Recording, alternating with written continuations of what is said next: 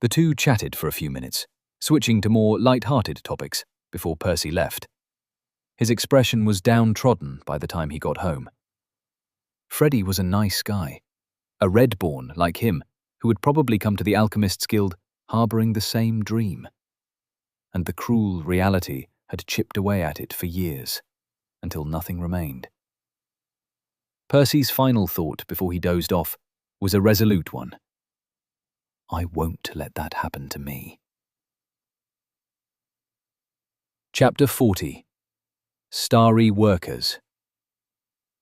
Percy had experienced a few peculiar things in his relatively short life. More than the average person on Remia, at least. After all, how many could boast of traversing the space between worlds with their soul, or fighting in an alien arena? Still, walking atop a giant mushroom just had to make the list. And it wasn't the first one today either. Each level of the fungal spire contained hundreds of them, the smallest being wide enough to fit a minor village. As for the largest, it was bigger than the Alchemists' Guild. It makes me feel like an ant. Well, the fact he was here to hunt giant bugs didn't help much either. In any case, despite the novelty, moving up and down the colossal structure was straightforward. Numerous suspension bridges had been built, linking the giant fungi together for everyone's convenience. What was more annoying was that he still had to circle a couple miles away from the entrance to the second level, as he didn't want Mickey anywhere near the crowded places. Only after he estimated to have traveled far enough did he call to the bird. "Over here!" Luckily, his friend didn't need bridges to navigate the spire. It only took his feathered companion around 15 minutes to reach him. As soon as they had regrouped, Percy activated Soul Vision, hunting for the wasps. Sadly, there didn't seem to be any around. "Can you scout ahead?" Mickey didn't need to be told twice, shooting out like an arrow. Hardly another 10 minutes passed before Percy received news of 2 nearby targets on the same mushroom, only a couple bridges away. "Wait for me. Don't attack them." Percy knew Mickey could probably handle one of the starry workers by himself. He was an orange beast, too. Plus, he was smarter and had some unique abilities giving him an edge. In fact, he figured they would have to split up in the future to hunt the creatures more efficiently. That said, today was their first day, so it was probably unwise to undertake any unnecessary risks before learning more about the bugs. They'd still try fighting individually, but they'd remain close to one another to intervene if necessary. Mickey cawed in protest, not sounding very happy about it. Percy didn't exactly blame him for it either. He knew the bird had waited 2 days to get his talons on some tasty snacks fitting for his grade. But Mickey still listened to him in the end, albeit begrudgingly. Once Percy arrived, he reactivated his soul vision to locate their target. The starry worker was much larger than the drones. At about the size of a fox, it was on the smaller side as far as orange beasts were concerned, but it was still massive for a bug. What gave Percy pause was the rather nasty stinger sticking out of the wasp's abdomen. It was longer than his index finger. "Let's not get stabbed by that." Mickey nodded in agreement. From what he'd heard, the creatures were venomous. At least their acid wasn't very potent, so it wouldn't be lethal unless they got hit in a vital area. It'd still be rather unpleasant, though. Redoubling their caution, they spread out by a few paces as he took a few deep breaths, drawing the mana to his second core while guiding even more into his channels. Less than a minute later, his muscles were brimming with strength, and his body spilled out mana. He could practically feel the cyan lines thrumming underneath his skin. "At least the robes are long-sleeved." It was one of the few saving graces of the guild's uniform. It only left his face and hands exposed, and the latter he had fixed by putting on a pair of gloves. Of course, he still very much hoped that nobody would pass through this remote region, but they'd be hunting around here for months. It was best to minimize the risk. "Let me handle the first one by myself." With everything in order, Percy gathered some soul mana in his hand, tossing the parting gift towards the wasp with a flick of his wrist. It missed. Although annoyed, Percy wasn't surprised. Unfortunately, the insect wasn't sitting still. It was whizzing around, feeding on the colourful motes falling from the mushrooms above, so naturally, hitting it mid-air had been a long shot. The attack also hadn't been subtle. Beasts had keen senses, making it somewhat harder to catch them by surprise. It must have had its manner sense active and noticed the translucent dagger flying past it. Before Percy knew it, the creature was upon him, buzzing angrily. It tried to finish him directly by lunging straight towards his throat. It almost succeeded, too, as it was faster than expected. It proved difficult to sidestep, even with circulation active. However, it wasn't as hard to divert the stinger with a flick of his quarterstaff. The construct bent and cracked, barely shifting the trajectory of the stab by a couple inches. A bit too close for comfort. Rotating his right wrist counterclockwise, Percy tried to use the rebound force from the parry to slam the other end of his weapon down on the wasp, but he hit nothing but empty air. The creature flew around him erratically, angling for another opening to attack. It's really annoying. Percy's kit was not very suitable against this kind of opponent. His lack of defensive magic didn't afford him the luxury of blocking hits. He'd lose if he got stabbed even once. Of course, the combination of circulation and his second core put his reflexes solidly above a regular orange, which meant he could prevent that if he remained alert. Still, he didn't exactly have a good means of killing the slippery creature either. His staff was too weak, unless he landed a good blow on the wasp's wings. As for his parting gift, it was certainly powerful enough to finish the insect, but it wasn't easy hitting the bug with it. Beyond that, it also cost a lot of mana and time to generate each shot, so he couldn't launch it very often. Just stop moving, will you? 20 minutes, and twice as many parting gifts later, the wasp was finally dead. Percy was resting on his back, drenched in sweat, his chest heaving up and down. Mickey cawed, some ridicule evident in his voice. Hearing his friend mock him, Percy grimaced. What? Think you can do better? Why don't you try taking on the other one by yourself, then? Another 20 minutes later, it was Mickey's turn to lie panting on the surface of the giant mushroom, as Percy stood over him with a grin. Flying in a straight line, the crow was much faster than the wasp. But that didn't account for the difference in agility. The bug could fly horizontally or vertically with minimal effort, making it difficult for the familiar to pin it down. It was also rather dangerous, as the insect's maneuverability, along with the stinger's greater reach, had almost cost Mickey dearly a few times. Eventually, Percy had been forced to intervene, taking advantage of the situation to finish the creature. Mickey cried out again, a touch more softly this time. Yeah, we both suck, Percy agreed. Their first 2 kills on the second level hadn't been easy. It would be a while until they got any good at it. Let's try to hunt as many as possible for today. Depending on how bad it was, it might be better to stick to the bottom level for a while. Percy sure hoped it wouldn't be necessary, but it would all come down to how much nectar they could harvest here, and how much room for improvement there was.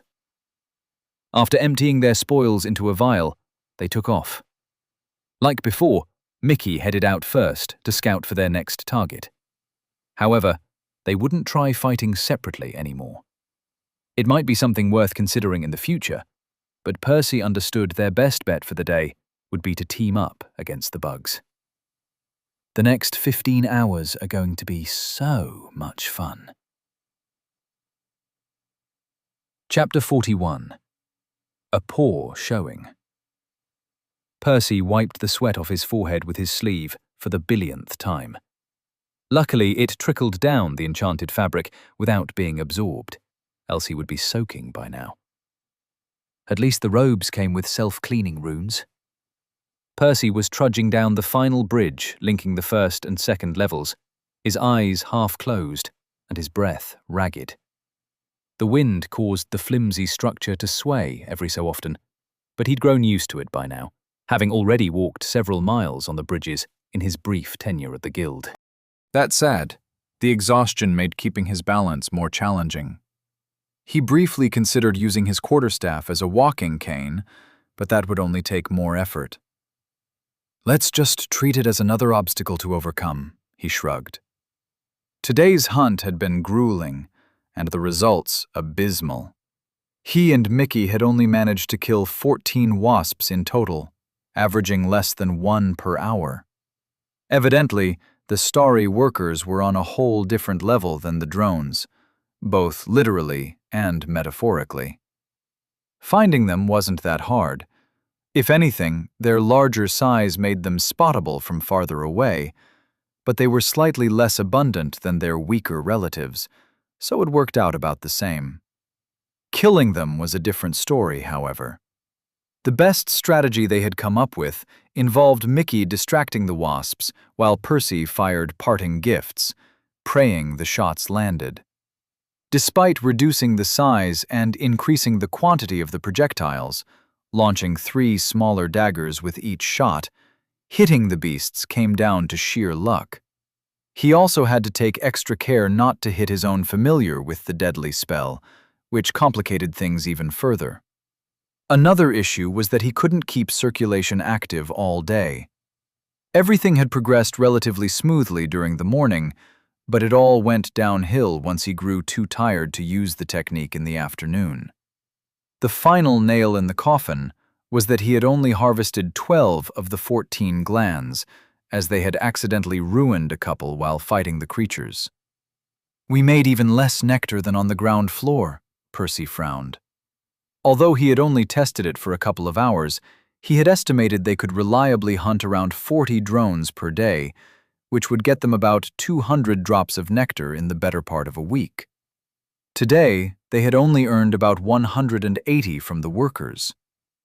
But there's more room for improvement here. The difficulty in killing the red variants was non-existent, so the only issue was finding them. Perhaps they could get better at spotting the weaker wasps after learning the ropes, but they would still be capped by how fast they could travel. Meanwhile, there was more at play on the second level. There, they could also work on their combat ability and teamwork to increase their gains. "Let's give it a couple of weeks. If we don't improve much, we can reconsider downgrading." He was relieved as he reached the gate, waving at the guards, who returned the gesture. Entering the settlement, he headed straight towards Freddy's spot, craving another honey roll. However, he paused upon seeing a new stand that had popped up at some point. This wasn't here last night. Of course, the roads inside the guild's camp were filled with all sorts of stalls, with people bartering and trading. Not all were open this late, but plenty still were. Beyond that, there was an additional reason this one caught his eye. Percy recognized the owner. A strange phenomenon, considering how few people he had met. The petite girl was dressed in a brand new yellow robe. Her tousled hair was black and only barely reached her shoulders, framing her distinctive glasses. The drowsy girl from the orientation. But what is she doing? True to the nickname he had given her, she was resting face down on her counter. Right next to her elbow stood a translucent jar containing 5 red coins. She clearly hadn't spent any of her allowance yet, nor had she made any effort to earn more. She seems to be serious about not hunting or brewing. Percy shook his head. Curious, he glanced down at the hastily made sign she had nailed on the stand. Buying information on the 3rd level. Even the handwriting was sloppy. Percy's jaw dropped at the sight. She wanted to buy information with her measly 5 points? What for? If she had no intention of venturing out, then how would it help her? Also, what if people lied to her? She'd just be wasting her money. It's none of my business anyway. I'm sure she'll wise up in a couple of days. Besides, losing a handful of points isn't a big deal. Ignoring her, he continued to Freddy's stall. "Hey, Percy, any luck out there?" the plump guy asked with a smile. "Not really. I only managed to kill 7 workers today," he replied, halving the number to hide Mickey's involvement. "That's quite good for your first proper hunt. A bit better than average, too," Freddy nodded. "Really? I thought it was on the lower side." Percy raised an eyebrow. "Most people find the best level to hunt at is the one matching their grade. Locating and killing the wasps can be tricky, so newcomers usually average about 5 glands per day. If you have a suitable affinity and gain some experience, you can get to 20. Percy frowned. This arrangement would work well for people at Yellow. After all, 20 kills on the 3rd level would get them 900 contribution points, which was more than double what they needed. However, that wouldn't cut it for him. Even if he and Mickey improved enough to hunt 20 workers each, they'd only get 600 points in a day, still short of his 2nd dose. Let's not get ahead of myself.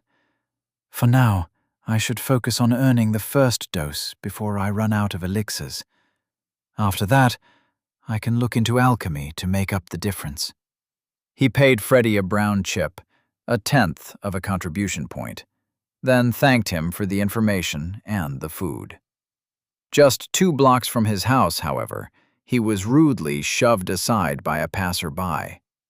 "The hell?" The guy didn't bother apologizing or even glancing back. He kept walking next to another person, the two seemingly locked in a heated conversation. "Nobody mentioned these fucking things would be so hard to find," the first guy yelled. "At least your fire magic is among the best for the job," the other replied. "Do you have any idea how annoying it is to toss stones at them until they hit?" Both wore yellow robes, and Percy recognized the second guy, the one who hadn't pushed him. He'd also been in orientation. "I guess I'm not the only one having trouble with this," Percy smiled wryly. Of course, these people were much closer to their own targets. They were earning more and needed less. Still, knowing he wasn't alone in struggling was a little reassuring.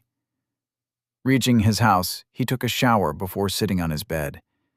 With a sigh, he drank another dose of the elixir, noting he only had 16 vials left. Adding in the ones he could buy with his current income, he calculated they'd last him a month. "We need to kill 27 workers per day so that I can sustain 1 core. That should be my current goal. I have to get there in a month." Having made his mind up, he activated soul vision to examine the state of his soul. "It's not all bad." The corner of his lips curled up. Despite their subpar performance, the soul mana that Mickey had gathered from the wasps had done wonders for Percy's recovery. The crater in his chest had visibly shrunk. There was still some distance to cover, but his healing speed would also increase as they raised their hunting efficiency. "I can probably generate enough mana to feed diluted elixirs to my 1st core already. At this rate, I'll be able to resume sending clones soon." Not only that, but honing his combat skills was a noteworthy benefit in and of itself. Percy would have eventually sought out an environment like the fungal spire to train in, even if his advancement wasn't dependent on it. At the end of the day, adapting his fighting style to his nimble opponents was a welcome challenge. Let's see if I can come up with a couple new spells for this. Chapter 42. Adjusting Tactics. "I'm jumping in!" Hearing the warning, the crow changed direction at the last second, briefly confusing the wasp. Percy dashed towards it, swinging down his staff. Still, the agile bug caught on quickly enough, dodging the telegraphed blow before lunging forward to deliver a hit of its own. Percy flicked his hand, parrying the lethal stinger. Bending dangerously, the cyan weapon appeared about to snap. Percy understood by now that a quarterstaff wasn't great against the creatures. Coming up with a better use for his pure mana was definitely on his to-do list. That said, it wasn't his focus in the midst of combat.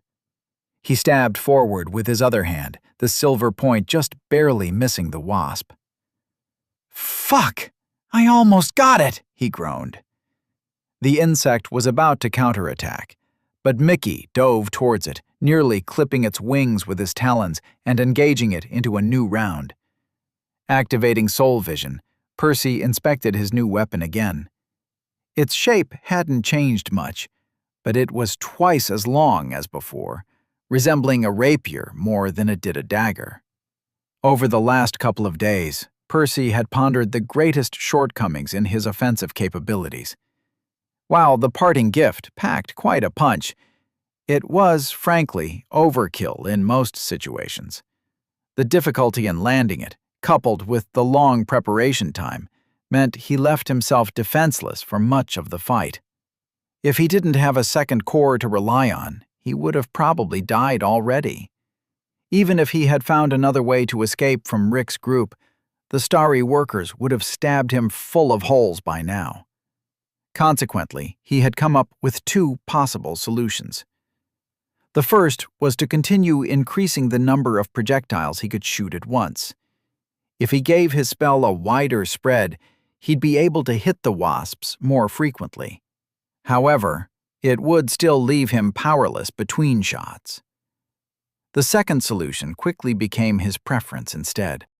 His current plan was to devise a close combat variant of the parting gift. It wouldn't dissipate after each strike, so his opponents would think twice before approaching, or pay the price. Although, that's not perfect either. He frowned.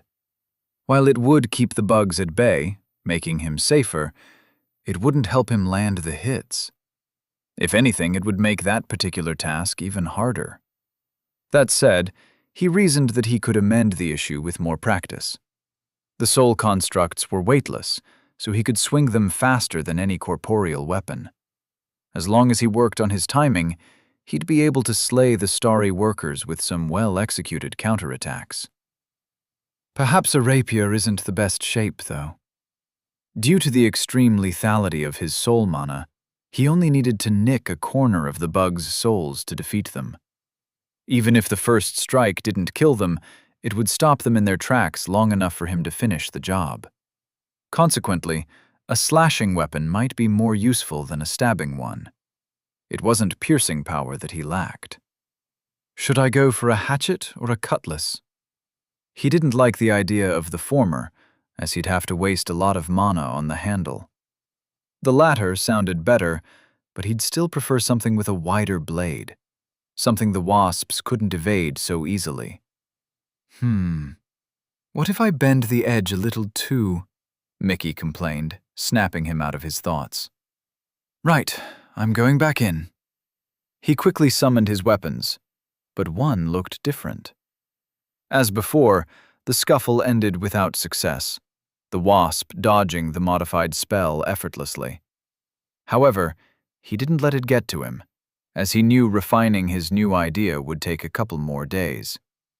Percy grinned, reforming the blade once more and adjusting the shape as he went. You bastards are in for a nasty surprise. He took a deep breath as the cyan lines shone underneath his skin. Over the past week, Percy had focused on adapting his parting gift rather than killing as many wasps as possible. Logically, this should have caused their daily gains to drop even more, yet it hadn't. Without realizing, he had grown better at maintaining circulation. The increase had subsequently allowed him to fight in his top form for a couple hours longer per day. Today our kill count is going up too. Soul mana gathered in his hand, coalescing into a solid weapon. The blade extended and curved, and kept extending and curving. By the time it finished taking shape, Percy had exhausted every last drop of mana in his sternum, his weapon spanning an arc 3 times the radius of his fist. The new version of the parting gift required the full capacity of his core to cast, taking the form of a sickle. "Stay out of this one, buddy." Stomping hard, he bolted towards the wasp. The worker noticed him before he reached it, diving for the counter. Percy sidestepped the stab, feinting with his staff. Not the sharpest tool in the shed, the wasp bought the fake out and flew to one side as Percy swung the rod for real, nearly clipping the bug's thorax. That seemed to have pissed it off, as it launched a barrage of lunges towards him, trying to turn him into a pincushion. It wasn't hard to evade most of them with his footwork, and he expertly parried the rest with the quarterstaff. The construct protested, but it held, for now. Another narrow dodge later, the bug seemed to have run out of steam as it tried to put some distance between them. Percy didn't let it, following closely to put pressure on the creature with his rod. Realizing it couldn't keep this up, the bug went for another desperate counterattack, forcing Percy to sacrifice the quarterstaff for one last parry. This was it. The attack left the bug staggered. Percy's left hand was already on its way to the wasp's side. It tried to pull back diagonally, but he only had to let the weapon travel a few inches horizontally before releasing his grip, allowing the sickle to spin as it flew independently towards the creature. The slash didn't make a sound, but he didn't miss the bug's silvery soul being cleanly bisected through his soul vision. Percy allowed what remained of his staff to crumble away, but he didn't move. The lifeless carcass of the starry worker crashed down on the cap of the giant mushroom, one of its wings nearly snapping as it bent at a weird angle. It's done. He stared at it in disbelief. He wasn't even out of breath yet. The fight had only lasted a few minutes. Of course, he'd already spent a week working towards this. But pinning down the slippery creature by himself, without relying on luck or distractions, had seemed like such a distant goal. But he'd done it. He'd held his own, anticipating the bug's moves, dodging its blows, and seizing the right opportunity to strike back. Mickey flew over him, sharing in his excitement with raucous caws. "Ha ha ha ha!" Percy burst into laughter. "Help yourself, buddy!" He gestured to the corpse. There was still plenty he could do to make their trips more efficient, but this was the first massive step forward. He smiled. "Let's see how many we can get today." 19, he counted, a shit-eating grin plastered on his face. Percy had just finished squeezing the last of today's glands into a vial. This was their best record so far. He had filled nearly 3 tubes with the precious nectar, indicating he was getting closer and closer to his goal. Naturally, he was still 8 kills short, but that didn't seem so unattainable after what he had achieved over a single week. The new form of the parting gift was extremely effective against the creatures. He had already killed a few with it, in both melee range and from a distance, proving it was about as versatile as he'd intended. It was still a pain whenever he threw it and missed, as it left his first core completely empty for a time. Luckily, Mickey could always jump in and keep the bugs occupied until he recovered. It sucks that the status hasn't bothered to recognize it, though. He had expected that. The new variant wasn't sufficiently different from the original to be listed as a new spell, nor was it profound enough to be elevated to a refined classification. Although, I suppose it doesn't matter what it's called, Percy shrugged. Tomorrow, I'll work on a replacement for the quarterstaff. Chapter 43. Elaine. The atmosphere was somber as the crowd of hundreds stood outside, clad in black robes. A deep silence might have been more appropriate for the occasion, but nobody had let the crickets know to stop chirping, or the birds to avoid carelessly flying over the garden.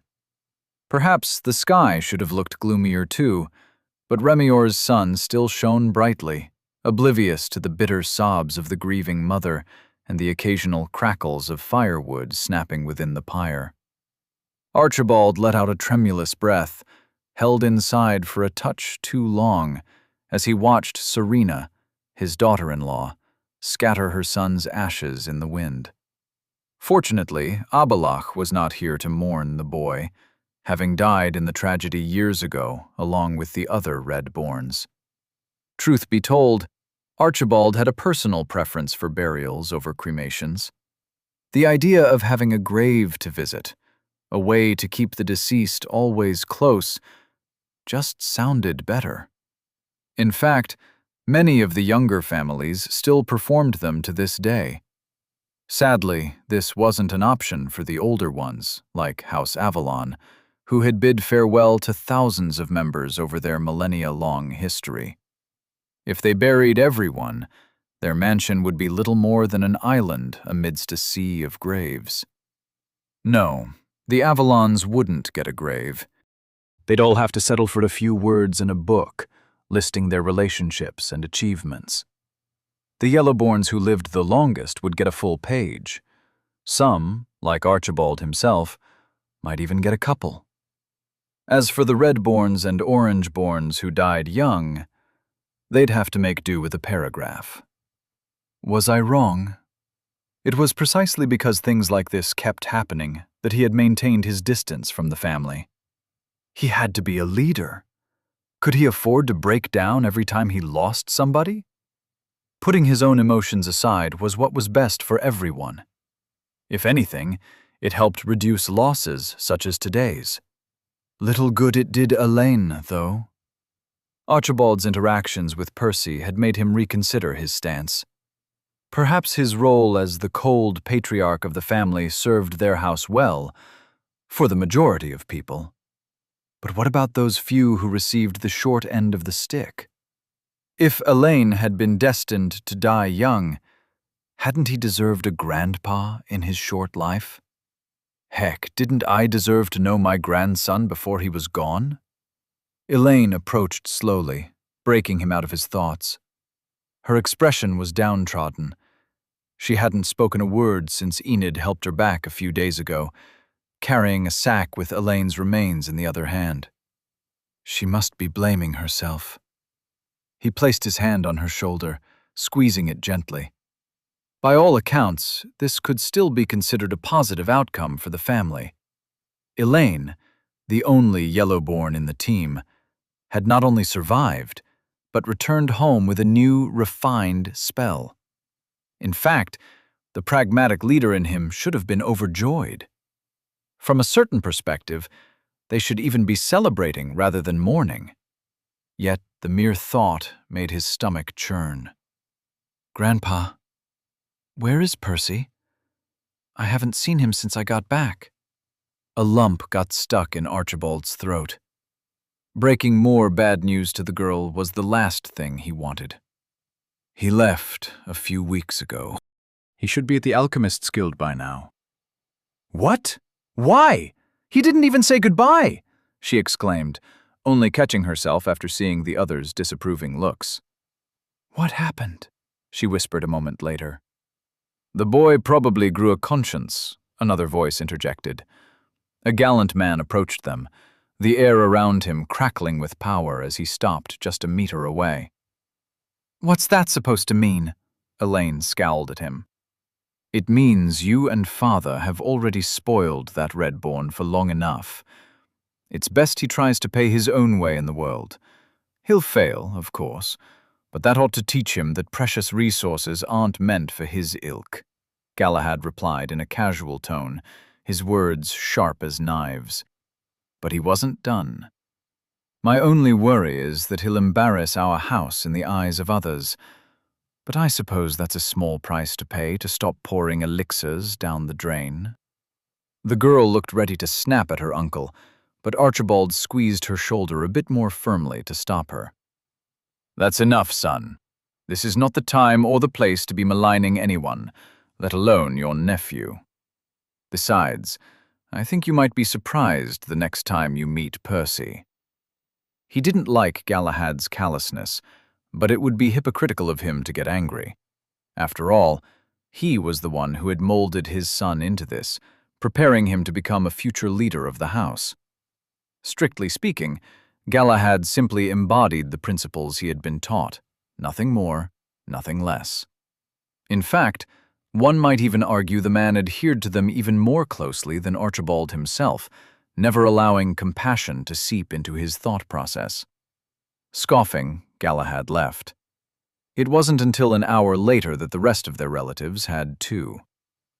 "Is he going to be all right?" she asked once they were alone in the garden. He nodded. "Don't worry about him. Mickey advanced to Orange, and they needed a good place to hunt and earn elixirs. I'm sure they'll thrive there." His words seemed to ease the tension in her eyes, although it wasn't gone entirely. "Elaine, it wasn't your fault. Scorpion Kings are rare, and you couldn't have prevented the ambush," he insisted after she dropped her gaze. "But it was my fault. If only I'd learned circulation like you and Percy. Maybe," she stammered, the corners of her eyes glistening with tears. Archibald shook his head. "You wouldn't have even managed to activate it in time to save Elaine. Dwelling on it doesn't help anyone." Elaine didn't respond, staring down at her feet. The two remained there for another few minutes before he spoke again. "What are you planning to do now? Will you keep going on missions?" The girl tilted her head up, giving him a firm look. "No. Perhaps you are right. Even if I had mastered circulation, maybe it wouldn't have made a difference. But it might the next time, or the one after." She clenched her fists. "I won't leave the mansion until I master it too." Archibald was sitting cross-legged in the inner garden, basking under the gentle radiance of the jade tree. Tossing the prized treasure a glance, he remembered what he had told Percy over a year ago. "I can't give up the tree on a gamble, let alone you. Even if it was Elaine having a second core, I couldn't do that. The tree might help me protect our family next year. Your second core might need centuries to pay off, if it ever does." The words already rang hollow as they echoed in his head, making him chuckle. Mere months after he'd said that, Percy had brought circulation back from Huehue, helping him grow far stronger than he ever would have through the tree. Let's not waste it then. Taking a deep breath, he spent a moment appreciating the refreshing fragrance with its minty aftertaste, before guiding the dense mana to his channels. Not long after, green lines glowed under his skin, swirling and branching out like vines. Perfectly at ease, he placed his palms against each other as he sent a wave of mana rippling through his body to bounce off his skin and towards his hands. Within the span of a few breaths, a small, verdant bubble the size of a pea formed, softly pulsing like a tiny heart. Archibald normally only maintained 60 clones, a mere quarter of what he was capable of, to ensure he still had access to 75% of his mana reserves at any given time. However, now that he had the option of falling back to circulation in a pinch, he had decided to double the number of clones he had on standby. The fact he could create them faster using the technique was a nice bonus. As for the tree, its main purpose was providing inspiration to life users when developing their spells. Archibald already possessed a top-tier secret art, combining his magic and his bloodline, but with circulation and twice as many clones, he was aiming to improve upon it. "You kids won't be the only ones getting stronger." Whatever happened, he was the patriarch of the family. He'd keep them all safe at any cost. As for the next poor fool who decided to mess with them, they were in for a nasty surprise. Chapter 44. Opportunity. The thing about quarterstaffs was that they were two-handed weapons. Suffice to say, dual-wielding one with a sickle was more than a little awkward. Detrimental, even, as it got in Percy's way more often than not, preventing him from landing sure blows with his deadlier tool. Of course, he couldn't help it either. He had considered simply not using it, but the parting gift couldn't block incoming attacks, so the flimsy rod was essentially his only defense against the venomous stingers of the starry workers. which was precisely why he was currently working on changing that. I'm not going to bother with a different weapon. The reason he'd even created it to begin with was Mickey's influence, still fresh on his mind after Huehue, coupled with his first core being unavailable for a long time. The staff had been his only means of attack back then, and it had served him well against the wood goblins. However, his fighting style was still rough around the edges, pieced together out of whatever scraps he could recall from his friend's demonstration. Lacking an additional pair of limbs didn't help him much either, not to mention his grade being much lower than Mickey's, so the poor excuse of a weapon just wouldn't cut it against the wasps. He reasoned it might be worth revisiting the quarterstaff in the future, after his second core advanced to orange, but for now, he'd rather retire it. This time, let's go with something purely defensive. Strictly speaking, his requirements for the replacement were rather modest. He only needed something to block a blow or two in order to give him a chance to counterattack, something that wouldn't get in the way as much. The thought of forming some kind of armor with his pure mana was appealing, though he understood he lacked the capacity to cover his whole body. Instead, he settled for something smaller. Will this even hold?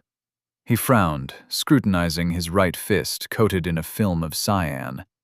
The construct was poorly made. It was more akin to a cast than a glove, as he couldn't twitch a single finger in it. But he needed to confirm it worked as protection before trying to improve its design. He lifted his eyes, gazing at the bug locked in an aerial confrontation with his familiar, before shrugging. Only one way to find out, I suppose. Activating circulation, he dashed in, telling the crow to disengage. The wasp didn't seem to mind either, more than happy to switch targets. Percy could have dodged the incoming lunge, but didn't. Instead, he swung his hand to brush the stinger aside, bracing himself for the worst. Had this been his first day on the second level, he would have missed, as it was much harder to time the parry with such a small surface area than it had been with the rod. However, he'd grown used to the bug's movements, so the blow connected without issue. He felt the material crumble under the pressure, but it held together better than the staff, at least. That was promising, considering his new construct still had plenty of room for improvement.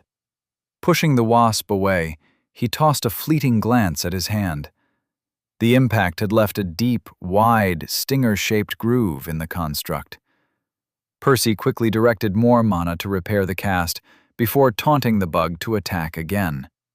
The two exchanged blows for about 10 minutes as he tested the limits of his new spell, before his stamina began to decline.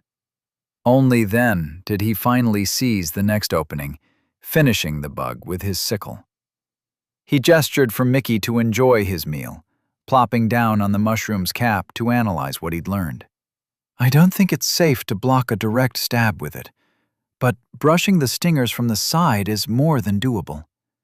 The cast lasted a couple of blows before it came close to shattering each time. It was only when Percy had pushed for a third in a row without fixing it that he'd risked getting injured. It cost less mana to form and repair, plus it enabled him to use the sickle better too. It's definitely worth working on, but it's going to take a while to perfect. He'd never made anything so intricate with mana before. The finalized glove would involve lots of interconnected pieces to protect all the joints in his hand without impairing their movement. Still, if I can use both constructs with the same hand, it's going to make everything a lot easier. By nightfall, the duo had taken 20 wasps down, surpassing their previous limit once more. Just over a week after joining the guild, Percy had already reached the higher end of what was viewed as possible for an orange core. He was still far from his goal, but at least his new constructs were much better suited for hunting the bugs. Moreover, he was getting more accustomed to both their fighting style and to keeping circulation active for longer. And his personal kit wasn't the only thing he was working on. Mickey had yet to kill a single wasp by himself, but he was getting closer. The agile opponents were a terrible match for the crow, which was why Percy was still reluctant to let him fight unsupervised. That said, The familiar had not gotten himself in trouble over the last couple of days, continually improving at dodging the last-minute lunges of the bugs. In fact, he'd almost managed to clip their wings a few times. Percy estimated the crow would achieve his first solo kill before long, at which point they could split up and adjust their strategy. Entering the settlement, his attention was drawn to a crowd that had gathered around somebody. He counted a couple dozen people, most of them in yellow robes. Not very surprising, as they made up the majority of the guild members. Still, he spotted a handful of green and orange cores, too. "What's this about?" Percy raised an eyebrow, his curiosity piqued. Approaching them, he noticed everyone held a leaflet, chatting loudly. Must be a good thing to get them so excited. In fact, they seemed to be in such a good mood, they didn't even frown upon seeing him, instead letting him pass unobstructed. Okay, now it's getting weird. The person at the center of the crowd, a blue core holding the stack of leaflets, handed him one with a smile. Free introductory lesson to alchemy? Percy's eyes widened as he read the heading aloud. Seriously? The guy nodded. Normally, each lesson costs 1,000 contribution points, but the guild likes to sponsor them every now and then, to encourage people to get into it. After all, alchemists are precious, and we need as many as we can get. Percy smirked.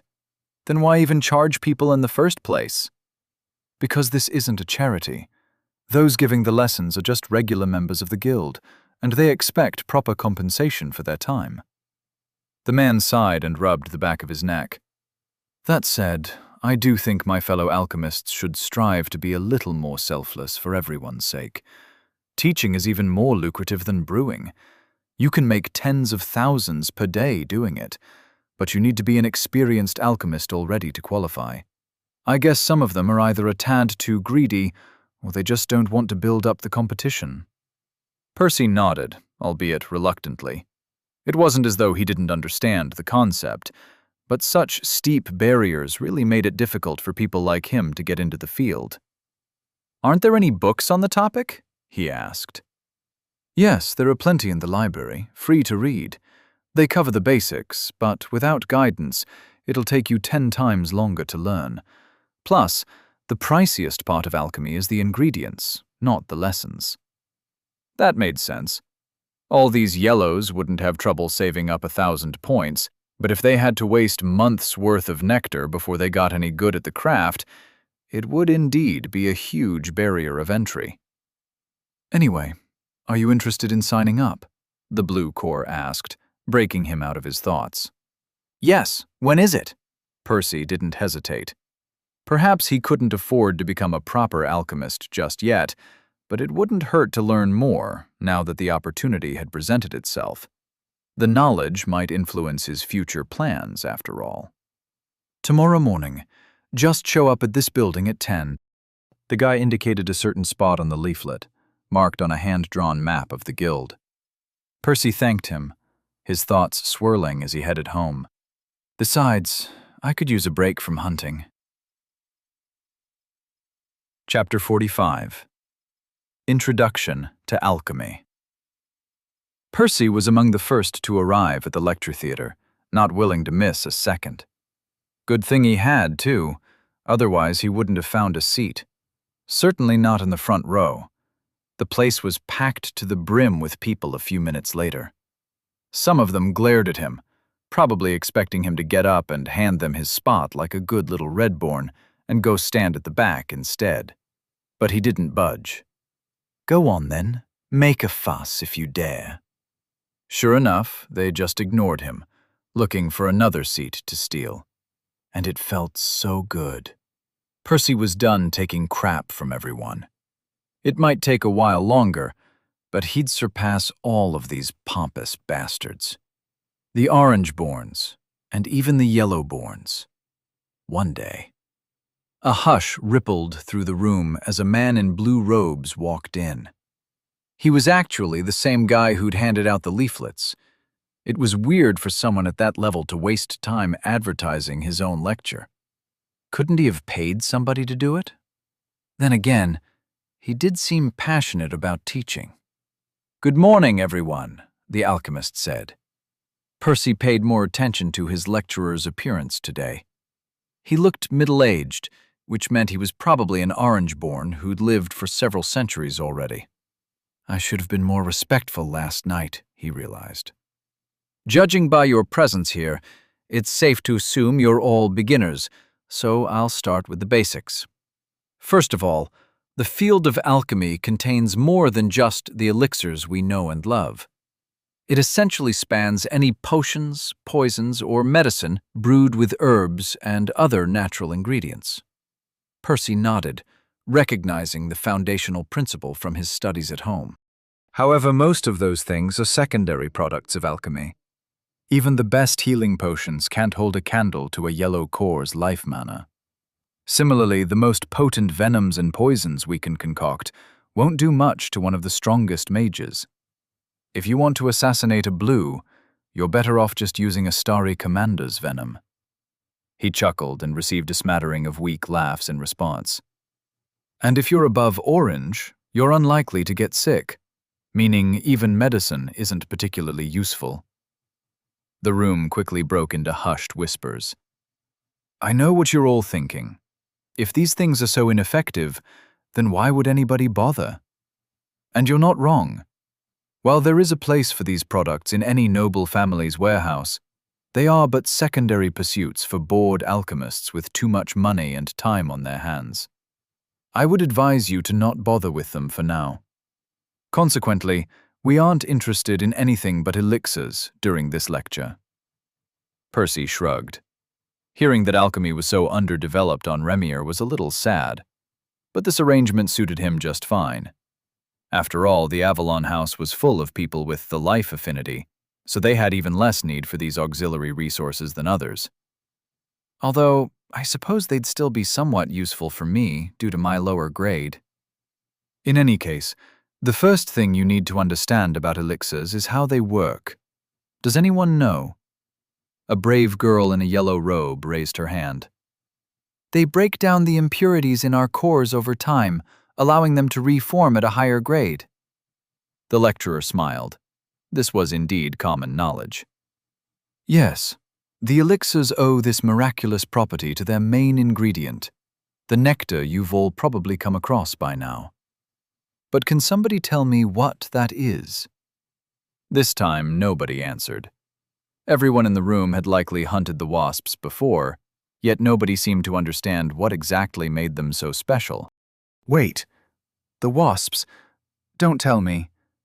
Simply put, the nectar is the only known example of beast mana capable of existing for an extended period of time outside a beast's body. People have tried to make elixirs out of beast cores, but nobody has ever succeeded. At least, not on Remior. Sharp breaths were drawn collectively across the room. It was well understood that beasts refined their cores naturally by eating, without needing any external resources. Evidently, this was because they already possessed the main ingredient of the elixirs within their very cores. As it turned out, alchemists did nothing more than imitate them, harnessing their ability for humanity's sake. "Sir, if that's true, then how do other races advance their grades? Are there starry wasps on every world?" somebody asked. "That's an excellent question. I'm not a member of the Divine Order, so what I can say with certainty on the topic is rather limited. Still, as far as I know, starry wasps are native to Remior," the lecturer replied. "Then how?" another person spoke up. "Well, every world has different resources and natural treasures. Some are unlucky enough that they lack the means of advancing, while others have their own methods. I'd wager most of those methods involve an alternative source of beast mana, however."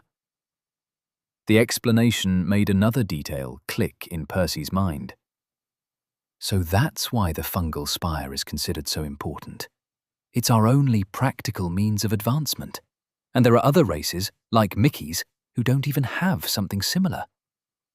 Percy developed a newfound appreciation for the colossal mushrooms sprouting above their heads. "Okay, so now that we've established that, the question is, How do we process the nectar into elixir? The lecturer asked. I've heard there are multiple recipes, a boy at yellow said. The alchemist nodded. Indeed, while the nectar is irreplaceable, all the other ingredients have several alternatives with similar functions. It all comes down to transforming the nectar from raw beast mana, which would only run berserk inside your cores and injure you, into something stable, which will harmlessly cleanse away the impurities. Strictly speaking, you only really need to focus on a single recipe and strive to get good at it, although it can be useful to come in contact with a couple more, for times when you have limited access to the ingredients you need. Still, most approaches are rather similar, so it's not that hard to switch to a different recipe once you understand the process. Percy felt the urge to laugh. All this time, alchemy had sounded like a mystical and profound profession. But, according to everything they had been taught today, didn't it all seem rather inane? The potions, poisons, and medicines were borderline useless, and even the elixirs merely involved harvesting a single raw ingredient they were lucky enough to find on Remior, transforming it into a slightly different form. If the fungal spire was destroyed, wouldn't that leave all the alchemists without a job overnight? Eventually, he shook his head. Obviously, the actual brewing process must be complicated, or it wouldn't be so hard to make them. The lecturer's next words confirmed his suspicions. There is one reliable metric that can be used to define an alchemist's skill: their brewing yield. Simply put, this is just a percentage, indicating how many drops of elixir they can produce out of 100 drops of nectar. Percy ran the calculation in his head. As far as he could tell, the finished product was 4 times as expensive. Some of you seem to have calculated it out already. Indeed, the turning point that qualifies somebody into a full-fledged alchemist is a 25% yield. That's the cutoff where you stop losing money as you brew. The most talented and experienced alchemists in the guild can boast of yields as high as 56%. For anyone wondering, my personal best is only 44%. Percy had to swallow his saliva to avoid drooling. Didn't that mean their lecturer nearly doubled his money every time he brewed a batch? It's still a time-consuming process, so there's a limit to how much elixir we can brew per day. Our output is still lower than the input, and also lower than Remir's needs, which is why we need more alchemists in the guild.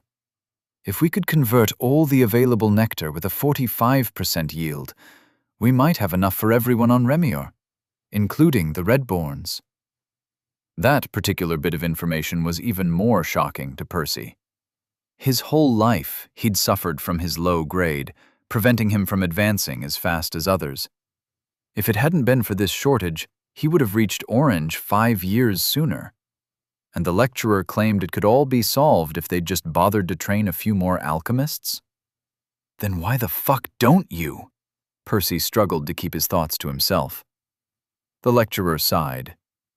Despite what my idealistic words might suggest, this is easier said than done. It will take you a few months and a lot of wasted nectar before your first successful batch of elixir. Even then, you're unlikely to start with a yield higher than 15%. It realistically won't be until the end of your first year before you are likely able to reach 25%. And it only keeps getting harder. You'll get to about 30% if you keep at it for another year or two.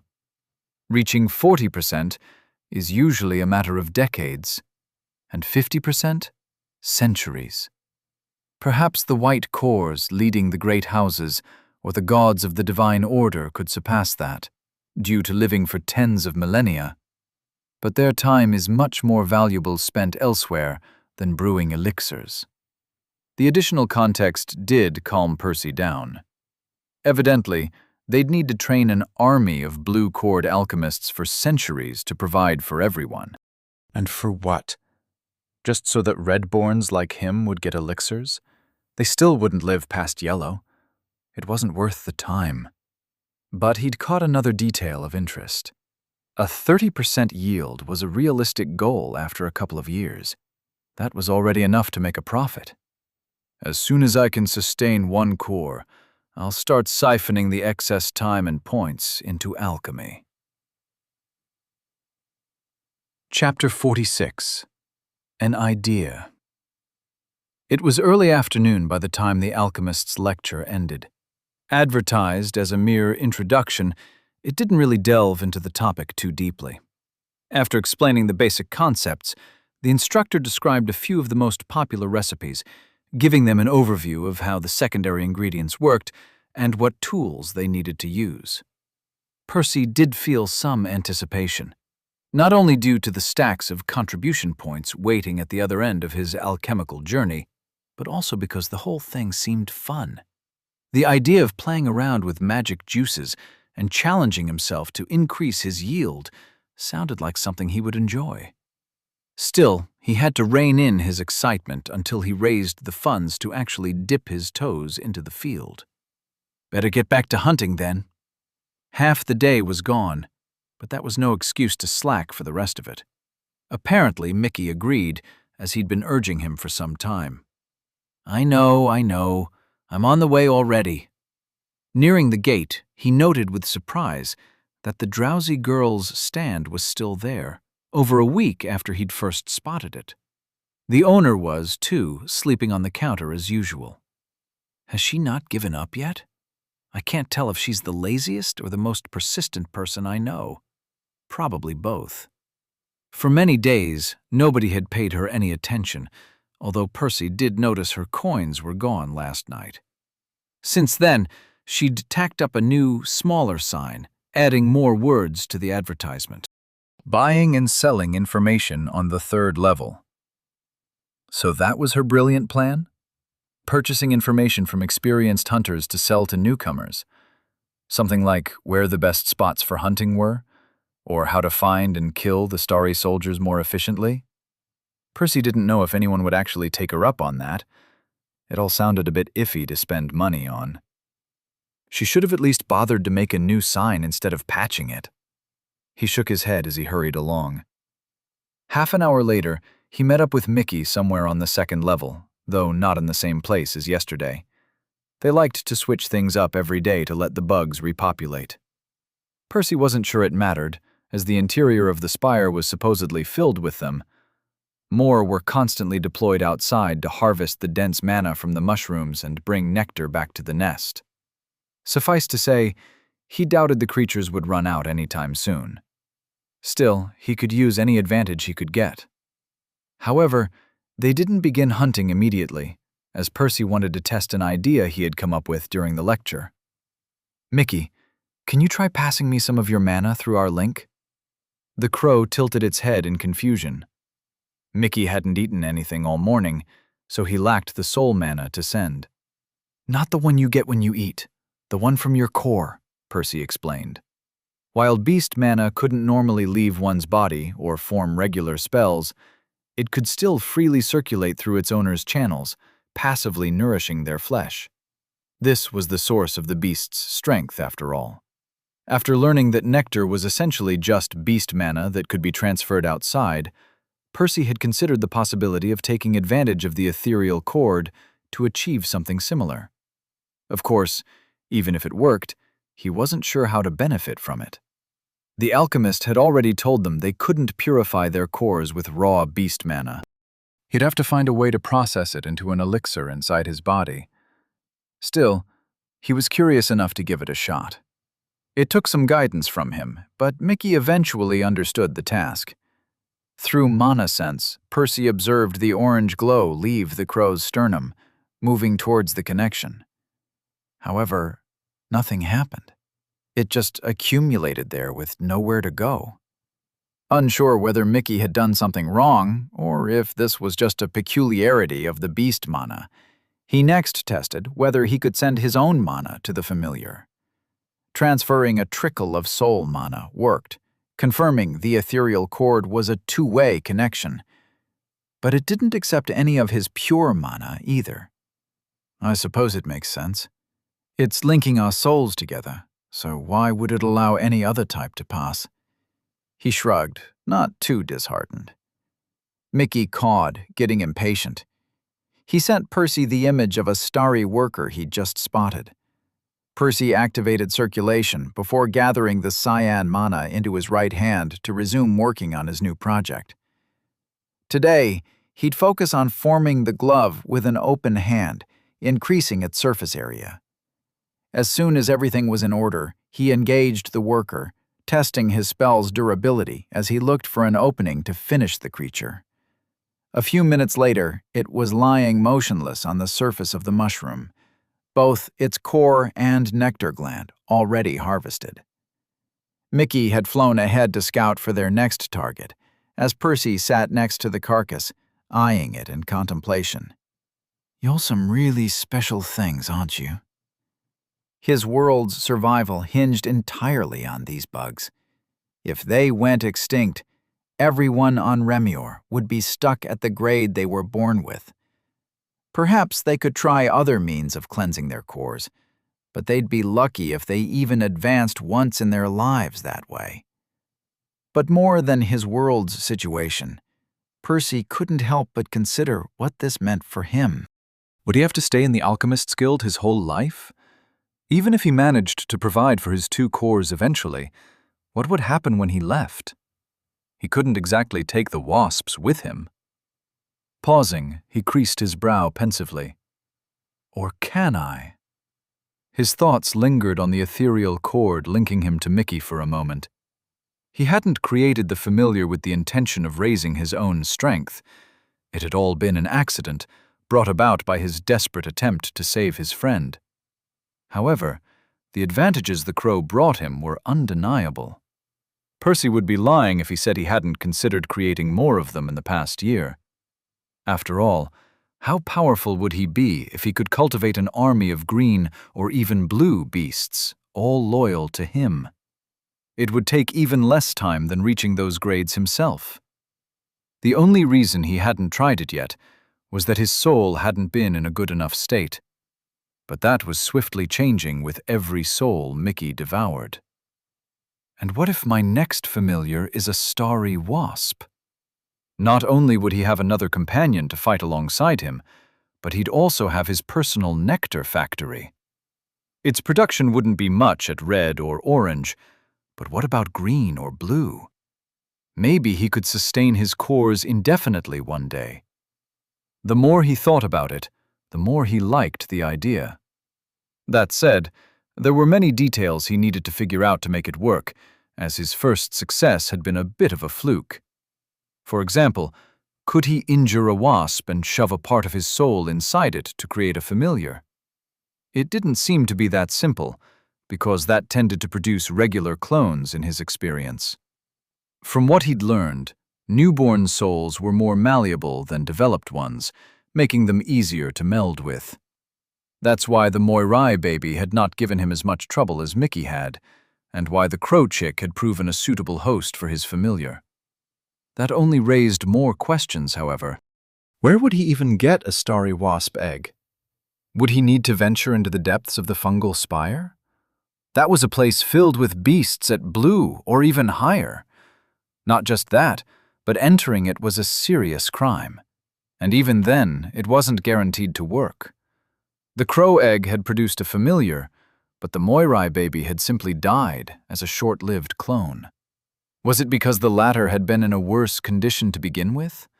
Or was it because he had brought another passenger along, Mickey, in the case of the bird? He'd need to come up with answers to all those questions if he was to succeed, which led to another problem. Baldy and Elaine aren't here to take care of me if I mess up. I should probably stick to regular clones for a while until I'm sure I know what I'm doing. Having already lost a ton of time due to his reckless experiments with his soul, Percy was going to take his next attempt slow. Besides, I won't need the new familiar until it's time to leave the guild. Chapter 47. Healed. A month went by in a flash. Percy and Mickey had gotten a lot better at hunting the wasps, but today he didn't care about that. Something else was going through his mind as he sat on his bed, gazing down at his soul. It's finally healed.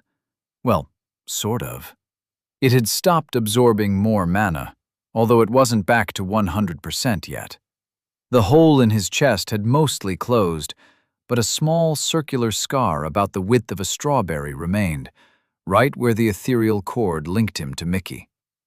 I suppose this is as good as it's going to get. It didn't look like it would recover entirely, as a part of him still existed within the bird. Perhaps he could fix it by retrieving the missing piece or severing the connection. He wasn't sure which, but he had no intention of doing either. Hopefully, the injury wouldn't affect him too much when creating more clones, especially since that was exactly what he was planning to do right now. It was early in the morning, although Percy's room was currently pitch black, as he had closed the curtains. The last thing he needed was somebody seeing his cloning attempt. "Mickey, start hunting!" The familiar was roaming the base of the fungal spire, searching for starry drones to munch on. He could already kill a couple starry workers by himself, but it took too long, and it was dangerous to let him hunt on the second floor by himself. Percy would have to settle for the less potent soul mana they could gather from the red bugs. Still, between the crow's help and the increased regeneration brought about by the colorful motes, he estimated he would have a much easier time forming his new clone. Pressing down his bubbling enthusiasm, he began by sending pulses of soul mana through his channels to bounce off his soul's edge. Not wanting to interfere with his connection to Mickey, he had adjusted the angles slightly so that the mana would gather a few inches below the connection after being reflected. As it began to swell, he was ready to grab a hold of the bulge and pull it out of his skin. Fuck. I sure didn't miss the pain. He winced as the strain caused the expected tears to form. However, he quickly raised an eyebrow after examining the fissures in his soul for a couple of seconds. Is it me, or is the damage less extensive than last time? This was strange. If anything, he would have expected his injury to have negatively impacted the integrity of his soul, making it more fragile than before. That didn't seem to be the case. It was hard to say for sure, but the cracks appeared both shallower and less numerous than the last time. Has my soul grown stronger in the past year? Why would that be the case? He'd spent all this time recovering. Then again, wasn't that how muscles and bones worked? Exercising essentially involved damaging and repairing one's body repeatedly. Perhaps the same principle applied to his soul. If that's the case, maybe I can strengthen my soul enough to use circulation with my first core if I keep sending clones. This was an issue that had troubled him for a long time. Although the technique he'd learned on Huihui had served him well until now, he greatly lamented only being able to use it with his second core. After all, it was much weaker than the one in his sternum, both in grade and affinity. Evidently, the solution had been right under his nose all along. In his excitement, he nearly let go of the bulge. Shit. Focus, Percy. That was a project for the future. While it was a nice surprise, it wasn't worth ruining his current attempt. Shaking the distracting thoughts out of his head, he sent another pulse through his soul, which caused the bulge to grow. More soul mana began flowing into his core a few minutes later, too, as Mickey had already taken down the first drone. Keep it up, buddy! 8 hours later, Percy was holding an outstretched chunk of his soul larger than an apple. Thanks to his familiar's diligent efforts, he had reached this step 4 hours sooner than the last time. I can keep going, but it's best not to risk it. This was already the same amount he'd used for his previous clone, so he knew it was enough to survive for a couple days. Perhaps he could increase that if he gathered more of the silver flame before cutting it off, but he didn't want to damage his soul more than he could handle. Moving to the next phase, then. Pulling the mana out of his core, he directed it all straight into the bulge, filling it up like a water skin. Taking deep breaths, he strove to gather even more as his familiar intensified the efforts to support him. Let's give the clone more mana than last time. Back then, Percy had added it on a whim, without knowing if it would help in any way. Including a mana reserve had obviously been the correct decision. His clone had greatly relied on the stashed mana multiple times during his adventure, whether to bond with Mickey's soul initially, or to deliver the killing blow to Mishcoatl near the end. Suffice to say, Percy didn't mind investing a few more hours to overcharge his clone again. It wasn't until another 4 hours later that he stopped. The bulge had bloated up by about 50% of its previous volume. It still contained the same amount of his soul as before, but its surface had stretched taut due to the dense quantity of mana sealed within. He briefly considered pushing more into it, but at this rate, he might cause the clone to burst before he even sent it out. Plus, the mana was already slowly leaking, as his willpower was scarcely sufficient to keep it contained. It actually resembles Baldy's clones somewhat. Unlike his previous attempt, the soul mana was so concentrated that it was fully visible even to the naked eye, a silver bubble pulsing akin to a beating heart. The sight reassured him somewhat. All this time he'd been fumbling in the dark with his bloodline, mostly doing whatever instinctively felt right. The more his efforts looked like his family's version, the more confidence he had that he was on the right track. Okay then, now for the really painful part. After refilling his core one last time, he tossed another glance at his handiwork, nodding in appreciation. Steeling his resolve, he stirred his bloodline and felt the familiar ghostly claw forming in his sternum. Please go where I want you to go. If it insisted on heading along the last path it had taken, it could harm his connection to the familiar. Percy focused all his willpower to direct it slightly lower, towards the thrumming bubble he had spent all day cultivating. Luckily, the ghostly claw didn't need much prodding, as it gladly acquiesced, pouncing on the bulge like a cat would a mouse. Percy gritted his teeth in agony as all the tears in his soul widened. He held his breath as the ghostly claw clamped the soul and mana alike, twisting them and pulling them out of his body. With an audible popping sound, accompanied by a violent shockwave rippling through his very existence, he felt his world tremble as the silver bubble was ripped out of his stomach, shooting off like a meteor. By the time his head sank into the pillow, his eyes had already fallen shut. Aww. Caw! Percy's eyes bolted open, a splitting headache making him dizzy. Fuck, I'm alive, was his first thought. Wait, no, that was supposed to be a good thing. Caw! The familiar called to him again. Percy could practically taste the palpable sense of panic oozing through their bond. The realization simultaneously gave him a fuzzy feeling at having somebody who cared, but also a pang of guilt in his chest. It's okay, buddy. I'm okay. I'm sorry I worried you. Getting off his bed was tough, but it was promising that he was even capable of standing. Pulling the curtain open, he noted it was dark outside. How long was I out? He knew it shouldn't have been more than a day or two, otherwise he would have starved. Well, he was feeling a little peckish, but not quite starving yet. Mickey sent him an image of a single sunset, though no sunrise. It was still the same day. That's good, at least. He couldn't afford to knock himself out for a week every time he sent out a new clone. Walking was a hassle, but he made his way to the door. He sure hoped Freddy was open, as he was too tired to cook, and he could use a honey roll right about now. Suddenly, he lost his balance and fell to his knees, his consciousness sucked right out of his body. One moment he was still in his room, while the next he felt the wind pressing against him, colorful motes whizzing by from all directions.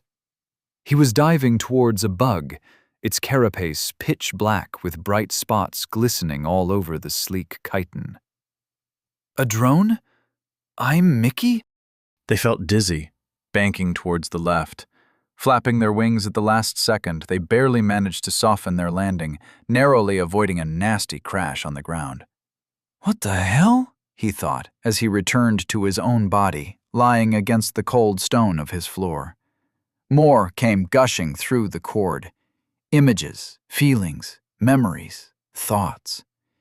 He felt his familiar's confusion as his mind drifted back and forth between the bodies a couple more times. "Are you doing this?" he asked the bird once the situation seemed to stabilize. He got a negative response back. Mickey didn't seem to understand much more than he did. What was going on? Chapter 48. Limit. "What?" Percy asked. Freddie gave him a concerned look. "I said, are you sure you're okay?" he repeated. Percy felt his mind slipping again, but he resisted the pull. "Yeah, sorry, it's been a long day," he forced himself to say. It was only then that he remembered he was holding a honey roll. Thank Phoebe I haven't dropped it. Not that he was in the mood to eat, but it would have looked strange. He searched his pocket for some change, but his friend stopped him. "It's on the house today. Just look after yourself, man.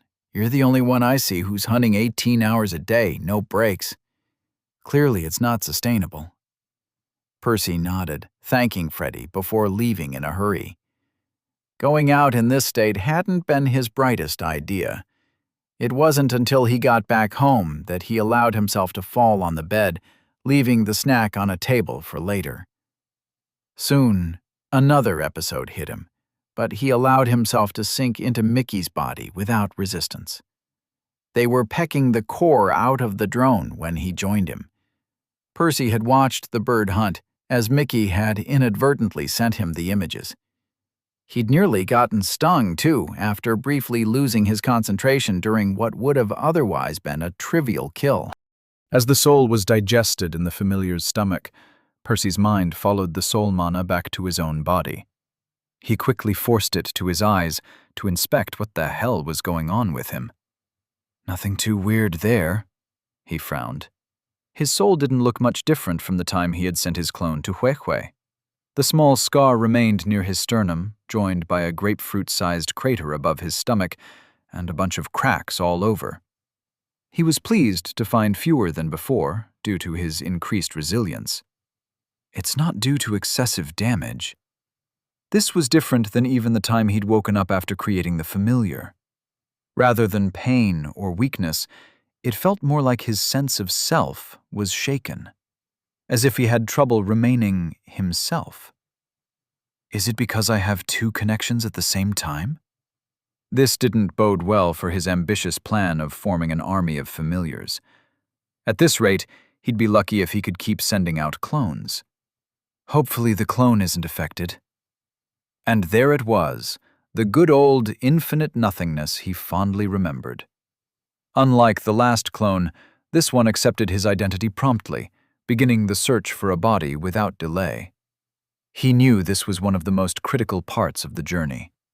During his previous attempt, 3 weeks had passed on Remior, but he shouldn't have spent longer than a couple of days on Huehue.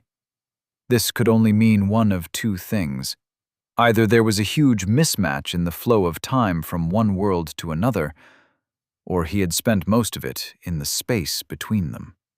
Consequently, the faster he moved here, the better. Retracing his actions, he allowed his senses to expand outwards, touching upon the sea of souls. Brushing over them without focusing too intently was a little tricky at first. Percy had grown rusty from waiting over a year to try again, but he soon got a grip on it. Too powerful. Too weak. Too powerful again. Too broken. Too broken. Too weak. He couldn't tell how long it took, but he eventually picked one he liked, reaching towards it without missing a beat. A moment later, he found himself lodged between the nooks and crannies of the dying soul. It was more cramped than last time, but that was a good thing. It meant his new host was in a better condition than Mickey had been in. And, having learned from his past experience, he was a lot more careful about moving around, trying not to exert much pressure on the fragments before the new guy accepted him. "Hello? Anybody home?" No reply. Nothing verbal, at least. A sense of panic and pain assaulted him. Also, hunger. and cold. Indescribable cold. Percy's very soul shivered. Did this person freeze to death? His host felt distant. They didn't seem aggressive, at least they didn't push him away, yet. But they cowered in a corner, trying to avoid being touched. "I'm not here to hurt you. Can you talk?" The creature didn't understand him. Its intelligence seemed even more rudimentary than his familiars had been right after hatching. A beast, perhaps? That put Percy at a bit of an impasse. He couldn't begin the process of patching up their souls into something workable unless his host opened up. But they couldn't even communicate properly. The only clues he had gleaned were that it was afraid, in pain, starving, and really cold. Well, I don't know how to deal with the fear or the pain. I could send it the taste of a honey roll, but I don't even know what this thing eats. There was only one thing he could do. He dug through his memories for anything suitable. The first one he found was a time he was nestled in a blanket, enjoying some hot soup during the winter. He couldn't even tell how old he was. Maybe 4 or 5? It was after his folks had died, and the blanket was cozy, almost reminding him of his mother's hug. A weird thing to replace one's parents with, he knew. But he was willing to cut himself some slack. It wasn't like toddler Percy had anybody else in his life back then. He hadn't grown close to Elaine until later. "Does this work for you, pal? I'll help you find warmth like that too if you let me in." Suspicion. Percy counted it as progress. You'd only get suspicious about something you hoped was true. Well, not that his offer was true, of course. It was an empty promise. He had no idea if he could deliver. He'd try to make good on it, if possible, but he wasn't going to cry if he ended up lying to the animal either. Better keep that last part to myself. At least he was more in control of what he allowed to leak through the connection this time. The bond was more intrusive when he possessed something than it was with his familiar, but he'd still gained enough experience over the past year to filter his thoughts somewhat. A few more carefully picked memories and some placating later, and the creature finally opened up enough to let him move around without harming it. The hard part is over. His soul wisp expanded and twisted, stretching through the gaps and touching as many of the broken shards as possible. Only then did he unleash his sizable stash of soul mana, letting it do its thing. Like glue, the potent substance forged a bridge between the two entities as they came closer together than ever before. Memories flashed through Percy's mind, one after another. Hatching through an egg, a nest full of tiny gecko-like things, cannibalism, running away, hiding from giant shadows, scavenging for scraps, cold, cold, shivering, freezing cold. Oh, and they were all monochrome. Great, because who needs colors? Percy tried opening his new eyes. They refused to budge. He wasn't sure if he was signaling the wrong muscles or if the problem lay elsewhere. Any help? Can you open our eyes? Silence. The beast was still in there somewhere, but it refused to come to the surface, happy to observe from the background. Okay, fine. Thanks for the body, I guess. Unable to figure out how to control this thing, he fell back to his status instead. Percival's clone mana cores, Mana Core 1, Orange, Beast, Mana Core 2, Seed, ? Spells, Parting Gift, Crude. ? Grants access to your status. Question, incomplete. Grants the seed of a second mana core. Requires potent life mana to germinate. Percy would have frowned if he could. Nothing special there. This clone didn't have a proper name, which frankly made sense. An orange core was decent. Not too high, but it could have been worse. Only his parting gift was listed under spells, because it was the only one he could currently use. The beast affinity and the incomplete second mana core were also expected. So, what do we do with you? There wasn't a question mark thingy to bring back to Remior, and he didn't think the lizard knew any profound techniques to teach. He also doubted it would make a good familiar, nor had he any intention of crippling himself again to try. Yeah, this one is definitely a lost cause. He'd thought the exact same thing on Huehue, only to be proven wrong. Still, he was willing to bet good money that it was true this time. He could walk around, hoping to find something interesting, but he hadn't a clue how to even bring it back. Were there even any sapient races on this world? Maybe I can try finding a life source and learn what happens when a beast gets a second core. That sounded like a plan. It would be a good data point to know what to expect from Mickey. Not the most rewarding venture, but probably the best he could get out of the creature. Assuming this body is even capable of moving, that is. It didn't respond to any commands. He couldn't even hear his own heartbeat. Frustrated, he grew less gentle with it. Its owner didn't seem to care, so why should he? He willed any muscle to move. He tried to give himself a panic attack. Anything. A twitch. It wasn't much, but it was the first sign of feedback. Capitalizing on it, he redoubled his efforts, trying to expand on the sensation. Something cracked. More twitches followed. A muscle group.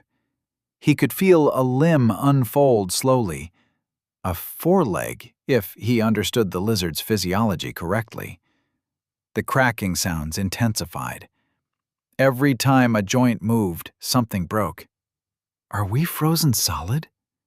It would certainly explain his host's aversion to cold and their impairment. Why didn't it hurt, though? Were they numb? A couple frantic spasms later, Percy received his answer. He didn't get the chance to celebrate his newly freed limb before it began burning, as if on fire. Fuck!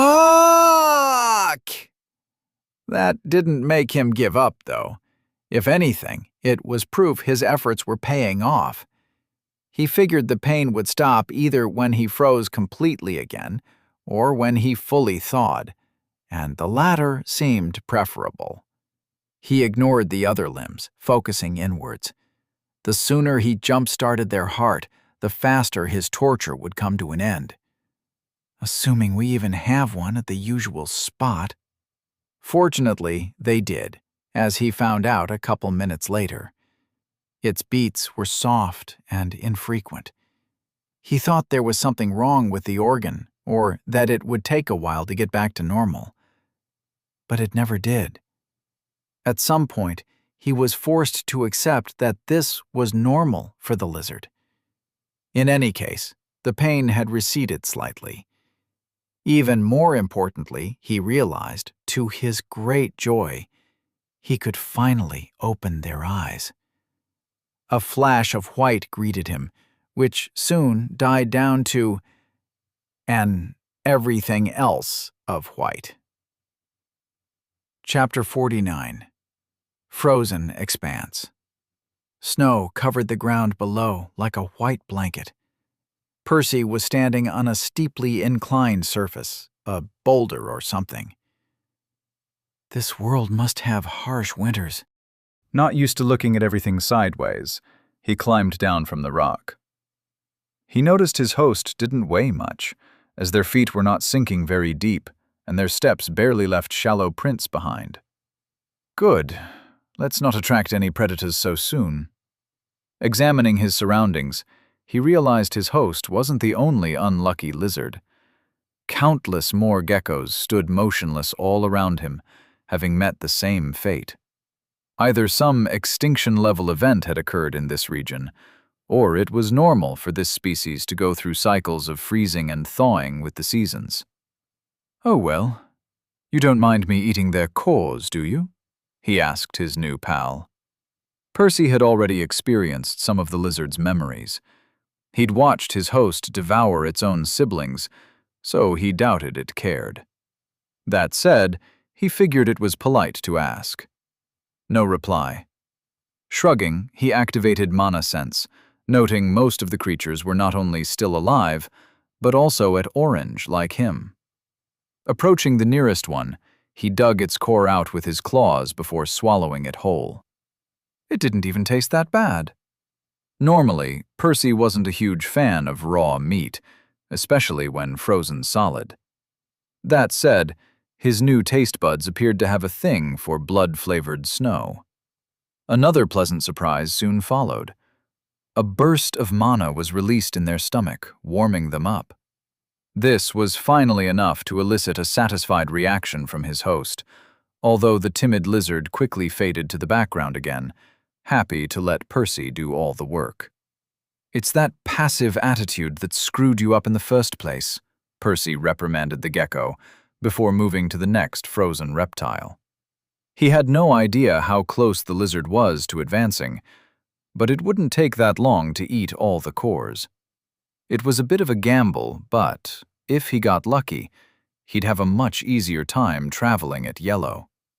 As he continued slaughtering one gecko after the other, a strange thought crossed his mind. The lizards looked rather similar to those found on Remior, making him wonder whether he'd even left his world. A quick glance at the sky gave him his answer. Never mind. Definitely a coincidence. There was only one sun, its color unknown, but that was where the similarities ended. Percy counted as many as 17 moons of various sizes and guessed there likely were more that weren't visible in the daylight. And those were just the semi-intact ones. Many more broken, irregular chunks of stone littered the sky, giving the appearance of a cosmic cesspit.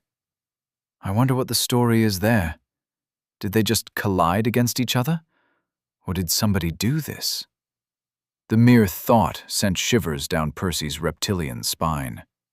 He had no idea if a god was even capable of such a feat, and he'd rather not find out. He wasn't keen on meeting a being capable of tossing moons around like pebbles. After all, what else would such an existence be capable of? Detecting souls, maybe? Eager to get the hell off of this world, he picked up the pace, guzzling down one core after another, uncaring about the lizard genocide he was committing. Of course, he still had to take frequent breaks to digest the mana every time his body reached saturation. While he couldn't devour the gecko's souls like Mickey, the beast mana contained in their cores still accumulated rapidly after eating so many in quick succession. This is the most boring clone I've ever made, he thought as he sat idly on the snow. It had been several hours since he managed to thaw his host, and he'd already consumed hundreds of cores in that time. The sun had set too, but luckily his eyes turned out less useless than expected, as they appeared to possess some level of night vision. Percy's core was still at orange, although more than 2/3 of the lizards remained. At his current rate, it would take him another day to finish the rest. Hopefully it won't be a waste of time. His fear wasn't the only thing rushing him. Given the relatively good condition of his body, coupled with the ungodly amount of soul mana he had used to patch it up, he was confident he could easily survive for a week or two. However, sending out clones was a zero-sum game.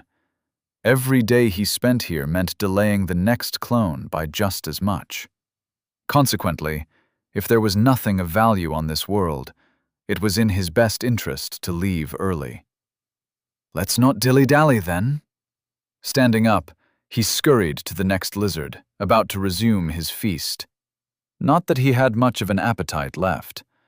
While the first dozen or so had tasted all right, he'd grown sick after spending the whole afternoon stuffing his face full of them. Also, the statues looked much creepier at night. Either way, he never got the chance to take another bite, as he saw movement off the corner of his eye. What the fuck is that? He thought, as a wave of primal terror overcame his host.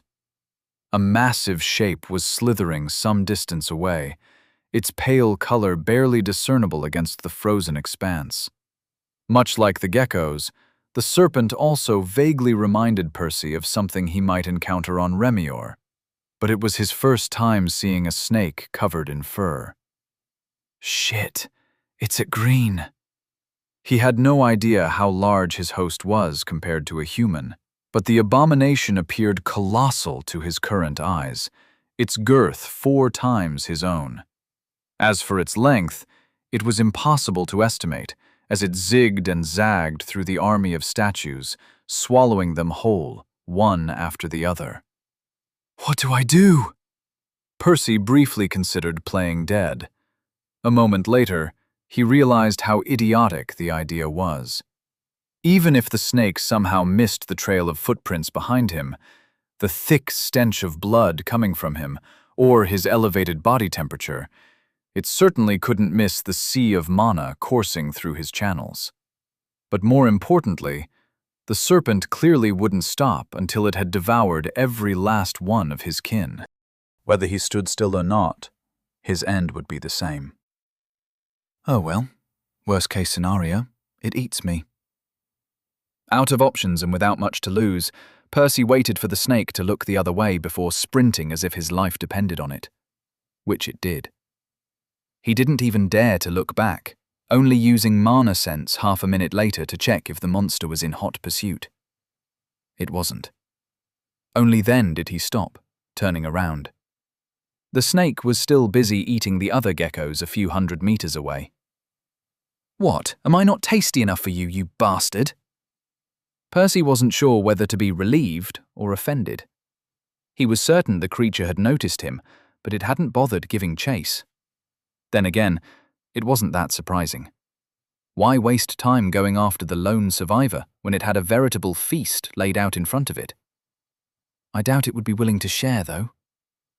Perhaps the serpent didn't care much about a single gecko slipping away, but it was probably not going to take too kindly to him returning.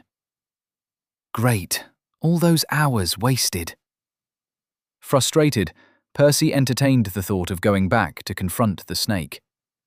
He knew he was no match for a yellow beast, let alone a green one, so he'd definitely die. That said, ending this farce a moment sooner might be his best course of action. But he shook his head. He realized he'd been spoiled by his past clone's successes. His current situation was likely more indicative of what he should expect going forward. The odds of stumbling upon a treasure trove every time wasn't high, so giving up after the first setback would be unwise. Let's wander around for another day or two. If I can't find anything interesting, I'll leave. As for what something interesting might be, he wasn't sure. He guessed he'd know when he found it. Perhaps a potent life source for his second core, another cluster of frozen lizards he could eat, a village of sentient life forms, or any other rare treasure might qualify. Just as Percy made up his mind, a loud screech caused him to tilt his head up. The only thing he managed to see was a shadow blotting out the sky. He didn't even get the chance to examine it with mana sense before an elongated maw snapped shut around his head. At least it didn't hurt, the pain not yet registering, as his face rolled inside something slimy before plunging into a pungent swamp. And with that, his vision faded to black, an irresistible force prying him out of the gecko's flesh and bringing his third adventure to an abrupt end. Worst clone ever. Chapter 50. The hunt resumes. I'll be there in 10 minutes. Percy was running along a bridge, circulation active, with a dead wasp the size of a fox slung over his shoulder. The stinger pointed forward, ensuring he wouldn't accidentally stab himself. The crow was flying at half its usual speed, with another worker hot on its trail. 10 minutes later, they met up. Percy tossed the carapace in front of his familiar and gathered both types of mana in his right hand, forming a cyan glove and a transparent sickle. He dashed towards the bird, who circled around him. Mickey happily dug into the dead wasp's thorax for its snack as Percy engaged his pursuer. The fight was short. Percy dodged the first few stabs before a well-executed parry with his backhand doubled as a lethal counterattack, swiping the parting gift across the bug's thorax. As soon as the second wasp died, he ignored it, leaving it for Mickey to deal with the remains once he finished his current meal. Instead, Percy moved toward the third target, conveniently located on the same mushroom. A minute later, it met the same fate. Just in time, too, as Mickey arrived at Percy's side, gently holding 2 glands in his talons. "How far to the next batch?" Percy asked, while squeezing the nectar into a vial. The bird cawed, showing him the locations of 3 more workers. The nearest was over half an hour away, eliciting a groan from Percy. "Okay." "I'll go there. You bait that one, and we'll meet up here," he said, getting a nod back. Their current hunting strategy was a lot different from what Percy had originally envisioned. Based on what others had told him soon after he joined the guild, he'd thought he and Mickey should ideally grow proficient enough to split up and hunt separately. After all, they could cover more ground like that, on paper. And indeed, both of them had improved a lot after a month, to the point that Mickey could even kill a few wasps on his own. However, their strengths and weaknesses had developed rather disproportionately to one another. On one hand, Percy was quite adept at killing the bugs with his glove and sickle, often dispatching them within seconds. As much as his familiar had improved in this department, he doubted the bird would get as good as him any time soon. On the other hand, Percy was held up by his slower traveling speed. Even if he knew where the bugs were, he still needed several minutes to reach each one, let alone when he had to blindly search for them. Yet, scouting was precisely where Mickey excelled. Consequently, he had concluded that the most efficient strategy should make use of both their talents while covering their shortcomings. Mickey would locate the bugs and bait the more distant ones over, while Percy was in charge of putting them down. With their combined efforts, they had reached an average of 29 daily kills by the end of the month. Still not enough, though. Percy smiled bitterly as he crossed the bridge. Strictly speaking, he could earn over 400 contribution points per hunt, which was just barely enough to cover for one of his cores. However, that was under the assumption that he'd hunt every single day without fail. Unfortunately, some downtime was unavoidable. His third clone had needed 3 full days for the round trip, forcing Percy to remain idle in that time. At first, he had intended to keep hunting while his clone was away. Due to his soul's injuries, he knew it would be harder to accumulate soul mana by himself, but he could still form the sickle with Mickey's help. Sadly, he couldn't have accounted for the unexpected issue with his soul's integrity, caused by having 2 ethereal cords simultaneously. Hunting in that state was ill-advised, as a single moment of weakness could cost them dearly. "I guess we just need to raise the bar a bit more to cover for the idle days." There was a little room for improvement, but not a lot. Percy estimated they'd cap out at 32 kills after more experience, but that was it. He couldn't get much quicker at killing the bugs, and neither could Mickey fly any faster. The only thing he could improve was getting circulation to work for the rest of the afternoon. "I wanted to siphon the excess profits into alchemy, not to cover for my clone's adventures," he sighed bitterly. Of course, he could just stop creating clones. He shook his head. As annoyed as he was when his first clone in over a year came back empty-handed, Percy had no intention of giving up on his ability entirely. He'd always known that could happen. Not every dying body in the universe held some profound magical secret, but he'd never find the few diamonds in the rough if he stopped looking altogether. Perhaps somebody else in his shoes might have been content with a second core and a familiar, but Percy understood his current self would never reach the pinnacle of this world, let alone the rest of the cosmos. Sending clones is the one thing I can't compromise on, even if it slows down my advancement. Percy entered the settlement after another exhausting hunt. In the end, they'd only harvested 29 glands again, the same as yesterday, and the day before. His efficiency had only dropped slightly a couple hours before sunset, when circulation finally failed him. Still, it was hard to extend its duration any further, and he couldn't figure out a better way to use his mana than his current glove-sickle combo.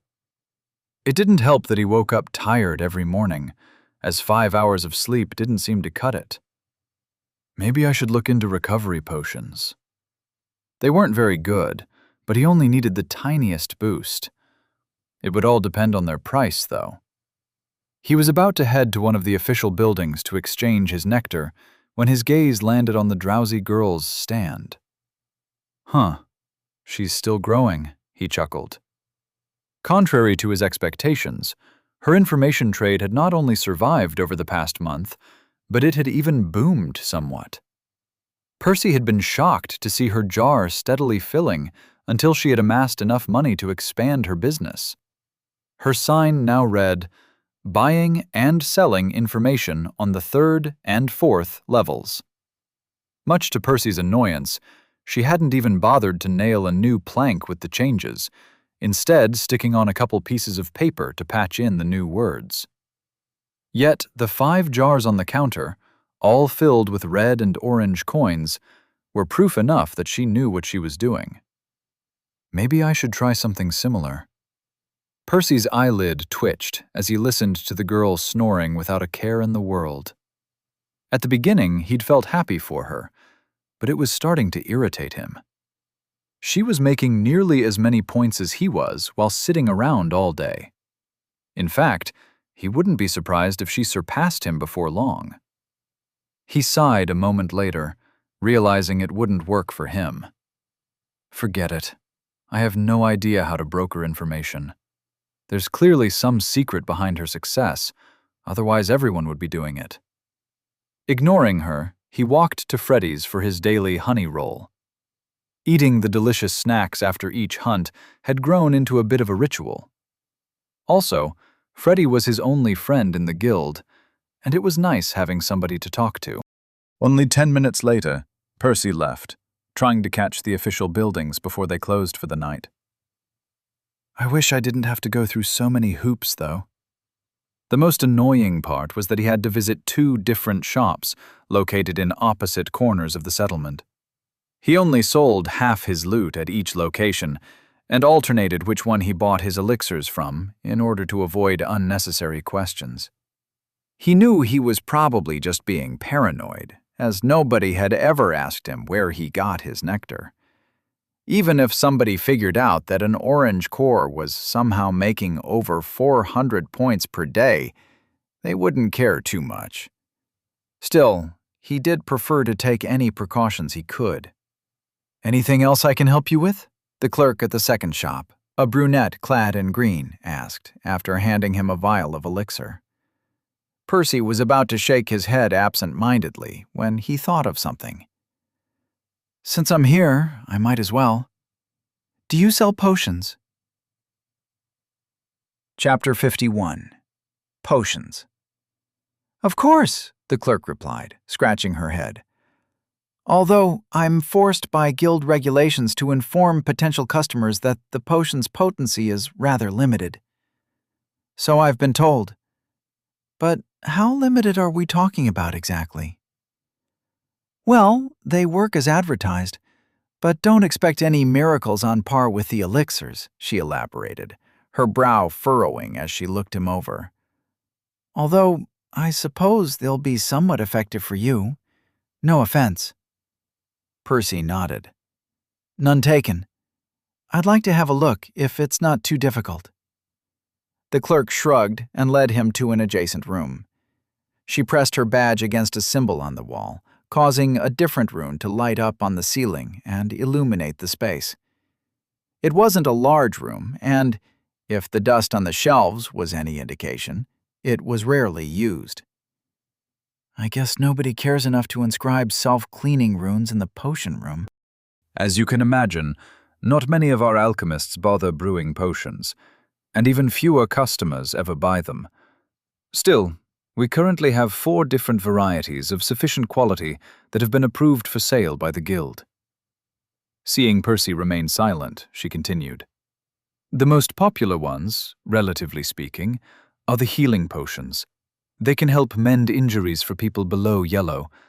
Just minor stuff, though. No raising the dead or regrowing limbs. It might be worth having one or two of these on me for an emergency. So far, Percy had survived his first month on the spire without getting stabbed by the wasps, so he doubted he'd get in much trouble anytime soon. Still, it wouldn't hurt to have something to fall back on in case of an accident. How much? The clerk smiled. Just 10 points per dose. If we went solely by the price of the ingredients and the expertise required to brew them, they'd be a lot more expensive. However, the supply far exceeds their demand. Our senior alchemists only bother with them whenever they want a break from elixirs. The same is true for the other potions. Lucky me. I'll take 3 of these then, Percy said. He didn't have much money to splurge on them, but if it was a one-time thing, he could afford it. He doubted he'd need them replaced anytime soon. The clerk handed him 3 glass vials. Apparently, gemstones were too precious to be used for cheap potions. A glowing green liquid swirled inside. Probably some life mana processed into this shelf-stable form. In any case, these weren't the primary item he was shopping for. Tossing the potions into his pockets, he paid the clerk 3 orange coins before asking her about the rest. Next, we have magic potions.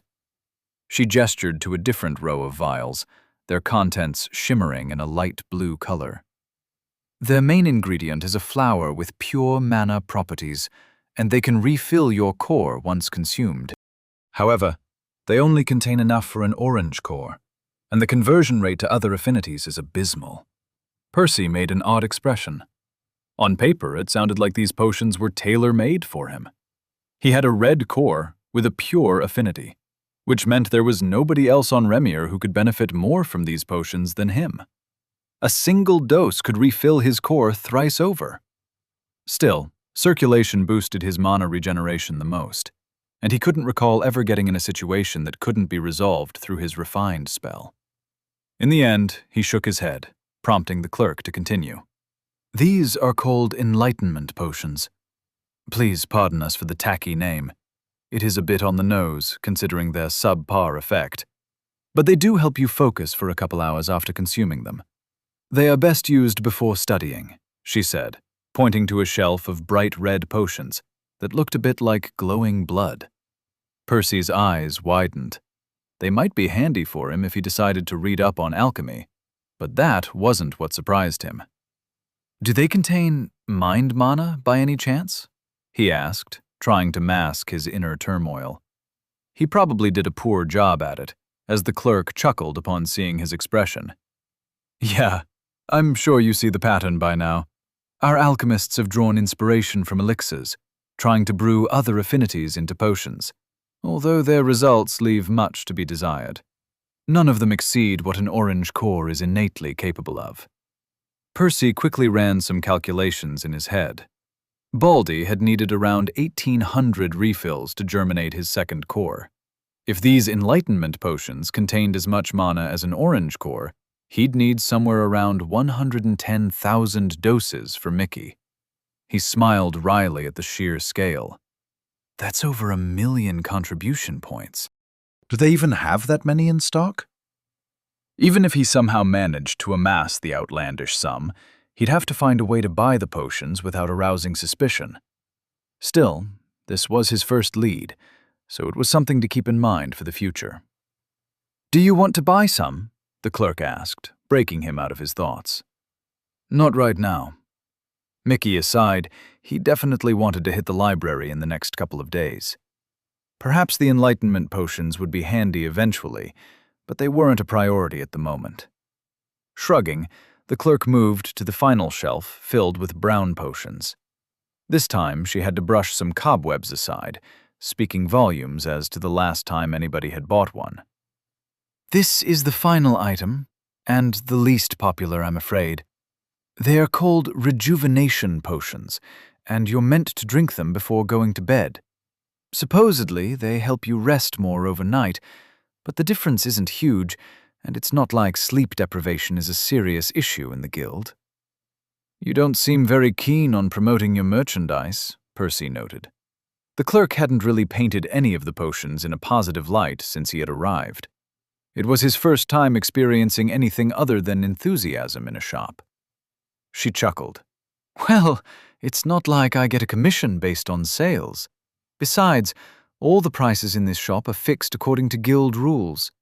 Also, the profits from the potions are peanuts compared to the elixirs, and the demand for those is set in stone regardless of my conduct. Thank Phoebe for it, too. People only volunteer for these posts to relax. Nobody would bother if it was a hassle. So, yeah, I might as well be honest with the customers. Such an arrangement suited Percy just fine. So, what mana do these contain? He asked. Don't quote me on this, but I believe it's a mixture of life and mind mana. However, they are designed to have a more delayed effect compared to the other potions. They basically work by augmenting your body's natural recovery over a longer period of time. So don't try relying on them in a pinch, but they'll probably give you more value for your points overnight. Okay, I'll take one of these for now, Percy said. Truth be told, none of the potions seemed revolutionary, but the brown ones sounded like the most suitable to his situation. He'd try one tonight to see if it helped. A single dose was worth less points than a starry worker, so if it aided him in getting an extra kill tomorrow, it would pay for itself. He left after paying and thanking the clerk. Returning home was a pain in the arse, as the shop was on the other side of the settlement. Shit, I have to wake up in 5 hours, and I still haven't taken today's elixirs. He grimaced. Picking up the pace, he made it to his house in a rush, lamenting the fact that he couldn't activate circulation in the middle of the guild. Not many people were out and about this late, but it wasn't worth the risk just to sleep a few minutes longer. As soon as he entered his room, he downed the expensive elixir before getting into the shower. To save time, he circulated his pure mana between his stomach and abdomen while the warm water splashed on his shoulders, washing the grime off him. The mana burned wherever it passed, reminding him that he had overused his channels again. On top of that, his body's soreness made even standing a struggle, but he gritted his teeth to see his efforts through. Half an hour later, he was in his bed, drinking a dose of the diluted elixir. Mickey, can you eat the bug now? For the next couple of weeks, Percy would need some help generating enough soul mana for the elixirs. They'd arranged for Mickey to keep a half-dead starry drone by his side, with its stinger broken and its wings clipped, to be eaten on demand. The familiar cawed lethargically, apparently half asleep. But a modest trickle of mana still flowed through the connection a few moments later. Percy took deep breaths to reinforce it as he circulated it between his stomach and sternum. By the time he finished, there were less than 4 hours left before sunrise. Picking up the rejuvenation potion, he gave it a swirl, gazing at the brown liquid as if it was the most precious treasure. He uncorked the vial with his mouth, carelessly spitting the stopper on the floor before gulping the potion down. To his surprise, it wasn't bitter like the elixirs. It was rather sweet, in fact, reminding him of thinned syrup. I really hope it does something, or tomorrow is going to suck so fucking much. Chapter 52. Time Management. Percy woke up feeling all right. He stretched out on his bed, glancing around the dimly lit room. Just enough sunlight seeped through the curtain to cast soft shadows on the walls. Percy wasn't exactly fully rested, and he'd gladly sleep for another hour, if it were an option. As the shopkeeper had said, the effect of the rejuvenation potion was rather modest. Still impressive, though. All things considered, Percy had barely slept 4 hours, yet he was less tired than he had been the previous mornings. His soreness remained, but it was muted by comparison. Pulling some mana from his abdomen also revealed that his channels had somewhat recovered. At least, they didn't burn as much. Percy was tempted to keep buying the brown potions, if only to improve his quality of life. Not feeling like crap had to count for something. No, let's make sure it gets me some tangible results first, he decided, forcing himself to get up. Tossing his robe on, he opened his house's preservation box and took a bottle of milk out. After hurriedly gulping down 2 mouthfuls, he rushed out of his house with a loaf of bread held by his teeth, eager to begin hunting. If he managed 30 kills today, he'd absolutely use that as an excuse to justify buying the potions. Half an hour later, he met up with Mickey atop a giant mushroom on the 2nd level.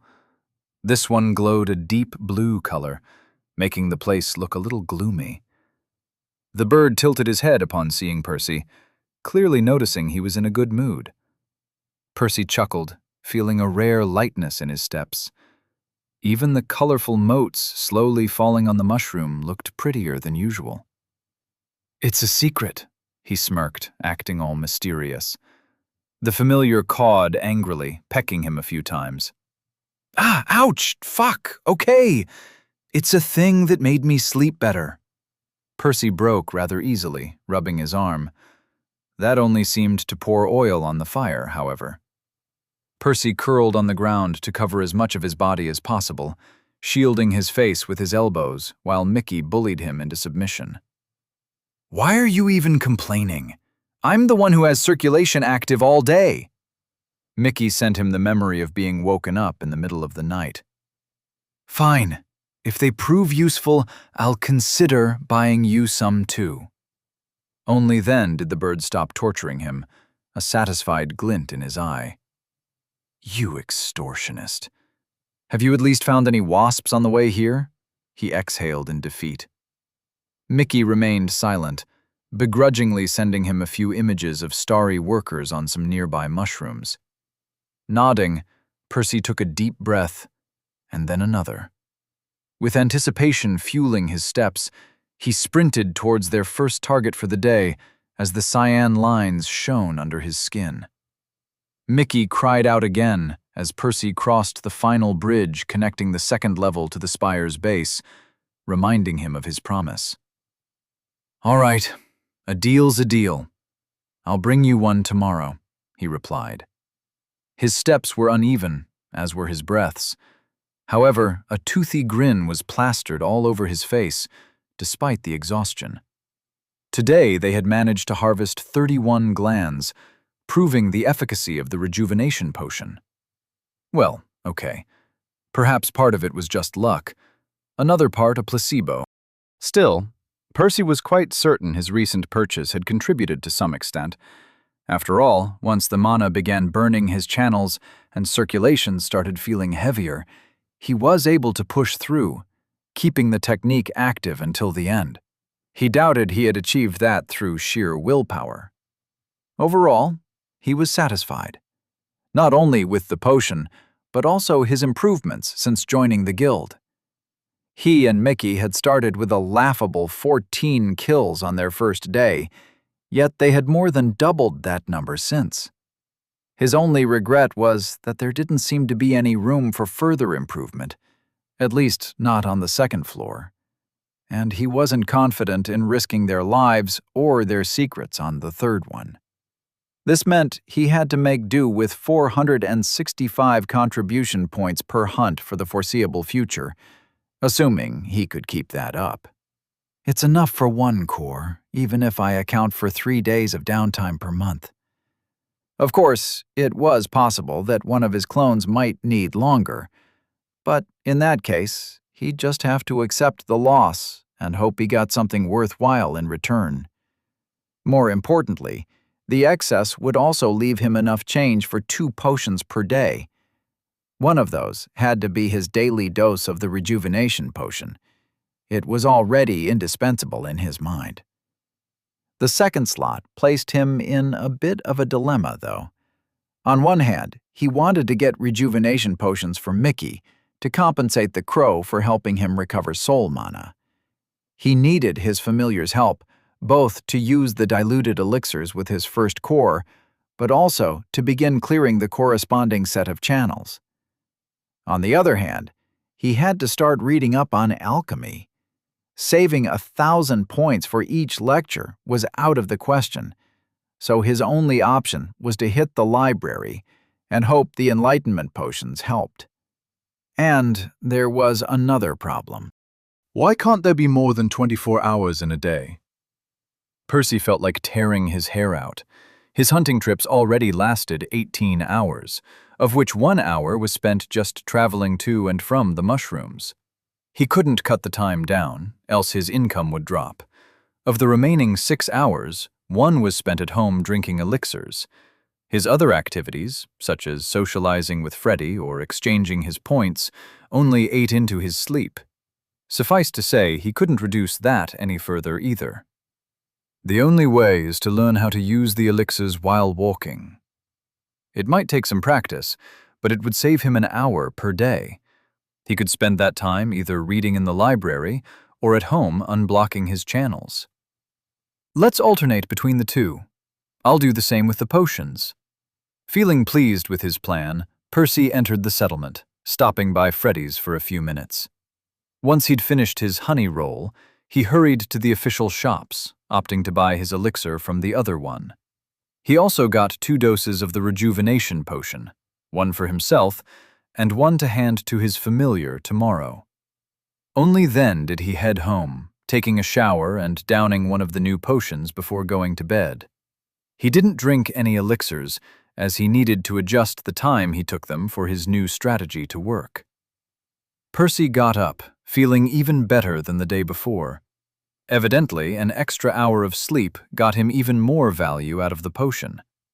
After dressing and eating a tomato, no time for a salad, he ran out of his house, taking 2 doses of elixir with him, a regular and a diluted one. However, he didn't drink them just yet.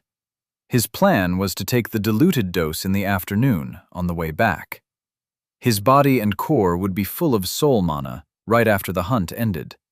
This shift required him to cleanse his pure core in the morning, but he couldn't do that in plain sight. People might notice the mana circulating in his abdomen. Consequently, he waited until he reached the 2nd level to finally swallow the expensive elixir. "It's tougher than I thought," he groaned. Cleansing one's core required a lot of focus, and it was his first time trying it on the move. Making a mistake wasn't necessarily dangerous, but it could easily waste some of the elixir's efficacy. At least the starry workers don't attack unprovoked. He didn't know if it was different on the upper floors, but he didn't have to worry about them bothering him as he trekked along the spacious caps. By the time he met up with Mickey, the elixir in his stomach had been used up. Percy estimated he'd wasted about 20%, which wasn't ideal. He sure hoped he'd get better at this soon. It can't be helped. It's a useful skill to have, anyway. Most experienced mages learned to cleanse on the move at some point, as they couldn't always afford to waste half an hour sitting still. Come to think of it, can't I also unblock my channels on the move? It would be impossible to do that during a fight, but most of his time was spent traveling atop the giant fungi. In fact, whenever they finished a batch of wasps, Mickey provided him with a ton of mana, so his current difficulty in regenerating it by himself wouldn't be an issue. Of course, he needed the soul mana to recover, but it wouldn't be lost when he unblocked a channel. It would still be in his body, available to be used later. Managing that while having circulation active is going to be such a chore, though. He grimaced. Percy would essentially be using every second productively.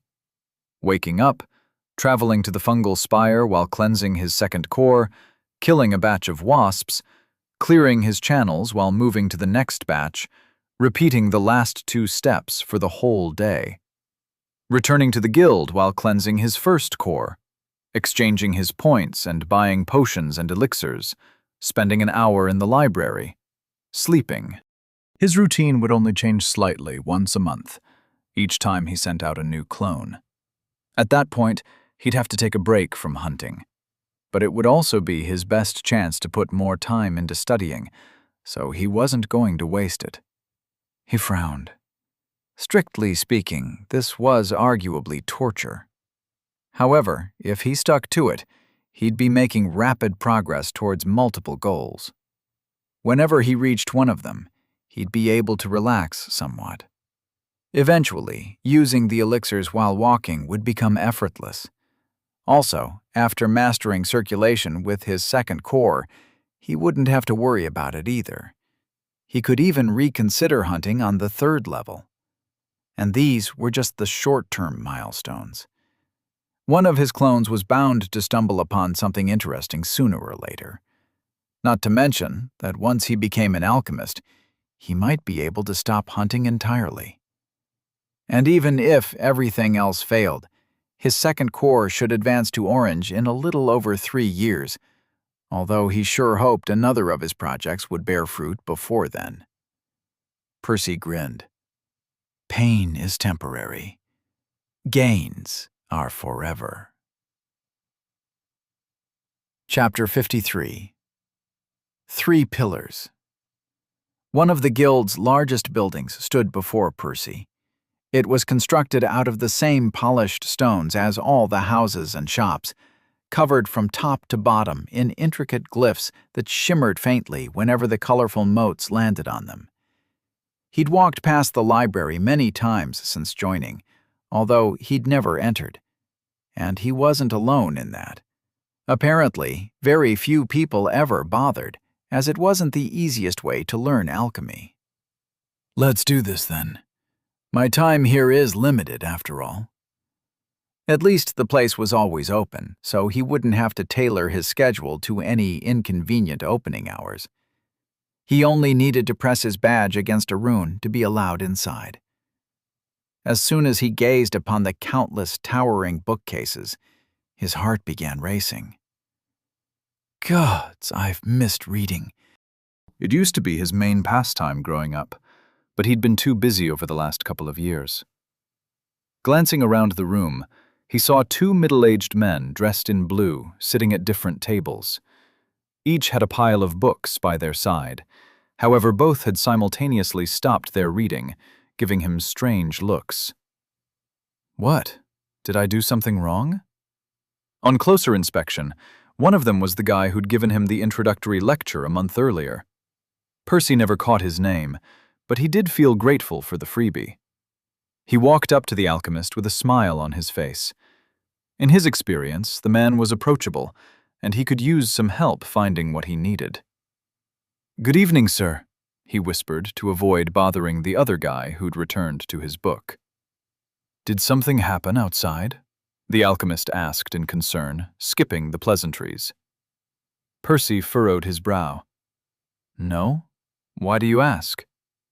The man stared at him in confusion for a few moments.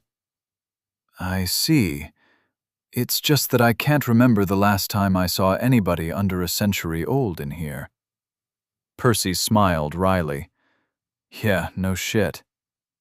"Well, I'm currently broke, so this is my only means of getting into alchemy," he said.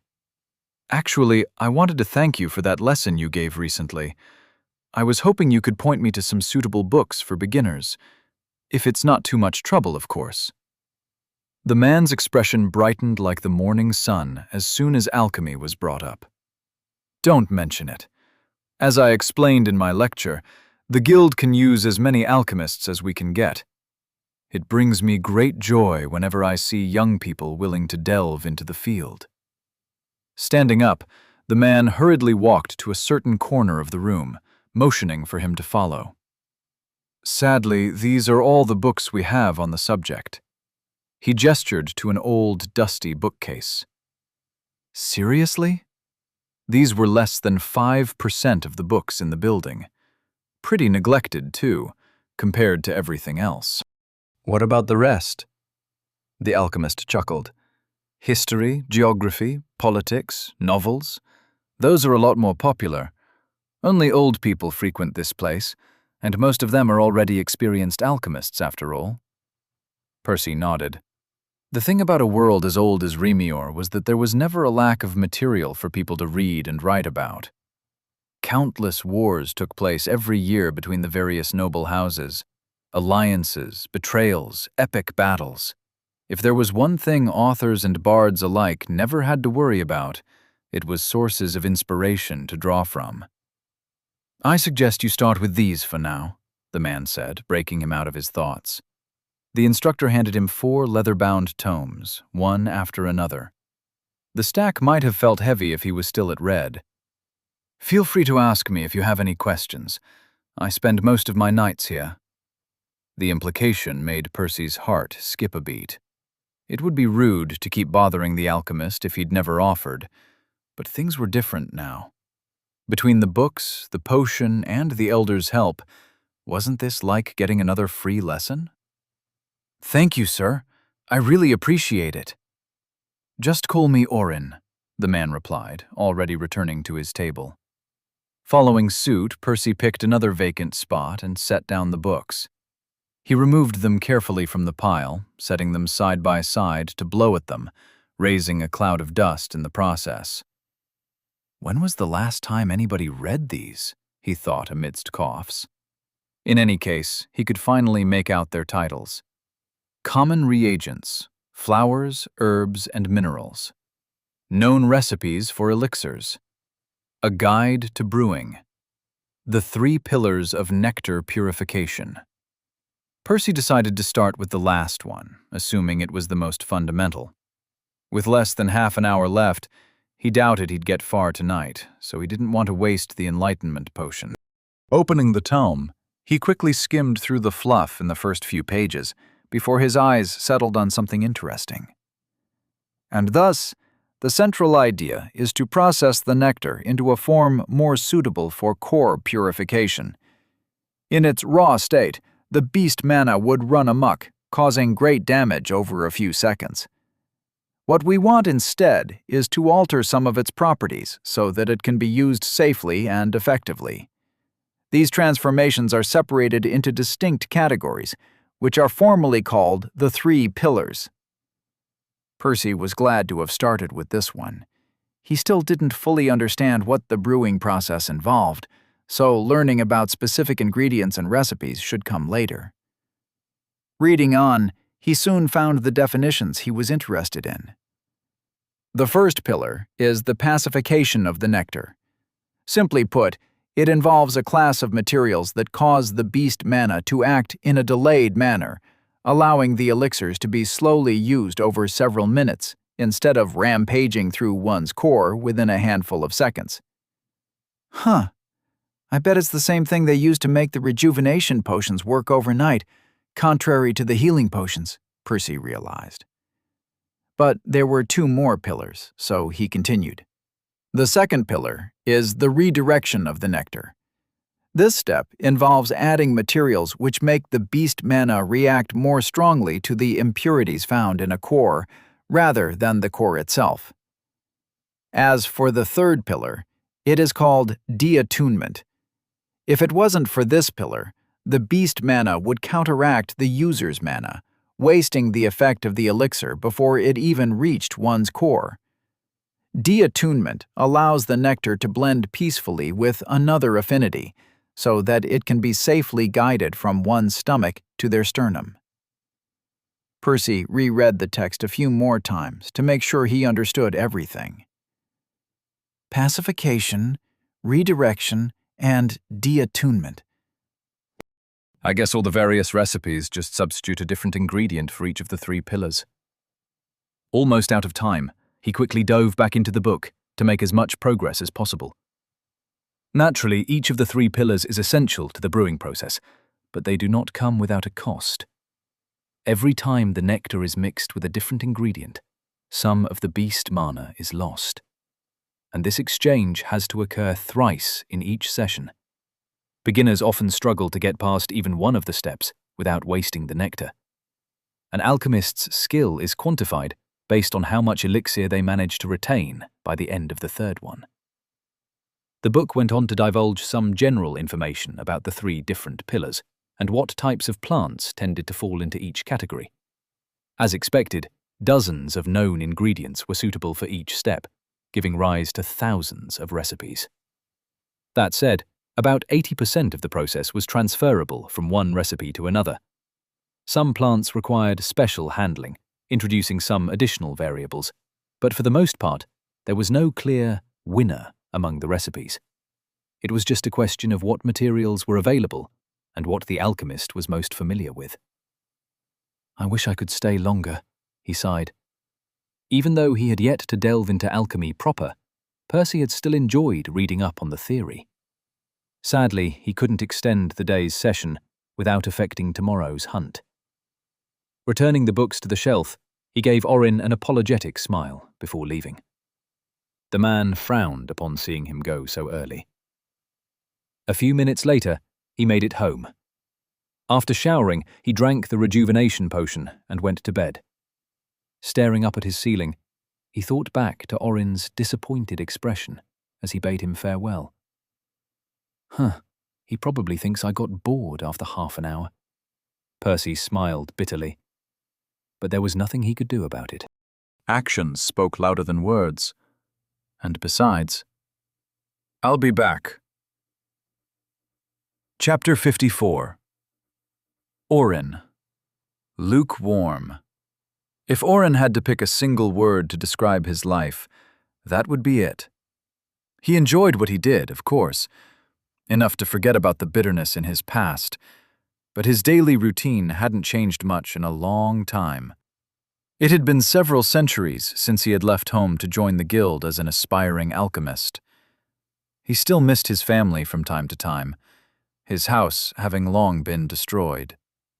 Not being there for his parents and sister in their final moments was one of his few regrets. Still, he understood that he couldn't have changed much, even if he'd stayed.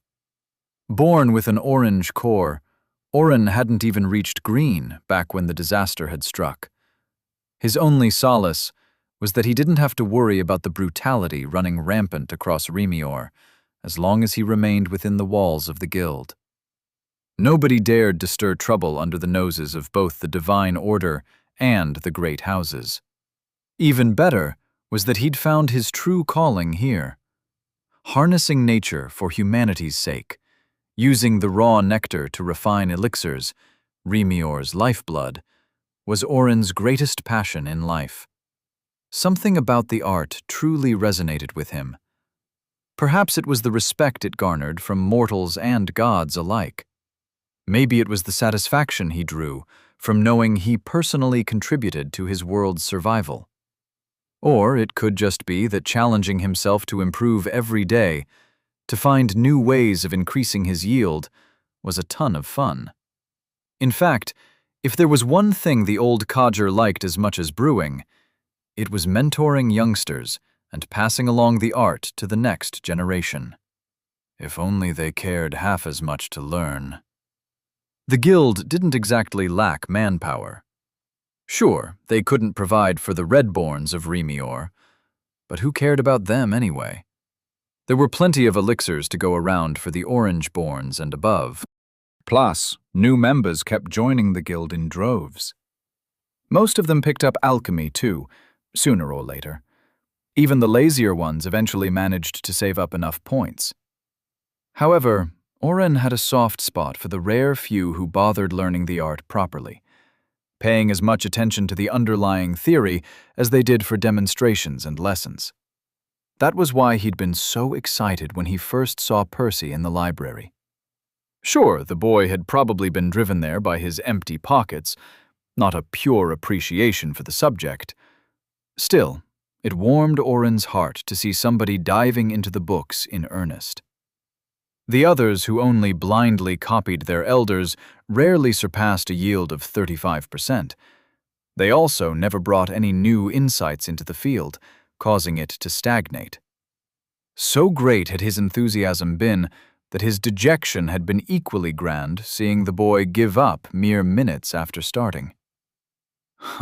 Just like the rest of them, he'd thought at the time.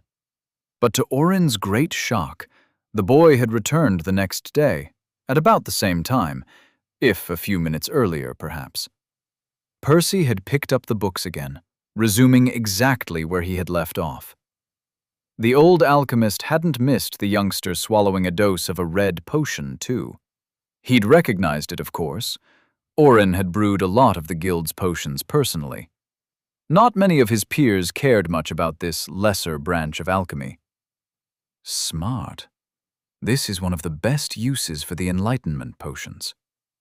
It was only at that point when Oren realized Percy hadn't left the previous night out of boredom, but rather necessity. Over the following few days, he paid more attention to the context clues. Percy always arrived at the library at around the same time, just before midnight. He never stayed longer than an hour, but he always had a distraught expression when leaving. Clearly, the boy wanted to keep reading, but he had to cut his trips short. His eyes were also tired the whole time. There was never a speck of dust on the young man's orange robe, the self-cleaning runes doing their job admirably, but Oren didn't miss the traces of dried sweat all over his face. He spends all day hunting, Oren had realized. It wasn't that strange for a new member to spend a lot of time on the spire. After all, it was the easiest way to save up enough points before switching to alchemy. That said, the vast majority were Orangeborns who didn't need more than 8 to 10 hours of work to cover their needs. This was his first time meeting a boy who was not only willing to learn the art the hard way, but who struggled to find enough time for it. The revelation made his heart quiver, to the point that he no longer minded offering to answer Percy's questions. Originally, Oren had regretted the words as soon as they'd left his mouth. He'd volunteered to mentor others in the past, but that never went well. The youngsters tended to ask simple questions at first. However, they kept demanding more and more, until eventually it all turned into a one-to-one lesson, with Oren spoon-feeding them everything. But that wasn't what Percy had been doing. For the most part, the boy had done his best to study by himself. Even when he seemed stuck, he went back to the books first, trying to figure out the answer on his own. Very rarely did he take Oren up on his offer, and even then, he only asked specific questions related to the problem he was facing. Over time, the old man truly came to appreciate Percy's work ethic and his dedication. The boy never missed a day, although he only used a potion every other night. Apparently, it was the most he could afford. Once a month, the young man seemed to take a break from hunting for a few days. Oren was curious, but he didn't ask, respecting the boy's privacy. Percy almost lived in the library during those days, taking the opportunity to get a lot more reading done than usual. Sadly, he didn't use the potions during those longer stretches, as they didn't last very long, and he obviously didn't have the funds to keep guzzling them down one after another. He also seemed to endure some headaches during those days. Maybe he suffered from some chronic illness? In any case, Oren had come to lament Percy's lower grade. He felt it was a true injustice that such a hard-working young man was cursed with the lowest birthright on Remir. Then again, perhaps it was a blessing. Maybe the boy wouldn't have been so passionate about learning if he'd grown up with a silver spoon in his mouth like the rest. Either way, the young man kept visiting the library, night after night, month after month. Through the scarce scraps of time he could invest into alchemy, Percy slowly devoured all the books Oren had recommended, even rereading a couple of them. Eventually, the old alchemist watched the boy return the final book to its shelf, his expression an odd cocktail of triumph and dejection. "Congratulations, Percy," he said. "You've read everything we have on alchemy." "Thank you, sir. I couldn't have made it this far without your help." Oren shook his head. "I didn't do much. I barely gave you a couple tips here and there. What do you plan to do next? I bet you're itching to try brewing an elixir yourself, aren't you?" The boy smiled bitterly, but didn't say anything. He didn't need to. 6 months, Oren said. Percy tilted his head. I'll provide the materials you need for the next 6 months, 4 hours per day. You can keep any elixir you manage to brew, too. So even if your yield is horrible at the start, you might be able to make up for the shorter hunting trips in due time. The boy's jaw slackened. Oren chuckled at the sight. Only about a minute later did Percy seem to find the words. "Sir, I can't express how grateful I am. But may I ask why?" Oren shrugged. "Why not? I'm filthy rich. It won't really affect me if I buy you some nectar." Percy still appeared confused. "I mean, I get that. Still, wouldn't it be cheaper if you gave more free lectures like the one before? That way a lot more people would benefit than just me." The old alchemist scoffed. "I could do that, but why bother? Most of those kids can afford the lessons and the materials by themselves if they put in a tiny bit more effort. I'd rather help the one who actually needs it." Percy's eyes glistened with tears. He looked like he was about to offer a hug, too. Oren chuckled, placing his hand on the boy's forehead to keep him at bay. "But I meant it when I said that it's only for 6 months. There's no guarantee you'll manage to brew any successful elixirs by then. What you get out of this is up to you." Chapter 55. A Message from a God. Percy's past few weeks had been rough, to say the least. His last clone had been another dud, just like the 5 before it. He'd found himself in the body of a fish that barely survived an hour before getting eaten. By a fucking crab, too. The memory still made his blood boil. At this point, he wasn't sure if he'd been lucky with his first 2 clones or unlucky with the rest. Probably both. However, that was where the bad news ended. Last night, he'd finished the alchemy books, and Oren had generously offered to sponsor him for half a year. It really was like the proverbial light at the end of the tunnel, as he'd been trying to figure out how to fund his studies for a while now. His hunting trips had capped out at 32 kills per day about 3 months ago, with no further improvements in sight. At least he could now afford both Mickey's rejuvenation potions and the ones that he needed for studying. But he still struggled to save up any more points past that. At this rate, he'd be stuck until he managed to use circulation with both cores. That said, he'd made some notable progress. He'd already finished clearing the rest of his channels, and even mastered drinking the elixirs while moving. His soul had also grown a lot stronger after sending so many clones. Using his bloodline no longer caused any new tiers to form, other than the large chunk he carved out deliberately, of course. The only steps left were to temper the channels to their limits and figure out a suitable pattern for the soul mana to flow in.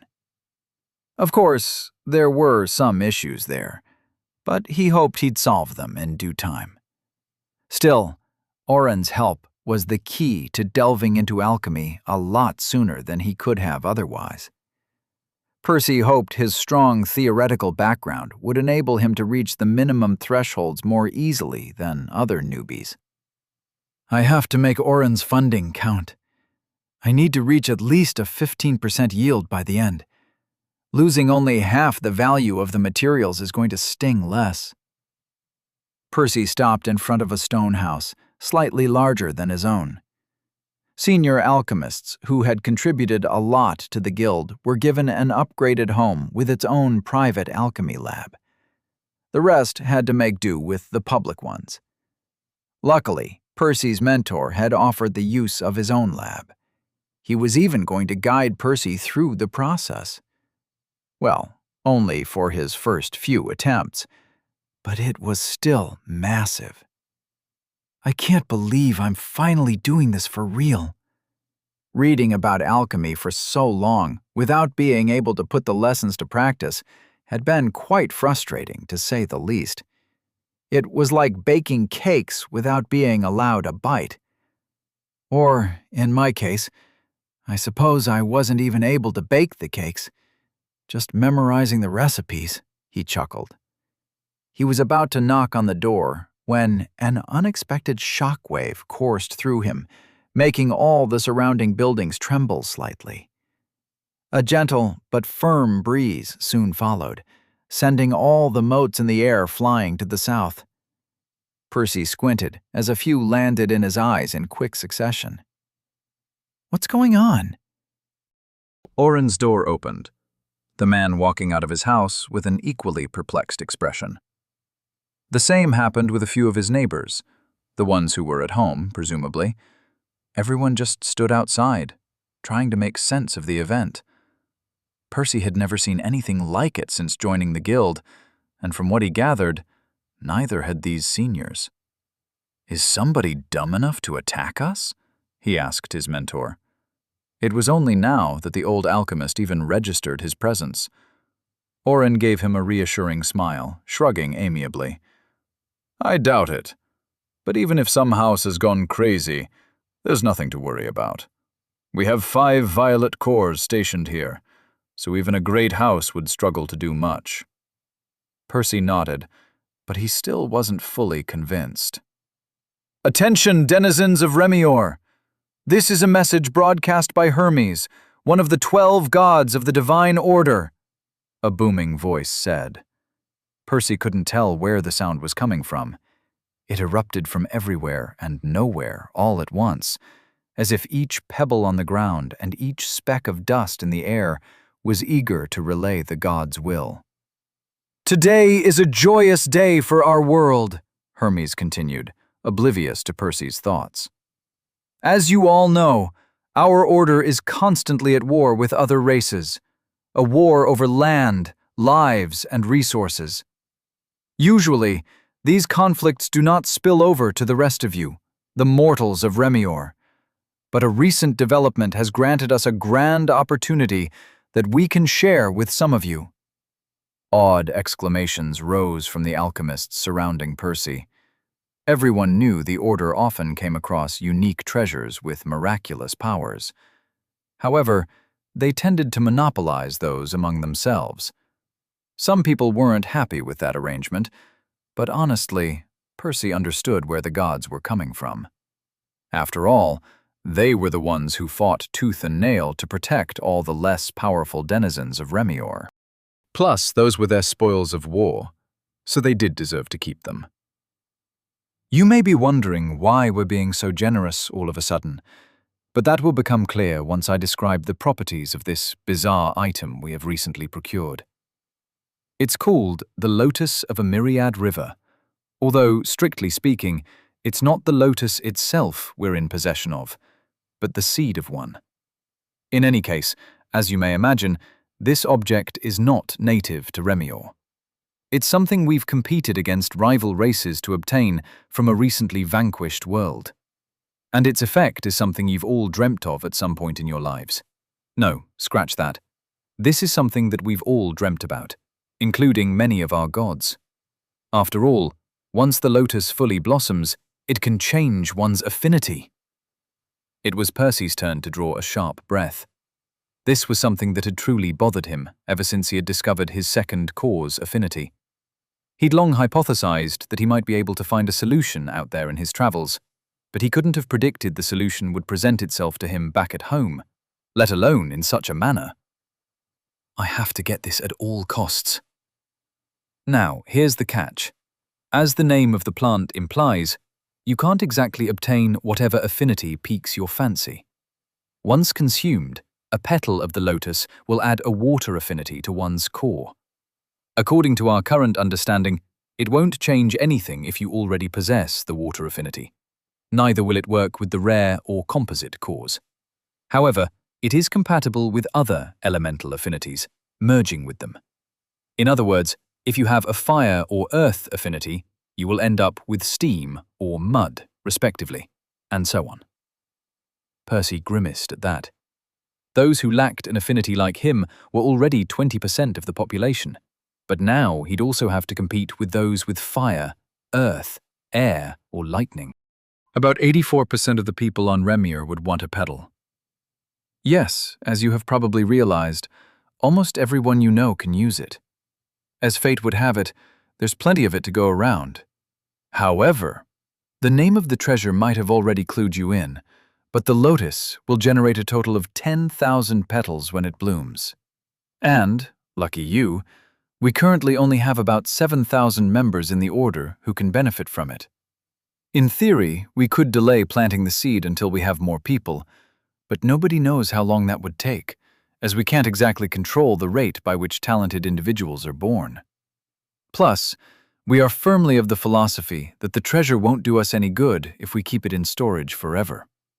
Therefore, we have already planted it, and the petals will be available for us all in 5 short years. A blink of an eye for us gods, and even the more competent of you mortals. Still a long time for the red-born runts, though. The god chuckled. Percy didn't appreciate somehow being the butt of a joke even during a divine transmission, but he was excited enough to let it slide. Ah, and just in case you think we haven't considered storing the excess petals for later, we're not as dumb as you think. Sadly, they will wither away into nothing exactly 23 days, 7 hours, 12 minutes, and 45.2 seconds after the plant blooms, no matter what we do. There is no preservation array that can change that. Even time dilation won't work. It's actually the first time we, Remir specifically, got our hands on this treasure, but other races have been documented trying to cheat the system, only to end up crying over the wasted petals. This time, the crowd around Percy erupted into cheers.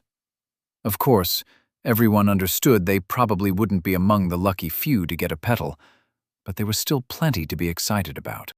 The news that the Divine Order had achieved another important victory gave them all some peace of mind, and after this, their world would grow stronger still. In any case, I'm running out of mana for the spell, so let me wrap this up.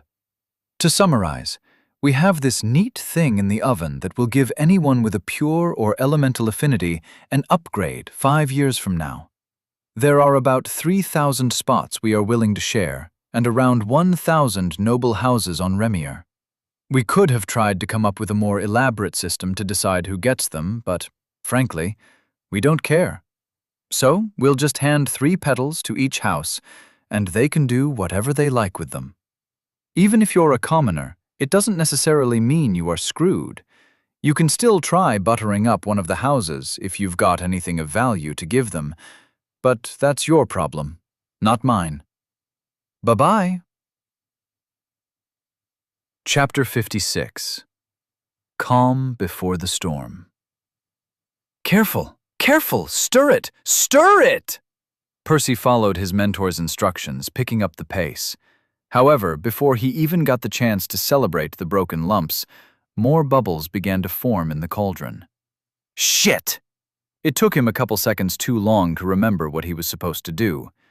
Brushing his fingers over the rune controlling the temperature, he hurriedly dialed it down a notch, but the mixture was already threatening to boil over.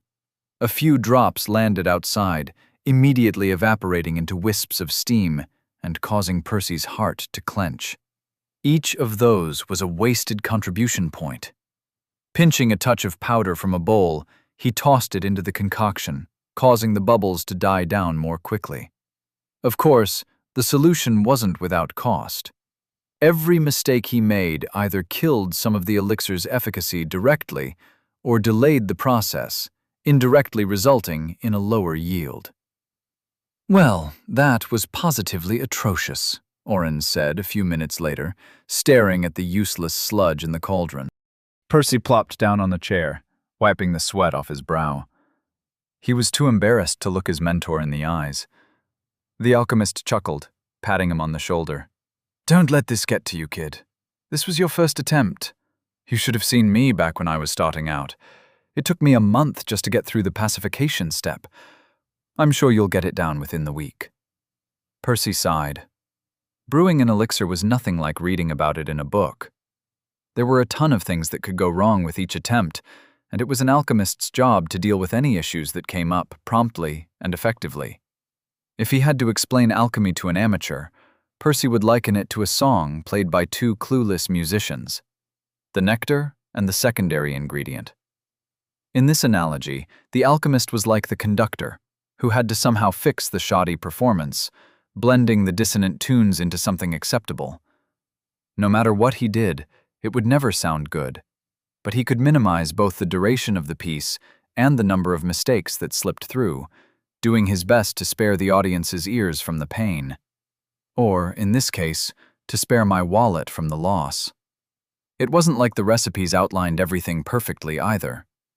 The nectar was an organic product, and it wasn't homogeneous from one vial to the next. There were subtle differences, not only between wasps, but even a pair of drops coming from the same gland. Consequently, no two brewing sessions would ever go the same. Percy had to learn to recognize problems before they even manifested, relying on various clues such as faint odors or minor changes in the color of the mixture. And I have to preserve over 2/3 of the nectar after each step if I want to end up with a 25% yield. Let's stop here for today. Technically, we've got some time left, but I can see you're still rattled by the god's message, Oren said, breaking him out of his thoughts. Percy didn't deny it. He'd known about the existence of gods his whole life, but he'd never seen one in person. Well, that was still true, of course, but he had experienced one's spell today, and it was truly eye-opening. Hermes had somehow affected the whole world with his magic. Sure, it wasn't some apocalyptic spell bringing ruin and destruction on Remior or anything crazy, just straightforward transmission magic. However, Percy still had difficulty picturing the insane amount of mana it should have required. Beyond that were the god's words.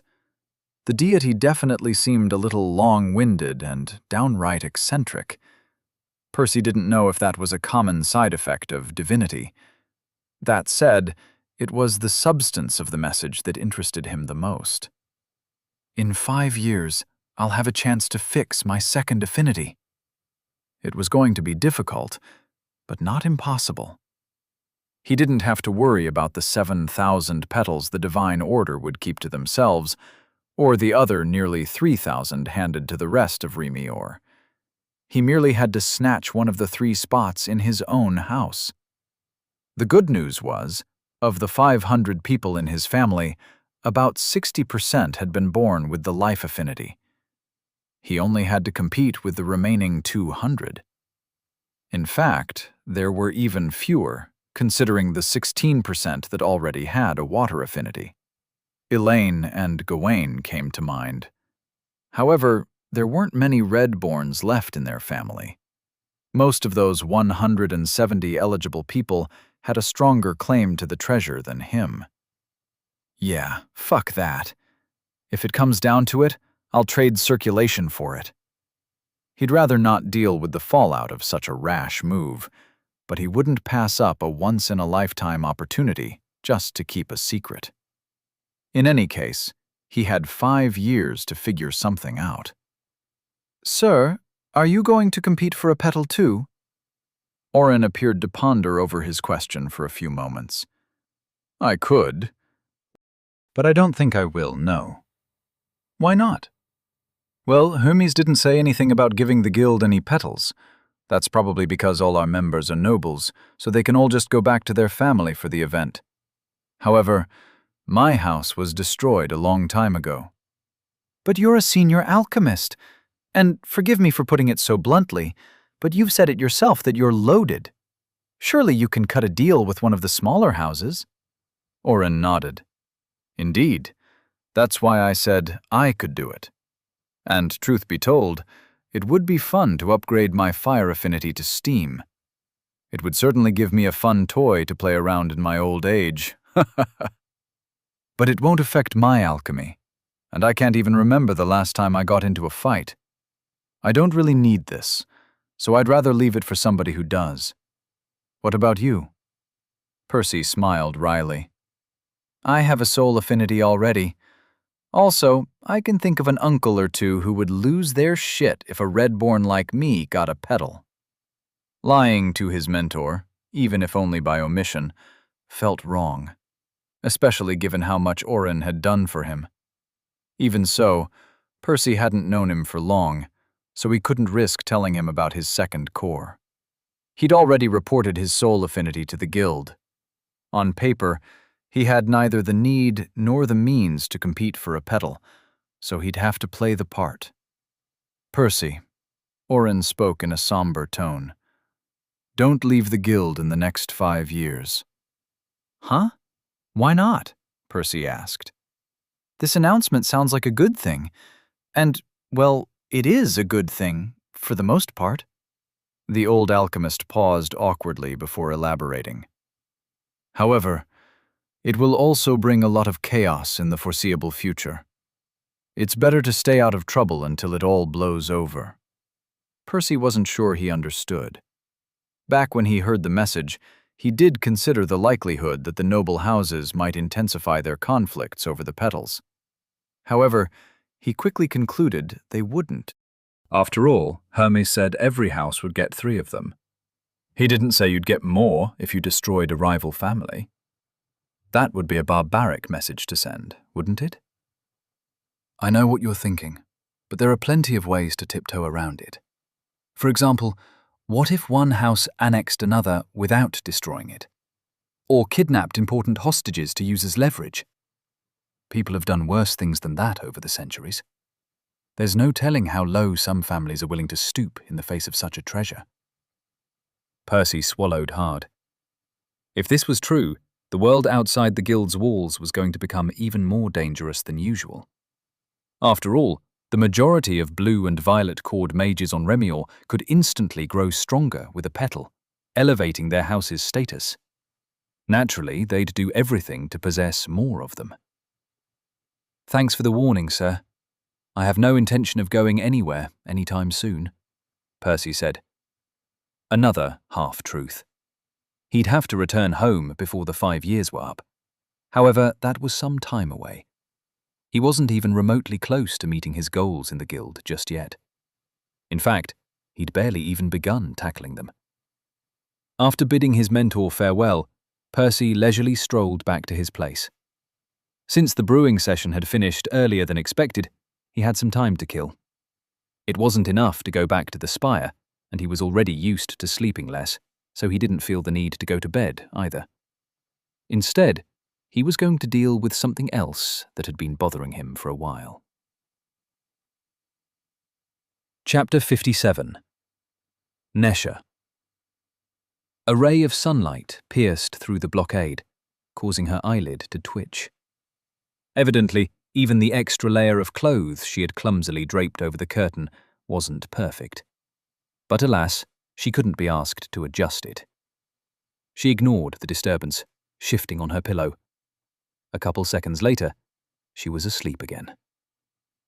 It was noon the next time she woke up. The intensity of her headache clued her in. Nisha was a bit of an expert in that department. Her body refused to remain asleep any longer, regardless of how hard she pushed. She'd already rested way longer than necessary, but it wasn't like there was a point to getting up. With a shrug, she remained there, staring at the ceiling for another hour. Only when her stomach grumbled did she begrudgingly reach for the glasses on the nightstand. Practically dragging her feet along the stone floor, Nisha made her way to the preservation box. She grabbed a couple oranges, the first things she saw, and peeled them with her mana. Tossing a segment into her mouth, she bit down a little too hard, accidentally sending some juice down her chin. It was a bit too sour for her taste, causing her brows to draw together. She was also getting sick of eating the same 5 things over and over. Technically, Nisha knew how to cook. Her father, the patriarch of the Veritas house, had made sure her maids taught her. A lot of good it did me, she chuckled. Or him. Born with an orange core, she'd never been destined to succeed Janos as the new leader, nor to become a powerful mage. That said, she did have 2 gifts that were of value to her family. The first was the bloodline. It didn't matter how high her grade was, or what affinity she had, the truth-seeker ability worked the same way regardless. That was why she had been brought up learning about trade and psychology. The second was that she was a woman, and she could have made for a useful chip to be given away in a political marriage. Sadly for Janos, things hadn't gone according to plan. Backstabbed by his allies, the man had seen his house crumble before his very eyes. His last, and one of the rare few, acts of love towards his daughter had been to send her to the guild to seek asylum. It took Nisha another half an hour to dress up and reach the door. "Why do I even bother?" she wondered as she headed toward her stand. Nisha didn't really care about the contribution points. Her core's advancement wasn't a priority for her. Nor had she any interest in alchemy.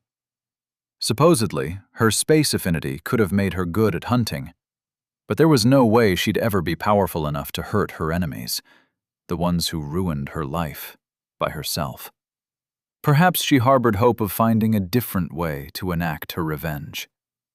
Maybe, deep down, she believed she could hire assassins or something if she amassed enough wealth. Either way, it was a pipe dream. But she could work on it in her own way. She wasn't going to waste her time killing the wasps one at a time to collect nectar like a brute. Nor was she going to get her hands dirty brewing elixirs. If there was one thing she was confident about, it was her ability to get rich in a more sophisticated manner. Slow and steady. And yeah, she wasn't exactly in a rush either. Reaching her stand, she took out 5 jars filled with orange and yellow coins, placing them next to her. Nisha could have emptied them at home, of course, but she'd brought the money here intentionally. She understood giving the appearance of a successful business was the key to attracting even more customers. It was why it had taken her longer than she'd liked at the beginning. Satisfied, she rested her face on the counter, forcing herself to take another nap. A few minutes later, a young man in yellow approached. Nisha caught him eyeing the jars, but she wasn't worried. Nobody was stupid enough to steal in the guild in broad daylight. "Selling or buying?" she asked. The man smirked at her. "Selling. I found a place with dozens of starry soldiers clustered together somewhere on the 3rd level. I can tell you the exact location for 50 points. Nisha didn't even spare him a glance. Not interested. She resumed her nap. The guy slammed his fist next to her. "What bullshit business are you running, you slut? Are you buying information or not?" Nisha didn't bother with him. Neither did any of the passers-by. Everyone was familiar with his type. After not getting a reaction for several seconds, the asshole clicked his tongue and opted to walk away. More people approached her in irregular intervals. Many tried to sell, but very few of them were honest. Some were willing to spend a few coins on information. Almost everyone was interested in the 3rd level. It wasn't like there weren't green cores in the guild, but most of them were veterans who knew the ropes well. Nisha hadn't made much money from them since she'd expanded her business to the 4th level. Maybe it's time to switch things up. She'd known from the beginning that brokering information on the Spire wouldn't be very profitable. That said, it had been less of a hassle to start up. At least it hadn't required any initial capital, nor too much effort to maintain. Still, Nisha had amassed more than enough money for her next step. At this point, she was just procrastinating. "Fine, I'll do it." Another guy approached as she dragged herself upright, drawing her attention. She recognized him. Although she hadn't socialized much in the guild, the boy had made a slight impression as the only Redborn in her orientation. Since then, she often watched him walk by. He almost never missed a day from hunting.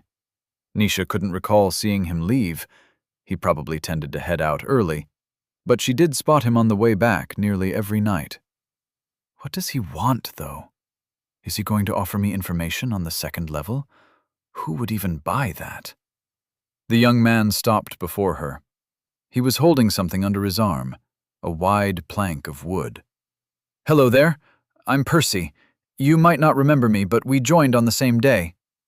Nisha nodded, still waiting to see what he wanted. In any case, I've noticed you've been using this shoddy sign for a while. I had some free time today, so I figured I could help a peer out. He shifted the plank, showing her its contents. It basically read the same as her current one, but the words had been carved with more care, and it did away with the patchwork. She raised an eyebrow. In her experience, there were only 2 reasons he'd do this. Either he saw her business growing and wanted to ingratiate himself with her, or, like a typical guy, he wanted to get in her pants. And frankly, Nisha wasn't interested in either. "Why?" she asked, barely masking her irritation. The boy, Percy, exhaled before speaking. "Okay, I know it will sound weird, but I have something to confess." Nisha smirked. "And there it is. Just spill it out so I can tell you to fuck off." So, I keep seeing your sign every time I return from the spire, and it kinda irks me." He smiled wryly. "I mean, no offense or anything, but I'd rather look at this one." Her jaw slackened at the revelation. She was about to call him out on his bullshit excuse, but her bloodline corroborated his words. The madman was telling the truth. "Hello? I hope I haven't overstepped or anything. You don't have to use it if you don't want to," he said awkwardly after a while. "Ah, no. Leave it. Thanks, I guess." "No worries." The young man waved at her, already abandoning her for the plump guy's snack stand. What a strange boy. Shrugging, she picked up the new sign. It really did look better than the other one. Also, there was more space at the bottom. Pulling the nails from the stand, she removed the previous sign, replacing it with the one Percy had given her. In a flash of inspiration, she flipped the old one around, carving some new words on it with her mana before clumsily patching it under the new sign. Giving it one last look, she nodded in satisfaction. It read, "Buying and selling information on the 3rd and 4th levels, also gambling." Chapter 58. Soul Channels. I can't believe she couldn't even wait a week. Carving that sign for the drowsy girl hadn't taken him longer than 10 minutes. It wasn't a big deal for him, but it had only proven just how lazy she was, having not bothered to do it herself after so many months. In any case, Percy had considered it a great investment of his time. The sheer satisfaction he'd draw by not having to look at that abomination every day would pay dividends for a while. Or so he'd thought. One could only imagine his shock upon seeing his work desecrated with a new patch the very next morning. At least I got some useful information out of it. Apparently not one who liked owing people, the girl had called him over the following night, giving him a free tip to thank him for the donation. She'd informed Percy of a location on the northwestern side of the fungal spire to be wary of. On a map of the 2nd level, she'd circled a couple dozen mushrooms, telling him to avoid wandering there by mistake.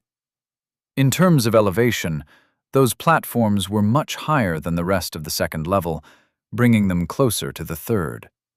Consequently, starry soldiers were known to roam those mushrooms, making them extremely dangerous for an orange core like Percy. However, they were considered part of the 2nd level on paper, because they could only be accessed from below. Their closest neighbors on the 3rd level were too far away, making it impractical to build bridges between them. Good to know, he'd grinned at the time. The girl, Nisha, had only told him out of concern for his safety, but Percy had heard something entirely different from what she'd intended. He could hunt starry soldiers on the 2nd level. His profits had plateaued for a while, and he was already considering giving the yellow beasts a shot sooner or later. What worried him the most was that he wouldn't be able to hunt them while keeping all his trump cards secret, and the 3rd level was always crowded. The location Nisha had so graciously shared would enable him to do so with the same privacy he'd come to enjoy. I'm still not ready, though. Percy understood the soldiers would rip him to shreds, as he was. He'd only consider approaching them once he could confidently use circulation with both cores. Sadly, his results in that department were rather mixed. He'd already finished clearing his second set of channels, and he was currently busy tempering them. This was the easiest step, as it only involved pushing mana through them and forcing them to expand little by little until they couldn't grow any wider. It was the next and final step that stumped him, however. Is it even possible to use circulation with soul mana? Percy had known from the very beginning that each affinity introduced its own variables into the technique, requiring some adjustments to be made. Elaine and Archibald had already learned the hard way, having unblocked a very different network of channels to his own. They'd also been forced to discover the correct pattern for their mana by themselves. In fact, his cousin had still not managed to solve her issue by the time he'd left the Avalon house. Consequently, he'd already expected his soul affinity would come with its own set of challenges. However, he couldn't have predicted just how many roadblocks he would encounter in his quest. First, there was the issue with tempering his soul rather than his body, but luckily his clones had passively helped him in that regard. More problems popped up back when he began unblocking the channels, though. Each affinity might have its own set of pathways, but at least they were typically fixed in place. This wasn't the case for Percy. They're like intestines, he'd noted when he first tried opening them. The ones he had cleared as a child were still okay, as they branched out from his sternum to his soul's extremities. In other words, both their ends were anchored in set locations, making these channels relatively static, much like other affinities. In his analogy, they were like the large intestine. However, the rest of his channels, the ones that looped around his soul, were a lot more fluid. Like the small intestine, they shuffled around with each bowel movement. Their connections were still fixed in relation to one another, but there was a lot of leeway for them to bend and turn, making the entire network look very different from one moment to the next. How am I even meant to find the correct pattern like this? Locating and clearing a single channel wasn't that hard, but to use circulation, he had to watch all of them at the same time and find a pattern that took the whole system into account. Mickey cawed, sending him an image of his next targets and pulling him back into the moment at hand. Shrugging, he began running towards the bridge. I suppose I've still got some time left to figure this out. It would be a few more months until he finished tempering his channels.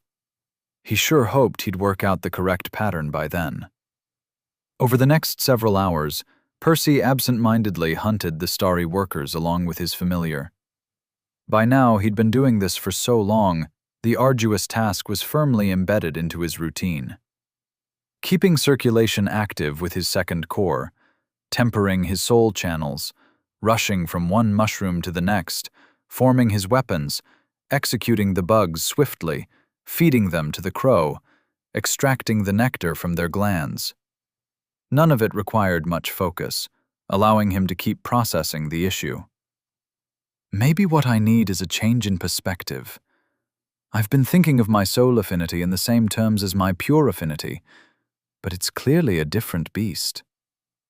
From his experiences in traveling between worlds, Percy knew that disembodied souls tended to perceive time and space very differently from living people. In that state, a single moment could stretch into days, while a single step could bridge unfathomable distances. In the same vein, it was perhaps a mistake trying to fit his soul and its corresponding channels into the same mold as his body's. He grimaced. That's easier said than done. It wasn't as though he hadn't tried sensing his soul more deeply in the past. However, inhabiting his own body was very different from drifting outside Remure, or even fighting to possess others with his clones. In the latter case, His soul was but a fragment, free to move within a much larger vessel, while remaining in constant contact with an external, often hostile, soul. Here, his soul existed alone, in its rightful vessel, without much space to move, or anything else touching it. Mickey called out to him once again. Percy checked the 4 vials in his pocket. 3 were filled to the brim with nectar, and the 4th one was a little over halfway there. The sun was also about to set. Shit, I'm going to be late. Handing his familiar a rejuvenation potion, he bid the bird farewell in a hurry, gulping down his own diluted elixir as he rushed back to the guild. It was still his first week brewing under Orin's supervision, and he didn't want to keep his mentor waiting. After entering the settlement, he sprinted to the old alchemist's house. He did pause briefly to grab a honey roll, only because he was so hungry he might faint during the session otherwise. But he didn't have time for a chat with Freddie tonight. Nor would he visit the official stores today. Due to alchemy eating into his schedule, he was already earning less than 400 points per hunt, so he no longer needed to stop by every night. He barely managed to swallow the last bite of his snack by the time he made it to Orin's door. He took advantage of the brief wait for his mentor to answer by washing it down with the enlightenment potion. "Another busy day?" his mentor asked with a smile after finding his student out of breath on his doorstep. Percy nodded, having already flushed all thoughts of souls and mana channels out of his mind, replacing them with a different set of problems. Right now, the only thing he was thinking about was how to mix those damn ingredients properly. Making his way to the cauldron, he rolled up his sleeves, fully aware he was going to get his ass kicked here, too. But he refused to let it bother him. Taking a deep breath, he prepared himself before carefully tossing the ingredients in. "I'm going to reach the top, one step at a time." Chapter 59. Floating. Percy's feelings towards his clones had shifted a lot over time. His first attempts had been defined by pain and confusion, as he hadn't had the slightest clue how his bloodline was supposed to work back then. Yet, oddly enough, those very trips to the Moirai's world and Huihui had proven his most successful ones by far. Suffice to say, by the time he'd developed a proper understanding of his ability, his greed and anticipation had reached an all-time high. Of course, that had only led to disappointment during his crappy adventure in the gecko's body, which was soon followed by several equally fruitless trips. That said, things had flipped back around since then. No, he hadn't found anything else of value, but that was precisely why he had learned to lower his expectations, to the point that the shitty bodies and gruesome deaths no longer bothered him. If anything, he had slowly come to appreciate the novelty of his adventures. Initially, Percy had pitied his clones, who had to endure all those hardships just so he could benefit. Nowadays, he was beginning to think it was his main body who had drawn the short end of the stick, however. "I'll take freezing to death and getting eaten by crabs over picking apart one more bloody wasp, or brewing another pot of sludge." And it was with this mindset that clone number 13 had embraced his new holiday. Things were looking up for him, too. He'd found a suitable body fairly quickly, and it hadn't even resisted much, unlike clones number 9 and number 11, who had imploded before even doing anything. In fact, his new host was even more zen than the lizard, happy to relax and give him the reins. Not out of fear, just pure, unmitigated chill. Why am I spinning, though? Percy tried looking down at his body, but failed to even glimpse at his limbs. A curved wall of gray fur was in the way. Okay, another beast. Shocker. But why is it so fat? Feeling dizzy, he tried to stop rotating. There was nothing to grab against. Though he wasn't underwater, He'd already experienced that, and this was different. What the hell is going on? Did we fall off a cliff or something? After experimenting for a few minutes, he realized he could slow down by stretching his limbs. He still couldn't see them, but they seemed to respond to his commands all the same. He also had some damn powerful lungs, as he managed to completely halt his movements by blowing the other way. By now, he'd also verified he wasn't falling. If he were, he'd have splattered on the ground already. No, his host was floating. In the sky. That's a new one. Paying more attention to his surroundings, he soon noticed that he couldn't see very far. A light brown fog partially obscured his vision. At first, he wondered whether his host had suffocated or been poisoned to death by the substance. However, he instinctively felt there was nothing wrong with it, as if inhaling the gas was the most normal thing in the world. Come to think of it, it tastes a bit like strawberries. Percy took a few deep breaths, enjoying the flavor. Even if it was harmful. Who cared, right?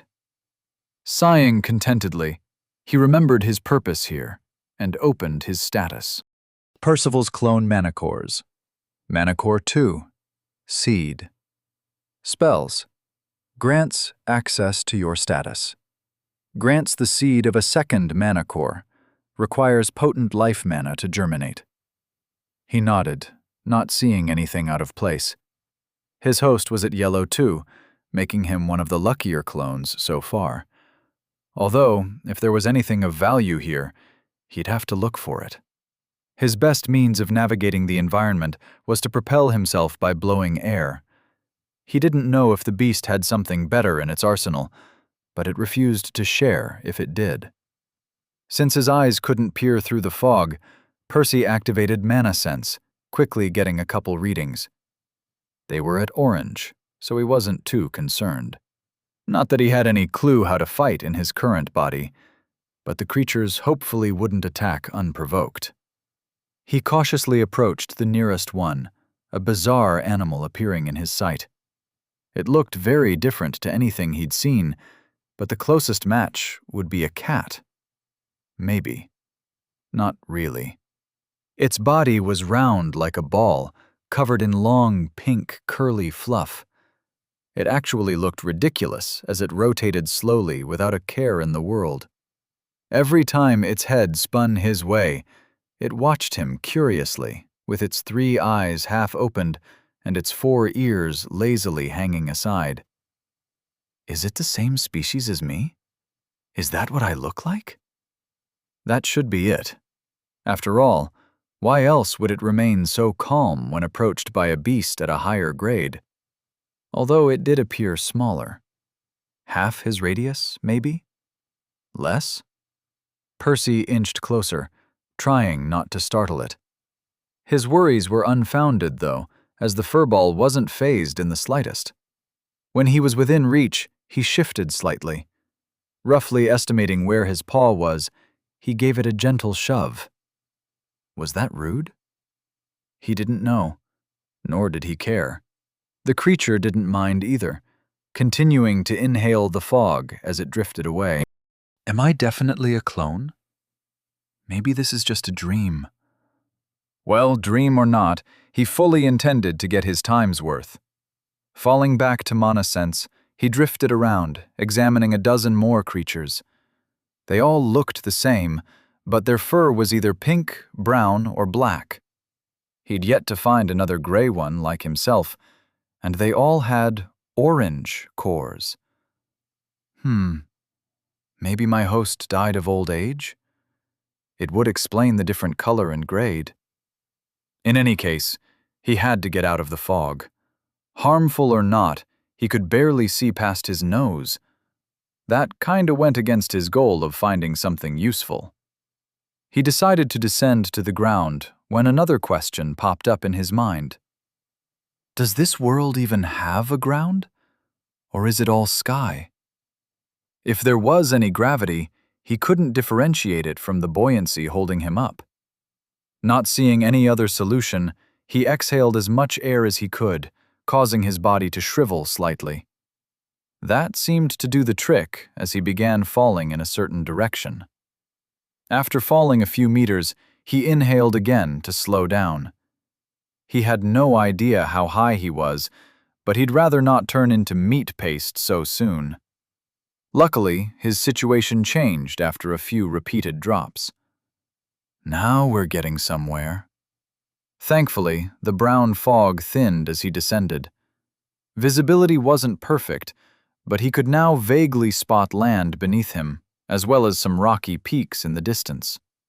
He observed more of his species floating around as well. Shrugging, or at least attempting to, he continued his controlled fall with more confidence than before, stopping when he was a dozen meters from the ground. The fog still surrounded him, but it wasn't as intrusive. It's also less tasty, he frowned. No wonder the rest of the cat thingies preferred floating higher. Unfortunately, this wasn't the time to indulge in alien delicacies, so he simply began moving towards a random direction, parallel to the ground. Hopefully his higher vantage point would help him find something interesting soon. This was getting annoying. Percy had to blow opposite to where he wanted to go, so he was forced to turn around every few seconds. It had already been a few hours since he had descended, and he traveled a fair distance. His higher grade helped some, although his host didn't seem to be the fastest flyer. Well, either that or he was doing something wrong. Maybe these things move by farting. He briefly entertained the idea of giving it a shot, but he shook his head. Inconvenient or not, he'd rather keep his dignity. Percy hadn't found anything either. More rocky plains and hills filled his view in every direction. He had no idea how far they stretched, and he hadn't seen any other living beings either. Well, besides the furballs. His species seemed to be extremely abundant in this world, or this region at least. The only slight oddity he spotted was a higher concentration of both the fog and the cats somewhere in the distance. The exact details were difficult to make out, but it appeared to be some large vent spewing the brown gas into the air. I guess it's a natural phenomenon. It all comes from the ground. Should I check it out?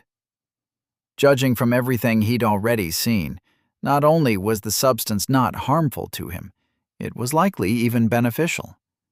If he approached, he might find something interesting, or at least get a better taste of the strawberry vapor. But it's going to be a pain to navigate out of it. In the end, he decided to circle around it. He could consider returning later if he found nothing else. A shrill cry suddenly came from his right, causing him to snap his head in that direction. A shadow was approaching rapidly, bringing up some bad memories. Not this again. Whatever it was, he knew he couldn't outrun it, so he began blowing downwards to gain elevation. His only hope was to ascend high enough to lose it in the fog. However, the monster was getting closer, much faster than he climbed. He'd never make it in time. A few seconds later, he could already make out its features. It was a fierce, lizard-like creature, with its two forelimbs ending in large, membranous wings. He thought he saw 3 ruby-like eyes glinting on its face too. And it was 5 times his size. Whatever, I guess it's another bust. Resigning to his fate, he stopped struggling after noticing the green core thrumming in the creature's frame. Yet, when he was sure the monster was about to pounce on him, something strange happened. It just circled around him, continuing on its way and ignoring him entirely. What's the deal with this place? Chapter 60.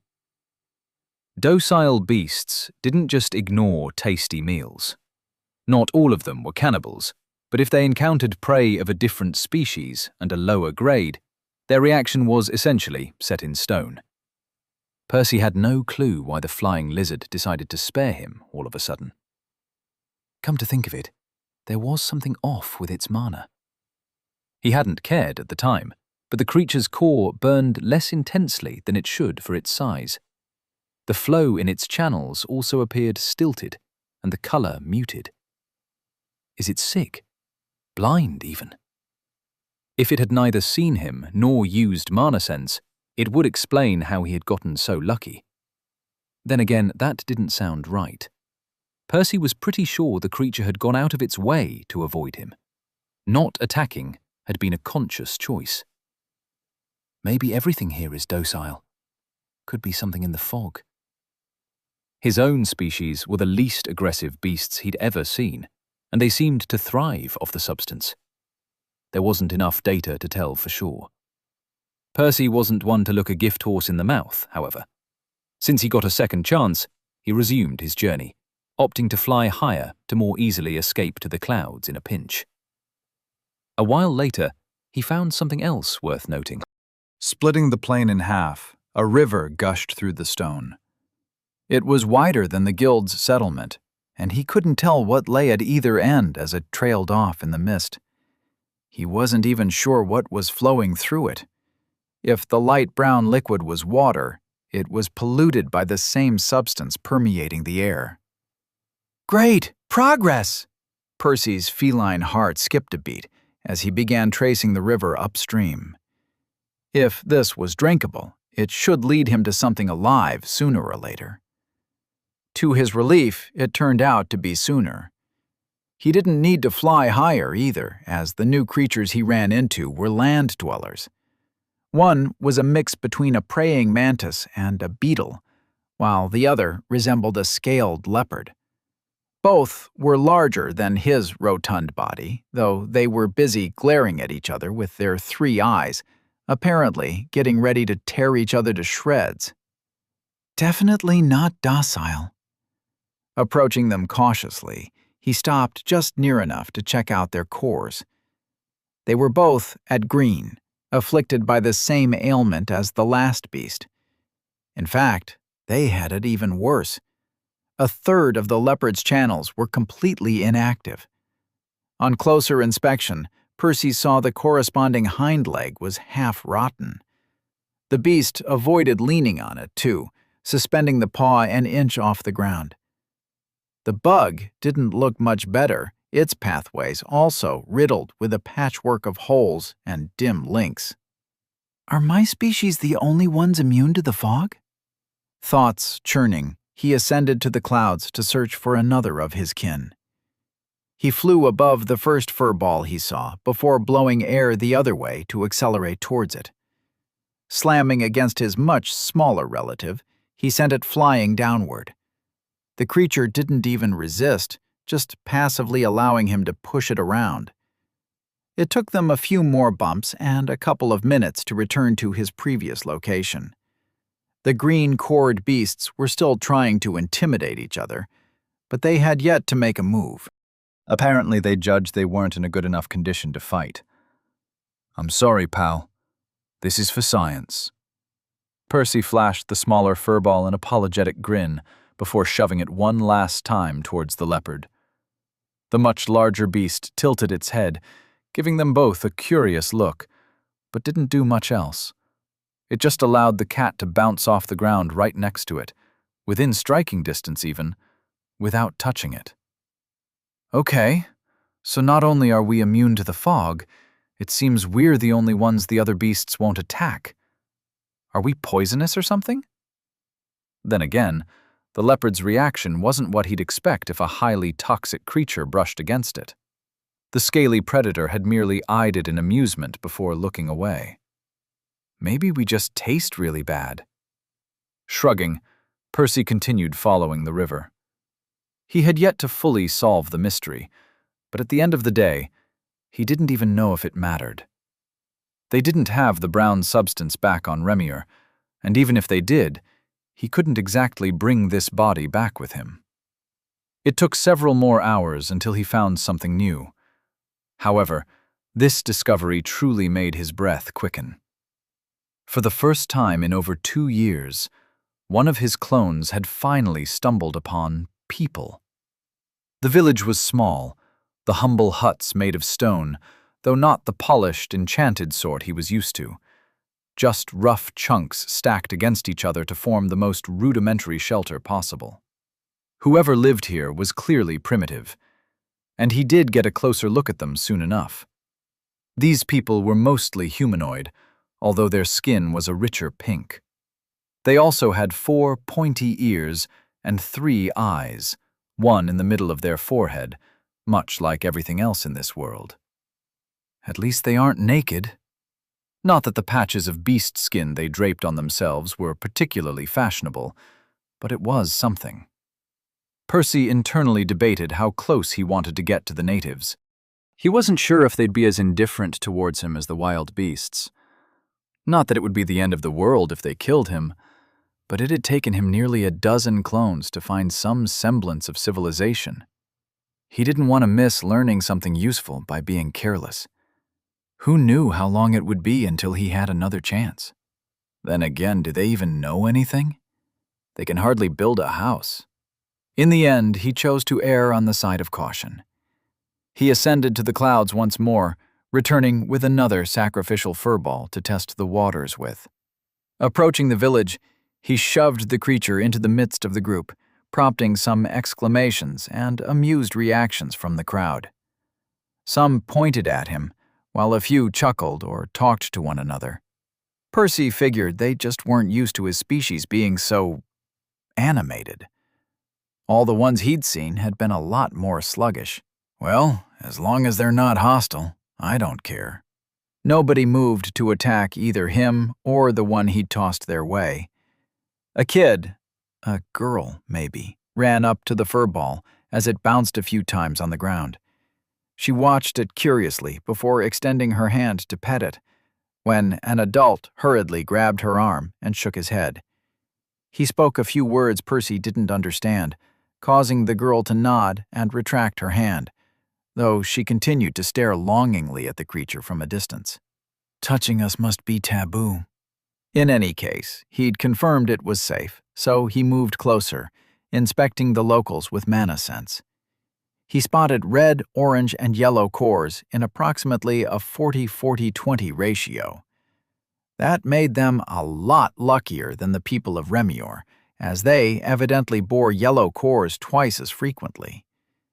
However, Percy didn't feel any envy towards them. Many of the older-looking folk were still at red. They don't have any means of advancement. They're stuck at whatever they were born with.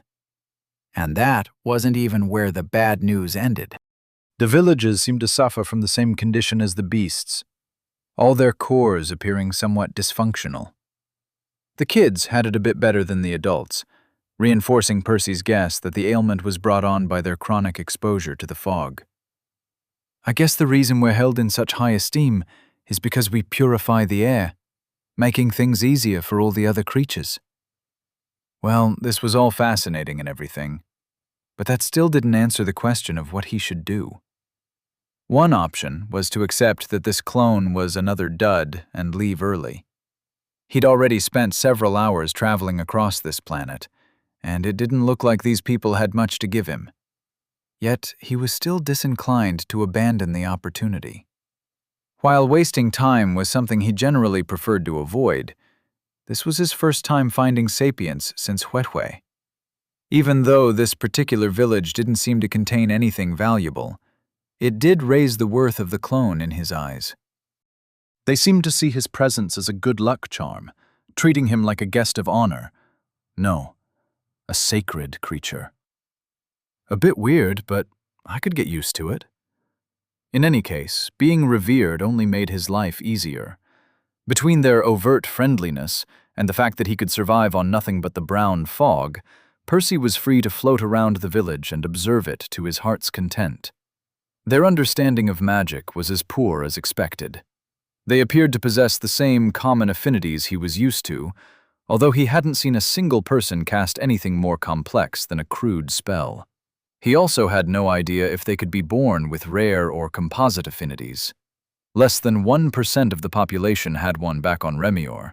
His sample size here was too small to be certain, but he surmised it was unlikely.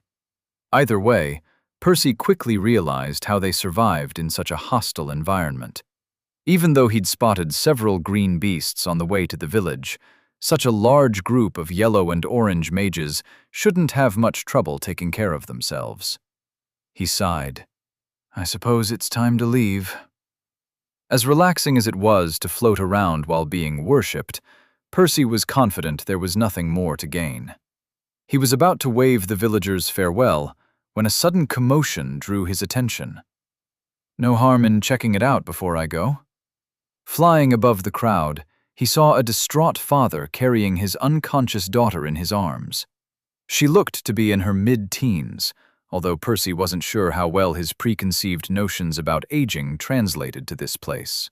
More importantly, the girl was afflicted with the worst instance of the disease he'd seen yet, her yellow core seemingly on the verge of dying out. The man hurriedly brought her to one of the largest huts, kneeling by the entrance. He spoke in an anxious tone, pleading with someone inside. Okay, color me intrigued.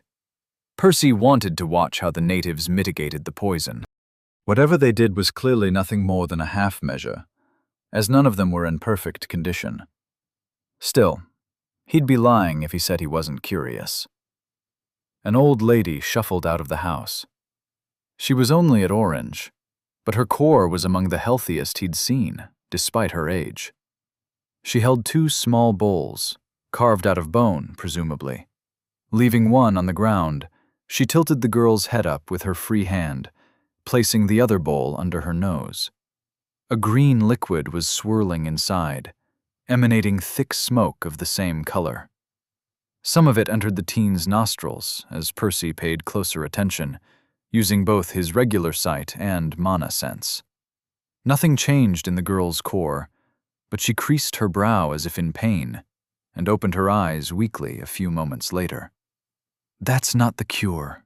It was just to wake her up. The old lady picked up the second bowl, which contained a fine cyan powder. She spoke a few words to the girl, explaining something as she pointed first to the bowl and then to her stomach. Next, she gestured to a man in the crowd, who manifested a few drops of water above the powder. Nodding, the girl picked up the bowl, mixing the contents into paste with her fingers before swallowing it. What followed made Percy's eyes widen. He watched the mana flow from the girl's core to her stomach and then back, much like his circulation on Remior whenever he used an elixir. But that's not what this is. The purpose of the paste was very different. Every time it washed over the core, the latter regained some of its luster. The change was minute, almost imperceptible. Percy would have certainly missed it if he wasn't actively looking for it. Even several minutes later, after she was done, the girl's situation had barely improved. Still, the tension on her forehead seemed to ease slightly.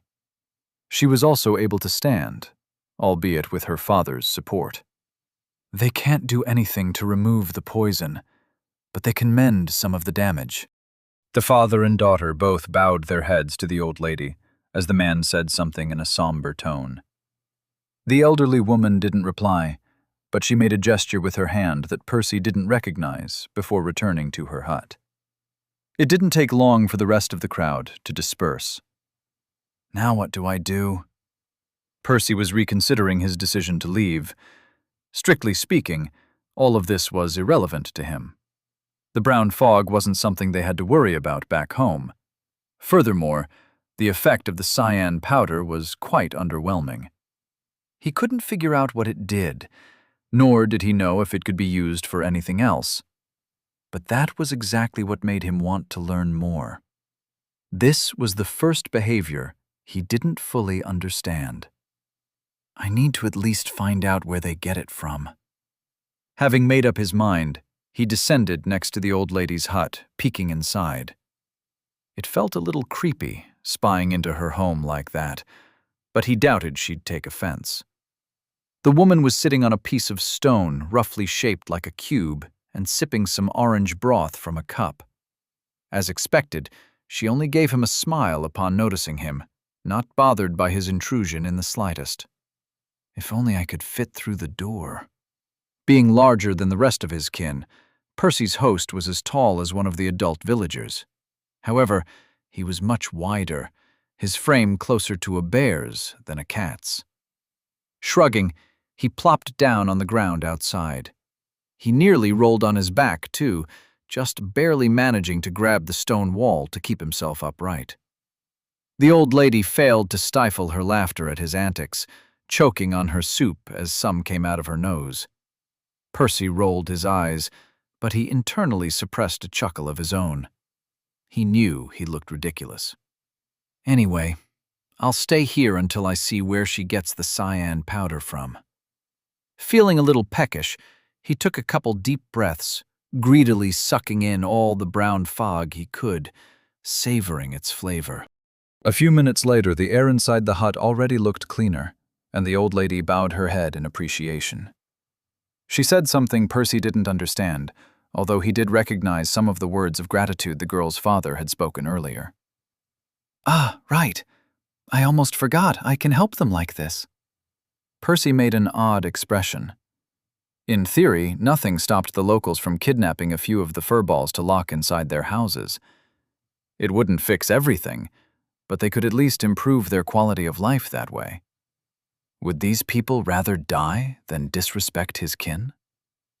Well, I can do whatever the hell I want. Allowing himself to float aloft, he took another deep breath and exhaled downward, taking off. A few minutes later, he returned to the village with two of his younger relatives in tow. The creatures didn't even struggle as he threw the first in the old lady's hut, then located the sick girl's house and tossed the second one in there. Percy ignored the villagers cheering him on as he ascended again, repeating his actions a few more times. Only when he had stuffed a furball in each hut did he return to his spot by the old lady's entrance, clumsily sitting down again. More people surrounded him, eager to express their thanks. However, it wasn't their gratitude he wanted. Sadly, he didn't understand their language, and he suspected he couldn't speak it anyway. His rotund frame made it difficult for him to relay his request via gestures, too. Furthermore, it probably didn't help that he was immune to the poison, thus having no reason to be interested in its remedy. I'll have to be patient until they show me what I need by themselves. Luckily, he didn't have to wait long. Chapter 62. Crystal. It wasn't easy telling day and night apart on this world. Percy had no idea how many suns there were, as the brown clouds perpetually obscured the sky. Still, it was never dark, as the light seemed to be absorbed and then disseminated by the substance, giving the atmosphere a permanent glow. Suffice to say, he didn't know how the natives kept track of time, but he guessed it was their equivalent to the night, when he saw the old lady go to sleep on the floor, not long after he'd begun observing her. The rest of the village soon grew quieter too, as he turned around to show some common courtesy. He didn't think she'd mind being stared at, but it felt downright invasive to watch her as she rested. Several hours later, people started waking up. What initially drew his attention was a young girl walking his way. She was actually the one who'd tried petting his furball self when he'd first arrived, only to be scolded by an adult. She seemed to have learned her lesson too, as this time she stood some distance from him, eyeing him curiously, without daring to move closer. Feeling bad for the girl, Percy patted her head with a fluffy paw, prompting her to smile brightly, two dimples forming on her cheeks. A few minutes later, more kids arrived. A pair of boys came closer, appearing slightly older than the girl. Probably siblings too, as they'd come together from the same house and looked identical to one another. In fact, Percy was being conservative. He was confident they were twins, but he also wasn't certain he was that good at telling the natives apart. In any case, they joined the first girl outside the hut. Soon, the old lady also woke up, inviting them all inside. All four of them sat down on the floor, forming a circle. It was quite cramped in the small structure, especially with the cat creature floating just inches above their heads. but they still left enough room for one more person. Nobody spoke as they waited for the final member to arrive. It wasn't until half an hour later that the man from last night helped his daughter along, escorting her to the old lady's hut. Only after the teenager joined the others in the circle did her father leave. Is she teaching them how to become healers? This suited Percy just fine, as he looked forward to the lesson. After exchanging a few words with the newcomer, the old lady addressed the rest of the kids. Once she had their full attention, she pulled some mana from her core, forming a cyan blob in her hand. The students followed her lead, although the sick girl seemed to have more trouble controlling her mana. Despite having the highest grade in the hut, her condition wasn't doing her any favors. However, her illness wasn't what Percy was focused on. They all have a pure affinity. He would have rubbed his paws together if he could. Doubling his concentration, his gaze locked onto the old lady's palm, unwilling to miss whatever she was about to demonstrate. Her first move was to will the blob into a solid, forming a cyan sphere the size of a tangerine. Percy nodded. This wasn't very different from his own constructs. However, her next step made him crease his forehead in surprise. She placed her other hand on top of the ball, and then began pressing them both together, trying to squeeze the sphere tighter. The kids mirrored her actions, but he didn't pay them any attention, preferring to learn from the expert.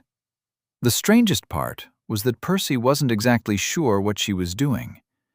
Her muscles were tense, and her face red, suggesting some level of physical activity. Yet, her core was also shining a touch more brightly, which typically happened when somebody was using their mana to form a spell. She's exerting both physical strength and willpower. At first, nothing changed, briefly making Percy wonder whether they were pulling his leg.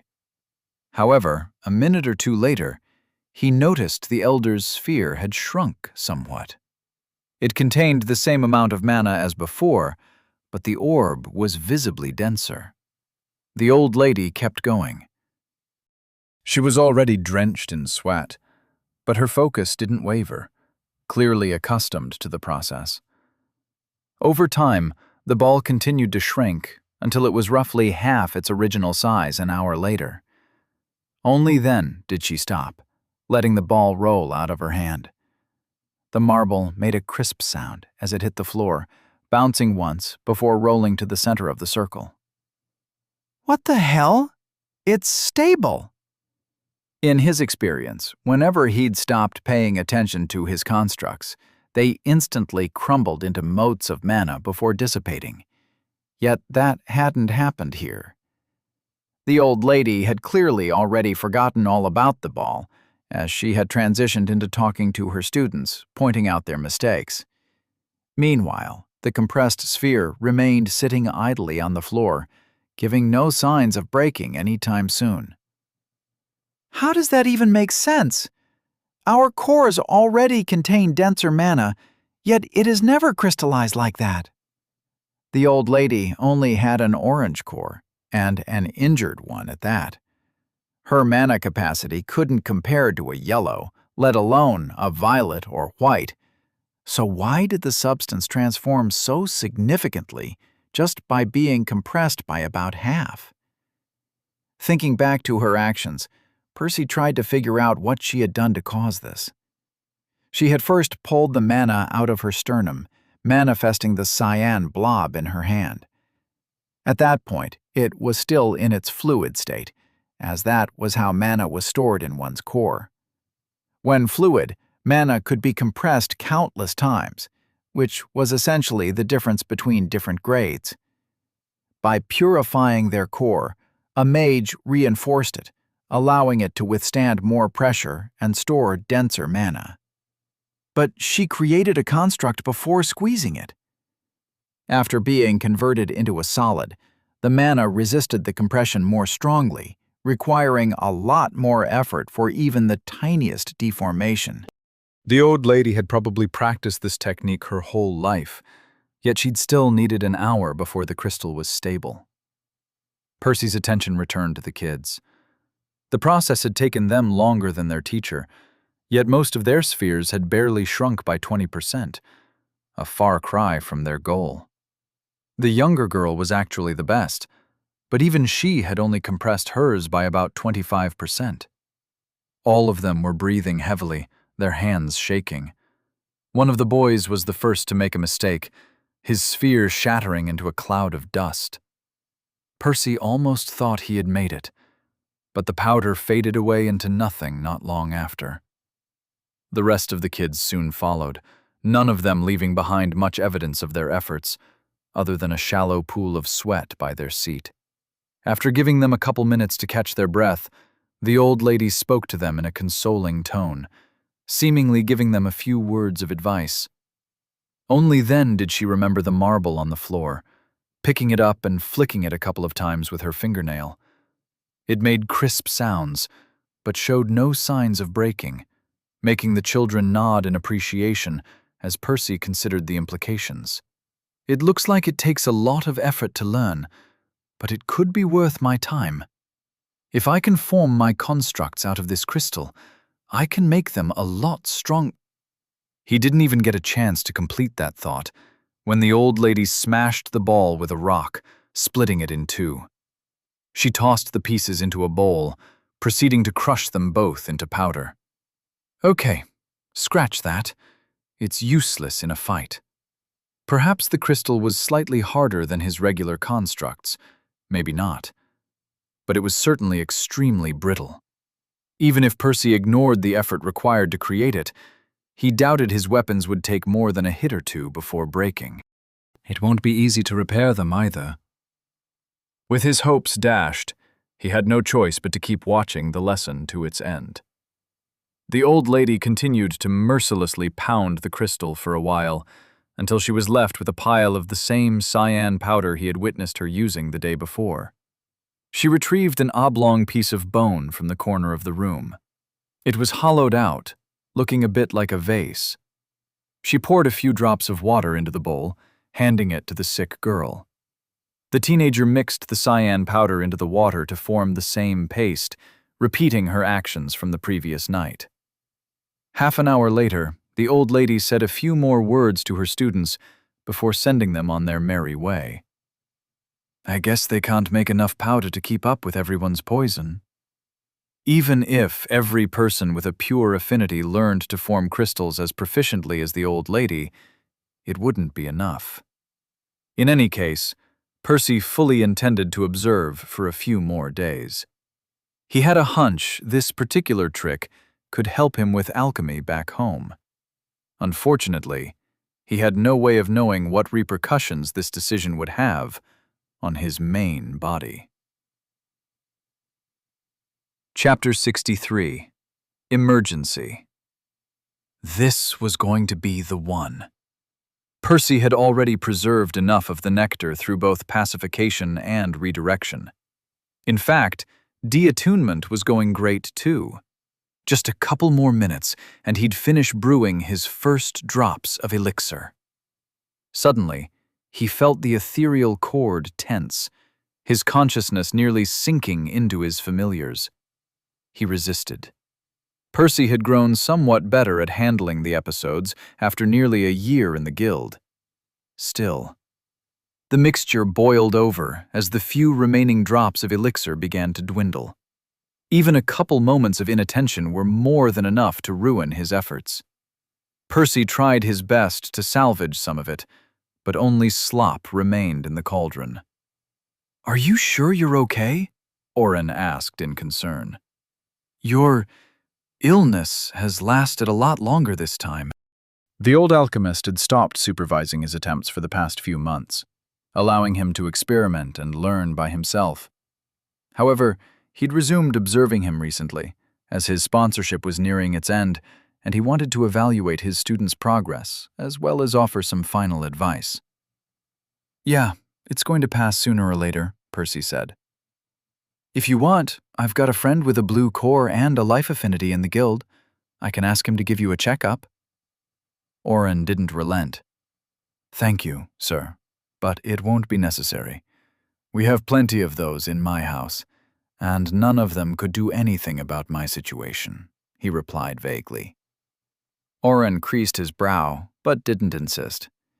They bade each other farewell before parting for the night, and Percy did his best to walk normally along the quiet streets until he was close to home. What is that clone doing? Percy wondered on the way to his place. He had been gone for over a week. Of course, he knew a lengthy delay was technically a good thing. He must have finally stumbled upon something interesting enough to warrant looking into. Percy had been over the moon when he first realized his latest venture was a success. That said, the delay was really screwing with both his alchemy and hunting in the meantime. Entering his house, Percy was about to take a shower when the connection pulled him again. Instinctively, he fought back, but a wave of powerful thoughts and emotions also seeped through the bond. Mickey was clearly distraught, afraid, in pain. Panicking, Percy was tempted to peer through the crow's eyes to see what was happening. Still, he didn't want to interfere with his familiar in case he was fleeing from something.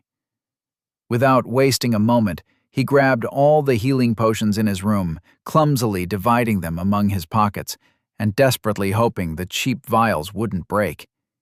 He bolted out of his house and sprinted towards the spire, ignoring the soreness and exhaustion. "Mickey, what's going on?" The bird couldn't spare him much attention, but it still managed to relay some fragmented images. A figure in a yellow robe, stones flying, an injured wing. Mickey hadn't given him much, but it was enough. Percy already knew where the familiar tended to nest for the night. "Hold on, I'm on my way.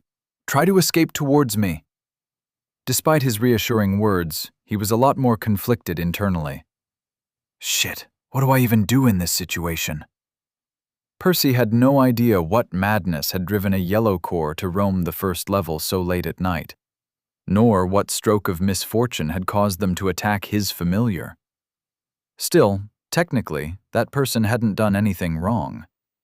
Sometimes, other beasts besides the starry wasps wandered into the fungal spire, and there weren't any rules against killing them.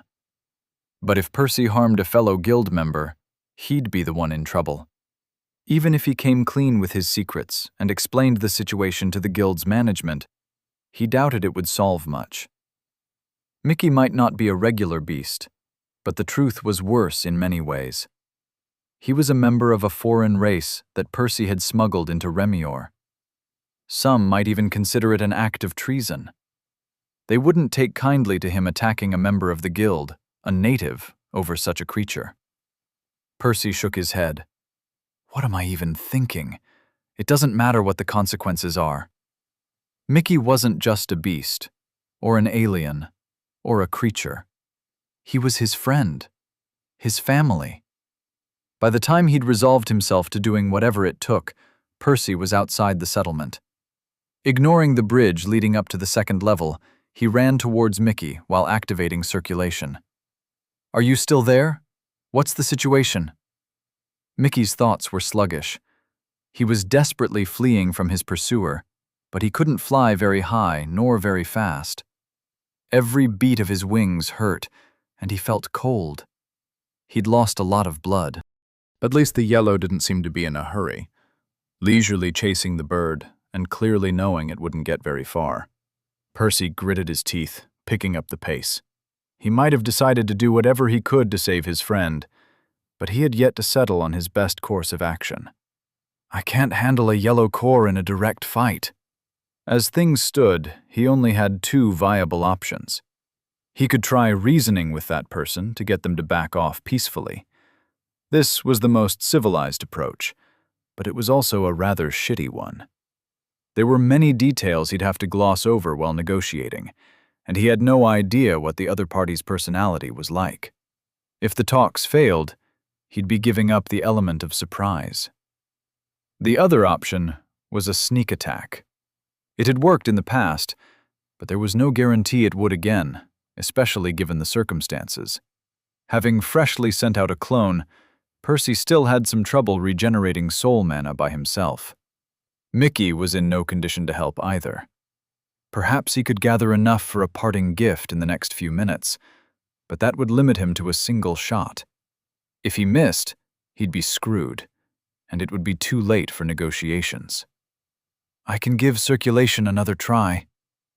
He'd already failed to find the correct pattern for his soul affinity countless times, but he was still some distance from Mickey, so he could afford another attempt. Intensifying his breaths, he began filling his first core. His cloning injuries pulled the mana, trying to pry it from his control. And he let them. As the mana flowed into his channels, the newly formed vacuum enhanced his ability to draw more from the air as the colorful motes swirled into his body even more forcefully. Soon, an equilibrium was reached, with mana flowing both into and out of his sternum at equal measures as the hole in his soul began to fill up. Once the injury was saturated, it needed some time to absorb the mana, which caused the drain on his core to weaken temporarily. Still, Percy didn't allow it, continuing to push the mana into his channels while intentionally directing it along the latest pattern he had devised. Locating the correct pathways inside the mess was tricky, but he had eventually managed to get a consistent grip on them. At first, things were going all right, as the soul mana flowed through his soul unobstructed, his body and mind strengthening. However, the channels soon drifted again, making him almost mess up and nearly sending the mana down the wrong pathway. Gritting his teeth, he adjusted his control, focusing on maintaining the correct pattern as the channels continued to shift around. I won't be able to fight like this. Percy would have to constantly pay attention inwards to keep the technique up. It wasn't practical, but he didn't want to give up just yet. Sadly, he made a mistake a few moments later. One missed connection sent the mana down the wrong turn, causing the entire flow to collide against itself. An entire section of his soul swelled near his right shoulder, causing a few tears to form, as an excruciating wave of agony washed over him. Ugh!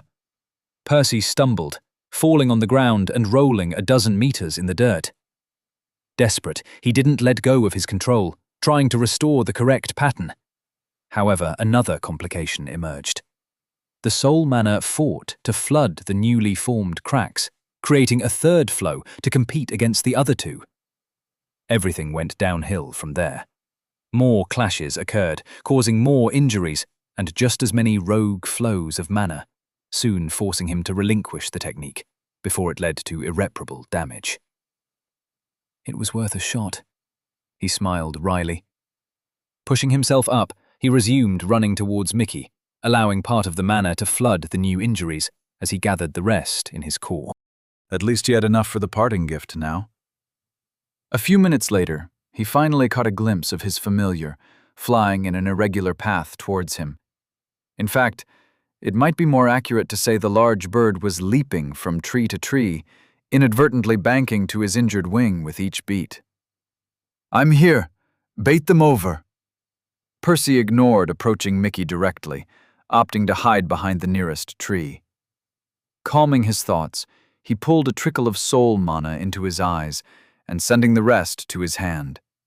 He felt the sickle form as the pursuer's silver silhouette casually approached the bird. Just a little closer. Percy didn't bother circling around the tree, instead launching the sickle directly through it. He held his breath as the blade spun soundlessly through the air. It was about to hit its mark. At the last second, the pursuer was startled, his hood falling back as he clumsily leaped out of the way. He only had enough time to move slightly, the sickle still carving a nasty groove on his upper arm. He yelled in agony as he fell down, clutching his injury. However, before Percy had the chance to celebrate, his enemy was back on his feet.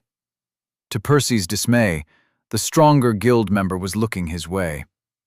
Through mana sense, Percy spotted 3 yellow masses gathering in the air next to the man, taking the form of spears and pointing towards the tree he was crouching behind. The sneak attack had failed. Chapter 64. Maelstrom. The spears pierced through the tree like it was made of cotton, barely giving Percy a chance to dodge. But his trouble had just begun, as more yellow mana gathered under his feet. Tilting his body at the last second, he narrowly escaped impalement, though not without a gnarly gash on his upper thigh. Blood welled from the wound, sending a warm stream snaking down his leg. If the fight had been higher up on the spire, his opponent wouldn't be able to manifest his earth constructs through the surface of the giant fungi. Sadly for Percy, the ground on the first floor was made of dirt and rock. At least mana sense gave him the chance to react a fraction of a second early, but even with circulation, keeping up with a yellow core was a tall order. What the fuck gave you the confidence to attack me?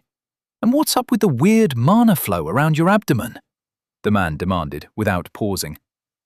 Percy was too preoccupied with trying to survive the barrage of javelins to reply.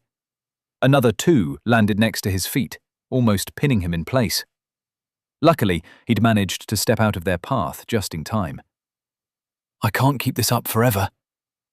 Squarely at a disadvantage, he tried dodging backwards whenever possible in a desperate attempt to put some distance between them. It would give him more time to react, not to mention giving his familiar an opening to escape. However, even the physical capabilities of his opponent eclipsed his own, allowing the yellow to casually keep up with him while continuing his relentless onslaught. Shit. Mickey can't help. The quarterstaff will snap like a twig. The glove might as well be made of paper. I can't close the distance for a physical blow either. A javelin brushed over his head. It would have stabbed through his skull if he hadn't ducked. The Earth Mage made the next one pop up from the ground at an angle, leaving another cut right under Percy's ribs. The pain made him wince, but at least this one wasn't as deep. Returning to the guild wasn't an option either. It was too far to outrun him. Percy gritted his teeth. Soul mana was the only thing that could save him, but it took too long to recover. Realizing it was only a matter of time until he made a fatal mistake, he took a deep breath, not allowing the mana to settle in his core before pushing it into his channels. He didn't even bother trying to control where it went. He couldn't. Most of his attention was glued to his opponent. His only option was to let it rampage freely until he had enough for another sickle. A javelin headed for his eye. That one, Percy saw too late, desperately parrying with his backhand. The glove shattered on impact, blood splattering from his left hand as the bones inside cracked, sending a visceral wave of pain through his body. Percy suppressed a groan as he continued to evade whatever he could, trying to minimize the damage. Several seconds later, enough mana had gathered in his channels to begin clashing with itself. Tears formed on his soul, the new surge of agony utterly dwarfing that of his physical wounds. But he didn't stop the damage. He didn't have the luxury to grab a hold of the flow or to delay the accumulation. If he failed to craft his weapon, he was done for regardless. The flow shifted towards the new cracks, putting more strain on his soul. Just a little more. Wherever the mana clashed, more tears opened.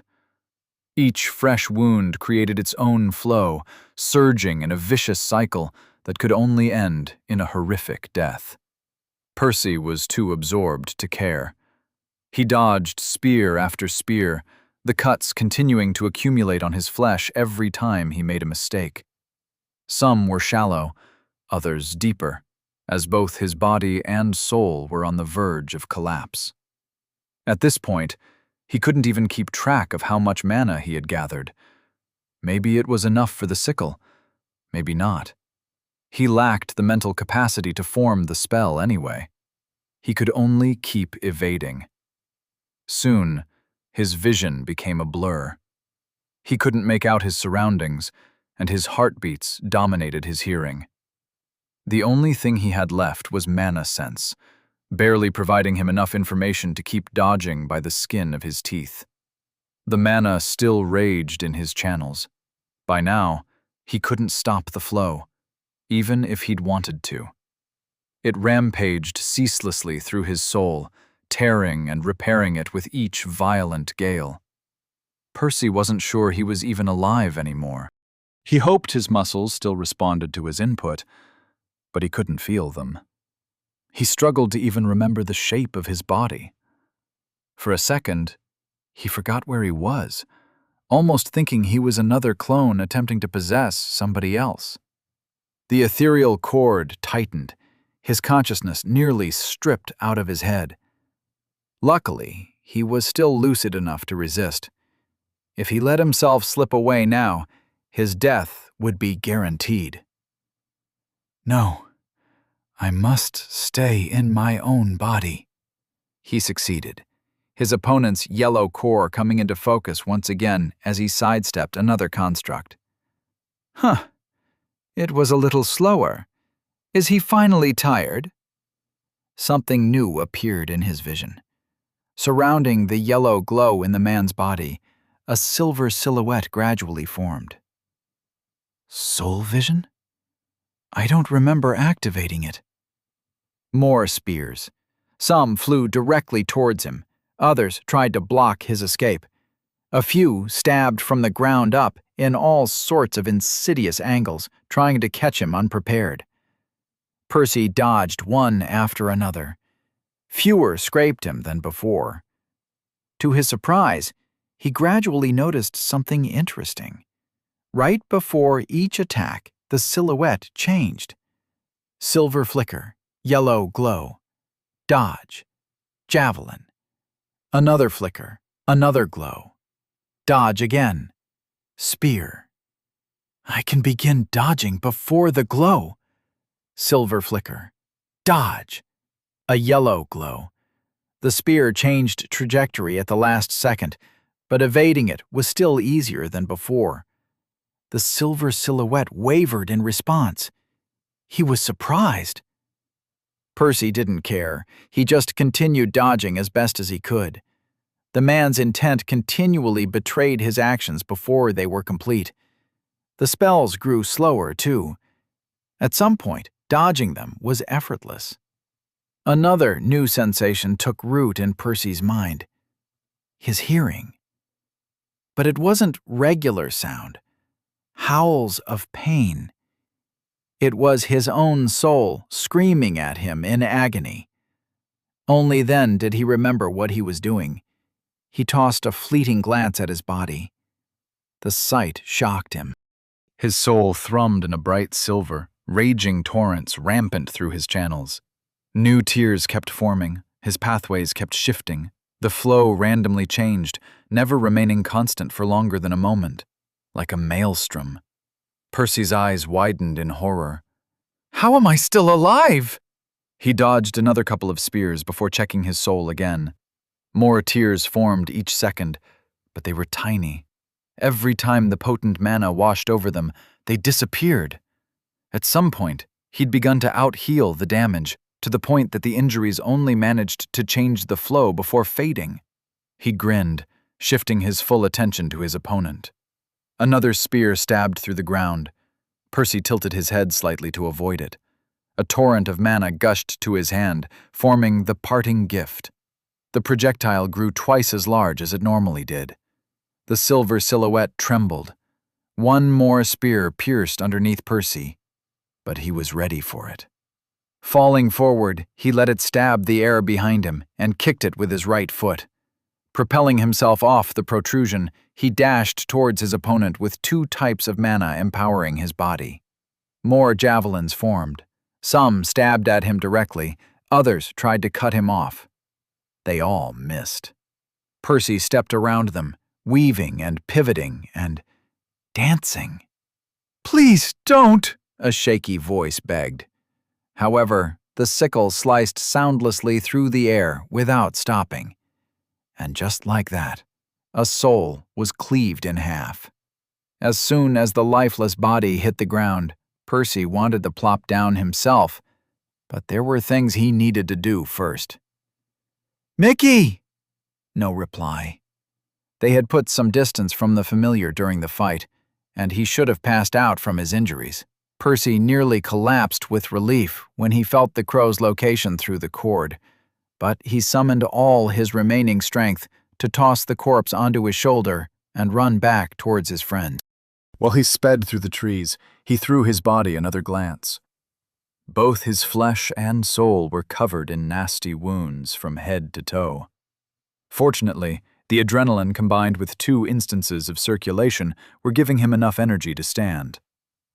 For now, at least.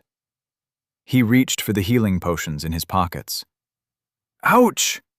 He tried again after covering his hands with cyan gloves, grabbing a pile of wet shards. Only one of the vials had survived, while the rest had shattered during the fight. In hindsight, it wasn't that surprising, considering even his robes were in tatters. Reaching the crow, he pushed a crapload of soul mana through the connection, waking the weak familiar up. He drank half the potion before feeding the rest to the bird. It wasn't that potent, but they'd have to share, given the circumstances. "Eat him," he said, tossing the body on the ground. Even ignoring how valuable a yellow core was, they had to get rid of all the evidence of what had happened. Percy hadn't forgotten that he'd just committed a serious crime. As the bird feasted on the corpse, Percy searched the man's possessions for anything of value. He found a pouch containing 12 elixirs and a couple thousand contribution points. Once he'd secured the pouch around his own waist, he buried everything else a few meters deep before checking up on Mickey again. Only 1/3 of the corpse had been consumed, as the bird wasn't yet large enough to devour the whole thing in one sitting. He'd have to finish the rest tomorrow. The two found the nearest tree, Percy plopping down at its base and Mickey nestling gingerly into his lap. Their situation was still precarious, given the partially eaten body and the hundreds of stone spears littering their surroundings. If somebody stumbled upon them, they'd be in a world of trouble. However, neither of them could summon enough strength to clean anything up. They'd have to do so in the morning, assuming the potion did its job. Chapter 65. Aftermath. Beasts tended to heal fast. Between drinking half the healing potion and consuming a fresh yellow core, Mickey was all right by morning. Percy, on the other hand, not so much. "I suppose I'm in better shape than the other guy," he consoled himself, eyeing the half-eaten corpse of his enemy. At least he wasn't dead, or in chains. Percy had never been more grateful for the desolation on the lower levels than he was in that moment. His wounds had stopped bleeding, too, so he wasn't in any immediate danger. Gritting his teeth, he grabbed the tree to stand up, limping to the nearest stone javelin.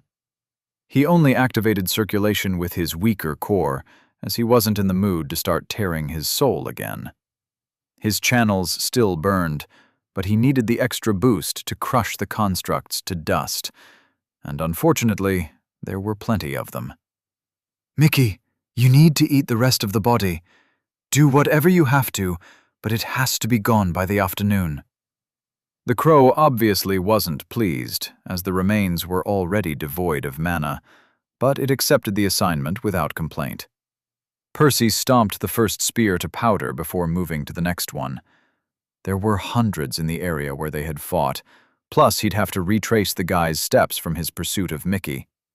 The bastard had paced himself well, launching the projectiles about as fast as he recovered his mana.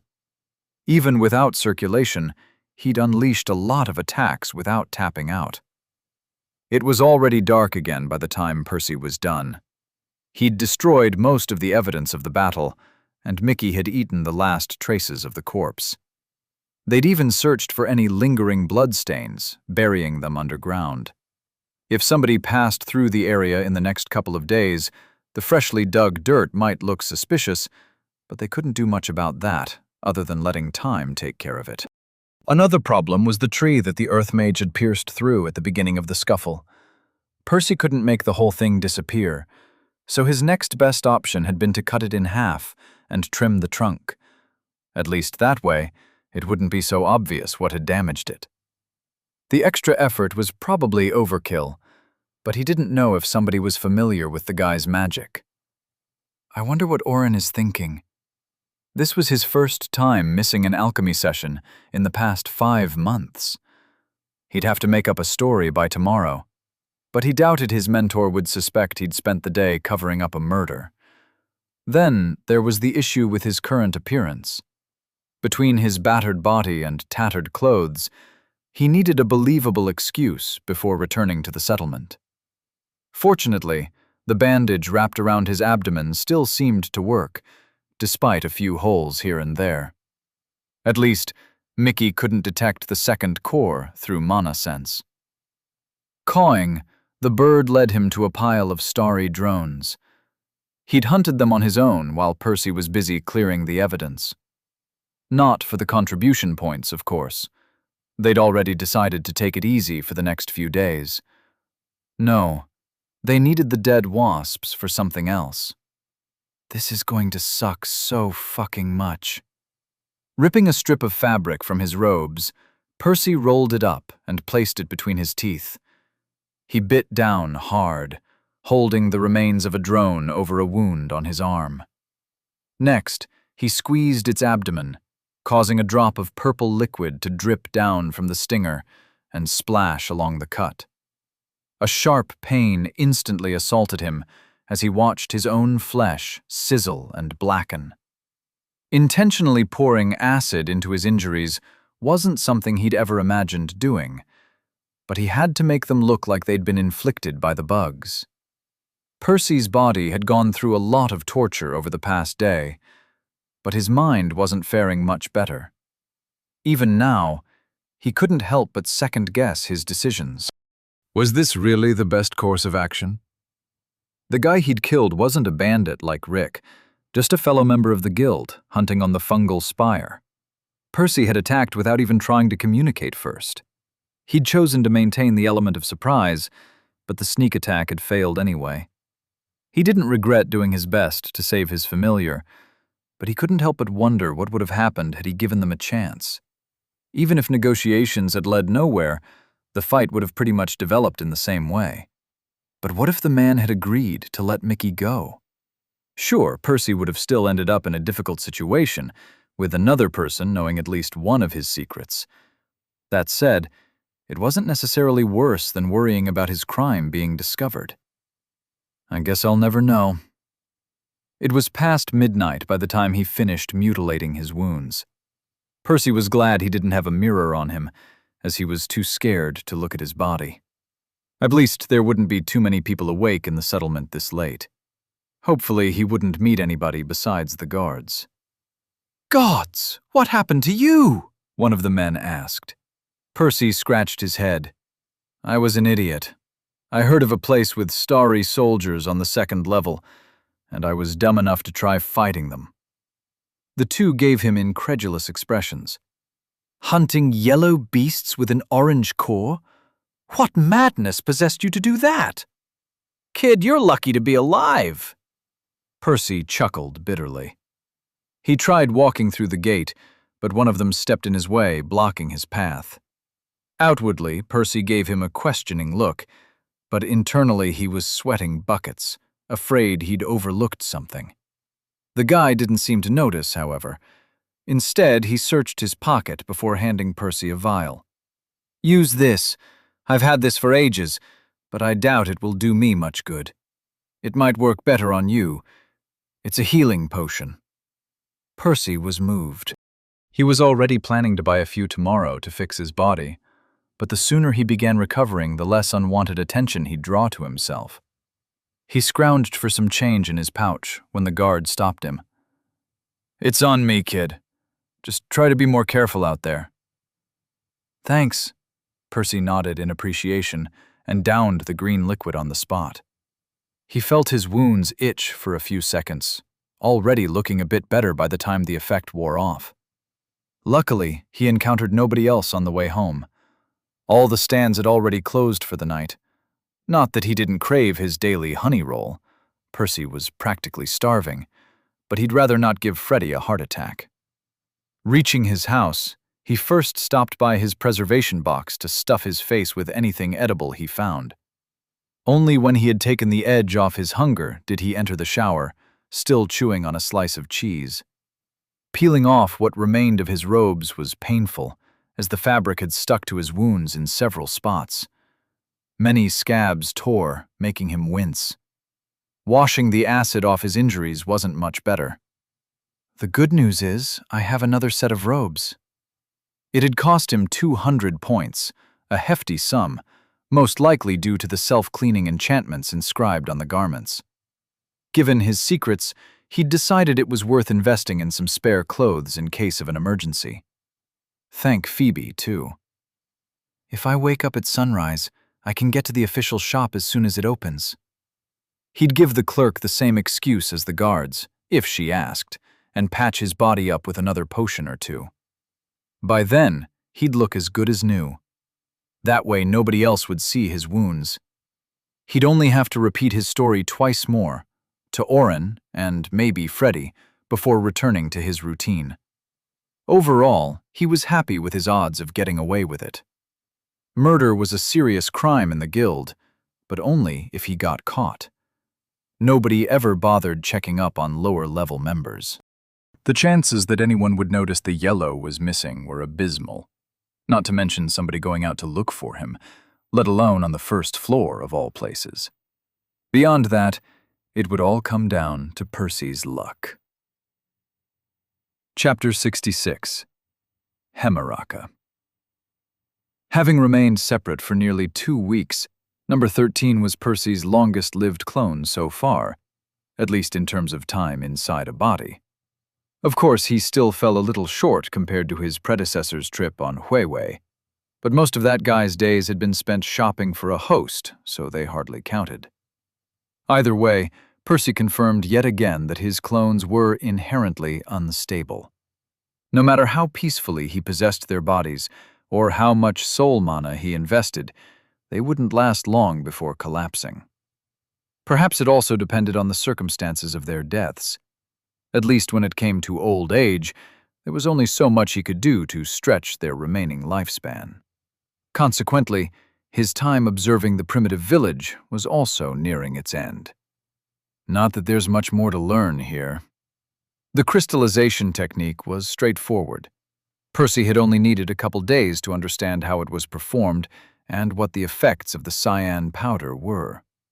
Essentially, it was a matter of exerting one's control over mana to compress the constructs into a denser state.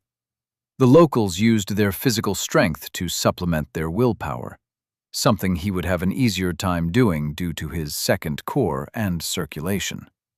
That said, this component wasn't necessary. Advancing to a higher grade would naturally make the technique easier, so he estimated he would eventually be able to perform it without getting his hands dirty. Sadly, this simply wasn't an option for the locals. Either way, the rest of his time had been spent estimating how long he'd need to master the art. It was an important data point that would determine whether it was worth focusing on once he returned home, or whether he was better off waiting until he advanced. Sadly, the results were mixed. The kids have barely improved since I arrived. At this rate, it'll easily take me a year, maybe longer. His only consolation was that he was both harder working and healthier than the local children, giving him some hope of integrating the cyan powder into his alchemy before it was time to leave the guild. Percy had also grown a little fond of the locals. Every world he had ever experienced had its own share of hardships, but he'd never met anybody as pitiful as these people. The very air they breathed was poison. The sick girl's situation in particular was a true tragedy. Born at Yellow, she would have enjoyed a long and comfortable life in most places. Here, she was destined to die before reaching adulthood. At least these people are kind. If this had been any noble house on Remior, her tribe mates would have written her off as a hopeless case and left her alone to die a long time ago. Yet villagers had done the opposite. They seemed to have a policy of devoting all their cyan powder to the person who needed it the most. Many others were also sick, but the old lady kept all her efforts focused on the girl. Not that it helped much. "Hemaraka! her father shouted when she collapsed again. That was the girl's name, as Percy had come to learn. Despite everyone's sacrifices, her episodes had grown both more frequent and more severe. At this point, he wasn't sure if his host would die before she did. The man brought her to the old lady's hut once more. However, the healer was at a loss. The green concoction was no longer enough to wake the girl up, and she couldn't use the powder if she was unconscious. A gloomy mood overcame the small village as a crowd gathered around them. Nobody spoke, but the children's cries and even the occasional sobs of the adults broke the somber silence. As Himaraka's breaths slowed down and whatever was left of her core began to dim, her father grew even more desperate. Grabbing his daughter, he began shaking her, trying to wake her up. Another person had to intervene to stop him. The grieving father's guttural scream was the most heart-wrenching sound Percy had heard in any of his lives. Someone patted the man's back, trying to console him. He didn't react. He just stared at his unconscious daughter, his body trembling.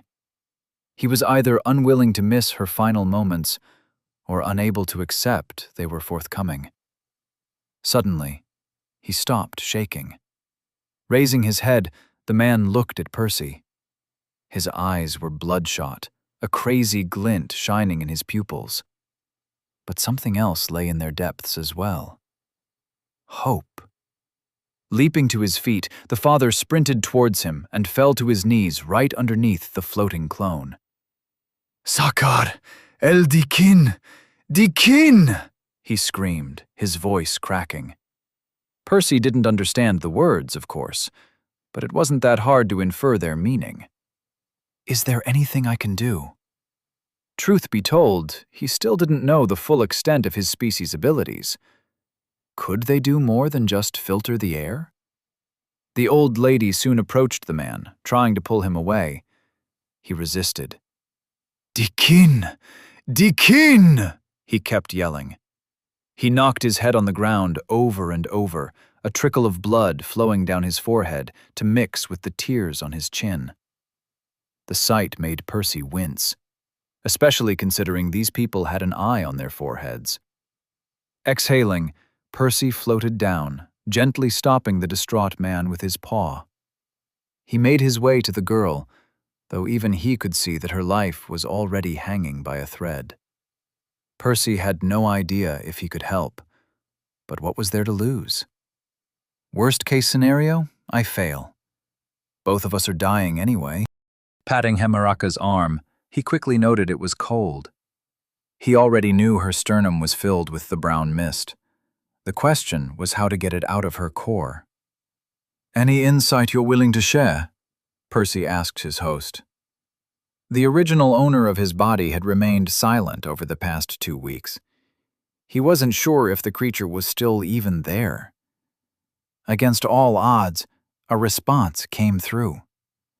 Foreign thoughts filtered into Percy's mind. He suddenly had some idea of what he was supposed to do. "All right, here goes nothing." Looking up at the girl's father, who'd already joined him by now, he gestured for the man to open his daughter's mouth. He then lowered his own over her face, softly inhaling and focusing his mana sense on her core. Nothing happened. Percy drew a second breath and then a third in a desperate race against time. Every moment risked being Himaraka's last. Just as he was about to give up, a dark wisp emerged. It was the thickest, deepest brown he'd seen since coming to this world. It was even denser than the clouds above or the vents spewing the poison into the air. Another wisp followed as the girl's core stopped dimming. A wet cough escaped her throat, sending a viscous sludge splattering all over Percy's face. Part of him flinched, wanting to move away from the discharge. Another part of him, however, the one stemming from his host's instincts, prodded him to remain in place. If the brown fog tasted like strawberry juice, the sticky liquid was more akin to strawberry jam, its flavor heavenly to his alien taste buds. I'm not sure if this is the best thing I've ever eaten or the most disgusting. Probably both. Either way, the girl kept improving with every strand of the substance he extracted from the core, while her yellow light burned brighter with every breath. Ha ha ha! The father laughed heartily, as the rest of the villagers erupted into cheers. A few minutes later, Himaraka had the healthiest core he had seen since finding the village. But Percy didn't stop just yet. If I'm going to do this, I might as well clean it up completely. He kept going until her core was restored to over 80% of its full capacity, when something unexpected happened. Amidst the bright yellow glow, a faint green strand emerged, causing Percy to raise an eyebrow as the locals gasped and exclaimed in awe. Don't tell me. Intensifying his efforts, he took breath after breath. As more poison was sucked out of the girl's core, more strands of green appeared, one after another, until they began to dominate. By the time Himaraka coughed out the last drop of sludge out of her throat, a fully green core thrummed with power in her chest. Holy shit! The poison must contain beast mana. It clearly wasn't pure like the nectar they had on Remior, as even the other beasts he'd encountered here were suffering from the poison. His species were the only ones equipped to fully process the substance. The mana was also rather thin, as it wasn't visible through mana sense. Still, it had to be there, as that was the only explanation for Himaraka's abrupt advancement. Keres Dimlat! The man yelled, drawing Percy's attention. His daughter soon echoed his words. Nodding gently, Percy looked around at the rest of the villagers, noticing all their eyes were sparkling as they gazed at him. He chuckled. Oh well, I suppose I still have a few hours left. Chapter 67. Vent. It took Percy several more hours to cure the rest of the villagers. Not all of them advanced like the girl, but many did, especially the older ones or those with the most poison accumulated in their cores. By now, Percy was in a lot of pain, his host's soul finally beginning to crumble. He had to keep shifting his soul mana around the dying vessel to hold it together just a little longer. Despite the pain, a content grin tugged at his lips. He hadn't known these people for long, and his efforts hadn't permanently solved their problems. But even this small act of kindness brought him a sense of satisfaction. Keres Dimlat! Keres Dimlat! They chanted over and over, their joy surpassing even his own. Waving them farewell, Percy took off, determined to accomplish one more task before his body gave out. He doubted it would make much difference, but he wanted to help the locals one last time before returning home. Retracing his steps from 2 weeks prior, he flew along the river. Before long, his destination came into view, the giant vent spewing brown gas into the air. Guessing this was the closest source of pollution to the village, Percy's plan was to filter as much of the substance as possible before his host expired. As he approached the colossal geyser, he noticed more of his kin, including a few larger ones with yellow cores. However, none had the distinctive gray fur of his host, indicating that the creature he was inhabiting was likely an elder, even among others of the same grade. Hopefully we're close to a promotion too. Drawing nearer, Percy's vision was soon obscured by the dense cloud of gas, but he managed to orient himself toward the hole by tasting the concentration of the toxic substance around him. By now, he had to rely on mana sense to locate the other fur balls, the population of which grew denser the closer he came to the source of the gas. At least, that was the case at first. Past a certain point, the strawberry flavor in the air grew overwhelming, almost reminiscent of the syrupy sludge he'd extracted from the villagers' cores. As he pressed on, the number of orange-cored beasts began to dwindle. Here, the fog was so thick that it was beginning to hinder his movements, the current pushing him back. The sweetness in his mouth gave way to a spicy sensation as his core began to burn. Wow, I guess even our species have their limits. Not that he cared much about his health. He only had minutes left anyway.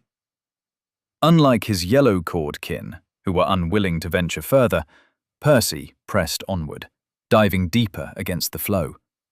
Ignoring the pain in his sternum, he took deep breaths, trying to rid the world of as much of the toxic gas as he could manage, as a final gift to the villagers.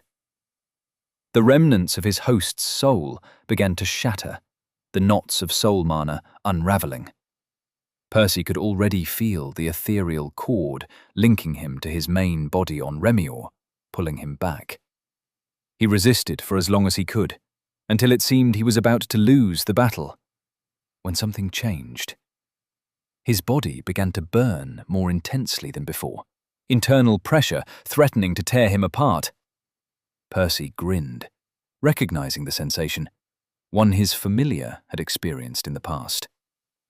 Peering inward, he quickly confirmed his suspicion. His body was saturated with dense, yellow mana, though parts of it were dimmer than others. His organs were fighting a losing battle, struggling to purify the toxin into a state his core could handle. However, something began to shift as strands of green mana started to form in his sternum. As he had hoped, his host had lived just long enough to reach the boundary of his next promotion. The reckless baptism in the toxic fumes had proven to be precisely the catalyst required to push them over the edge. Soon, the green strands coiled together, consuming the yellow mana around them as his core shifted colors, burning more fiercely than ever before. "Keep it together, old cat." Usually, a core advancement was a joyous occasion. However, this was perhaps one of the few cases where it wouldn't do anyone much good. The creature's remaining lifespan would be tripled, but 3 times 0 was still 0.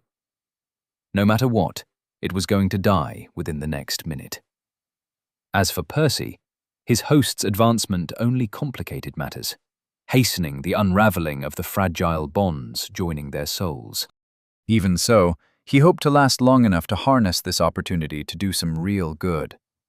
Just a few more seconds, he smiled wryly. Now that the furball had advanced, they could consume a tremendous quantity of the toxic gas. Strictly speaking, the vent was too large for a single creature to filter by itself, whether it was at green or even blue. However, there was one critical exception where a beast could consume far more than normal. At the moment of its advancement. Back when Mickey had evolved to orange, Percy and the crow had spent all night scouring the whistling woods, feeding the bird anything they could find so it could rebuild its body to suit its new grade. Here, the furball had advanced to green, 2 grades higher, and its diet consisted entirely of the toxic brown gas. Just how much of it would his host need to consume to complete its transformation? Well, Percy intended to find out. Fighting against his crumbling body, Remier's pull, and the pressure from the vent, he opened his mouth and inhaled the gas as forcefully as he could. Normally, his lungs would have filled in an instant, but now his body hungrily absorbed every bit of material that entered, breaking down the toxins into nutrients necessary for growth.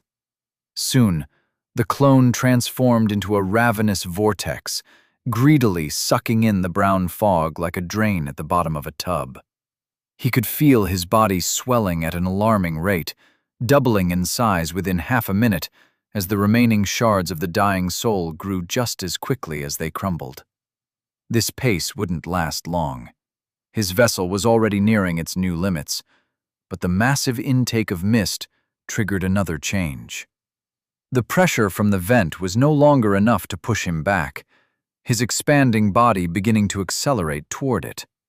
Due to his host absorbing enough nutrients, the flow of gas began to slow, but Percy refused to let it. He forced his body to continue drawing in every last particle of poison it could, even as he hurtled dangerously toward the ground. He slammed into a stone wall with a deafening crash, feeling both bones and rock shatter as the impact knocked the air from his lungs and sent his body rebounding. More impacts followed, each collision wreaking havoc on his flesh as well as the surrounding environment. Percy heard more stones crashing down as sections of the vent's walls crumbled, but he didn't pay them any heed, focusing solely on maintaining his grip on the dying soul and inhaling more fumes with every ounce of willpower he had left. By now, every bone in the furball's body had turned into mush as a bunch of boulders fell on top of him, pushing him down. Percy's lungs felt like they were on fire, the pungent substance overwhelming even his newly upgraded constitution. I hope that was enough, he thought, his consciousness finally slipping out of the dying vessel. Percy knew his actions didn't truly amount to much. The furballs he had placed inside the villagers' houses would leave sooner or later. The cores he had cleansed would eventually end up polluted again, and the poison he had consumed inside the vent would hardly make a dent. And even if he ended up helping out the people in that village, just how many more villages like that were scattered around this world? But he didn't regret trying. Everything he'd done would buy these people some precious time. With higher grades, a cleaner environment, and healthier bodies, the ones with the pure affinity would be able to produce more cyan powder, extending everyone's lives even more. They might still die, but the few years he had bought them mattered. They mattered just as much as when he'd killed Mishkotal, or when he'd preserved his friend's soul to create his familiar. Percy wasn't strong enough yet to free the people of Huihui, or to cleanse all the poison in this world. But he would do what he could, to help as many as he could. Why? Because he felt like it. Mickey was his friend, and he'd grown fond of the natives here too. Wasn't that what magic ultimately was? The power to exert one's will on the world. I'll keep growing stronger, and one day, I'll have the power to make a lasting impact.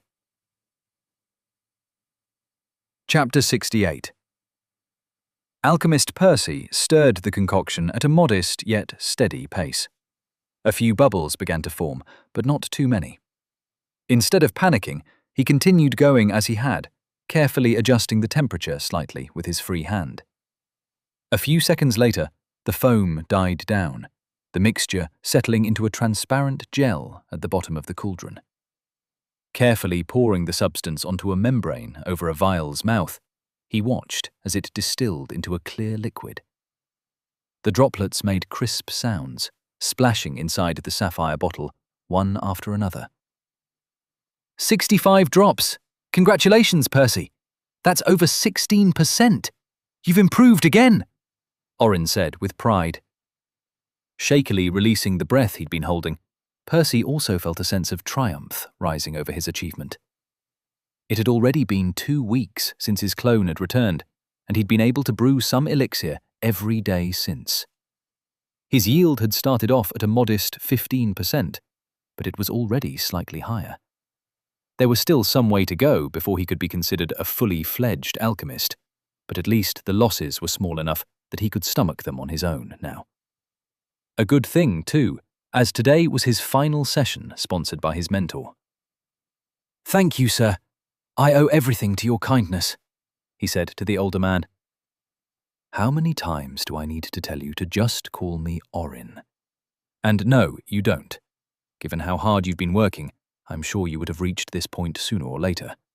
I only helped you get started." Percy chuckled. That's still massive. It would have taken me years to gather enough points by myself. Orin patted his shoulder before responding, In any case, I'm sure you can reach 25% if you keep at it for a few more months. Just promise me you won't pull another reckless stunt like that last one." Percy gazed down at his feet, unable to look the alchemist in the eye. "Percy, promise me." Oren had bought his lie about getting injured by the Starry soldiers. That much was unavoidable, as the alternative was confessing to murder. However, what exacerbated Percy's guilt was that he planned to start hunting the yellow bugs in earnest. Now that he'd settled his previous concerns, he intended to put his new strength to work. "The most I can promise is to be more careful in the future," he replied after a few seconds. Oren didn't say anything, instead just patting his shoulder again. The two bid each other farewell as Percy left his mentor's place for the night. Moving forward, he would still be allowed to use the old alchemist's lab, but he wouldn't be provided with any more free materials or supervision. Thinking back to his gains over the past month, he couldn't help but grin. During his clone's absence, he'd lost a lot of hunting time, which meant he'd collected much less elixir the normal way. However, adding in the amount he'd looted from his unfortunate victim, as well as the ones he'd brewed himself, he still had over 40 vials left. Each brewing session started with 400 drops of nectar, and currently took him around an hour from beginning to the end. Over the last 2 weeks, he'd reliably earned over 60 drops per session, completing 4 sessions per day, which meant that Oren had allowed him to keep over a month's worth of elixir.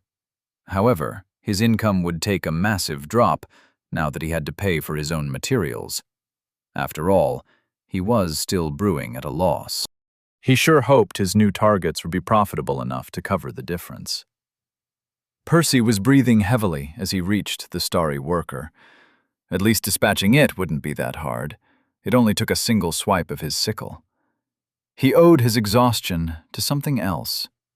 Over the past few days, he had practiced activating both types of circulation at the same time and keeping them going for longer. At first, it had been somewhat tricky to recall how he'd managed to get his soul mana flowing that night. The circumstances at the time had been rather unique, but he was able to replicate his success after some trial and error. In fact, he could successfully keep it up without injuring his soul too much in the process.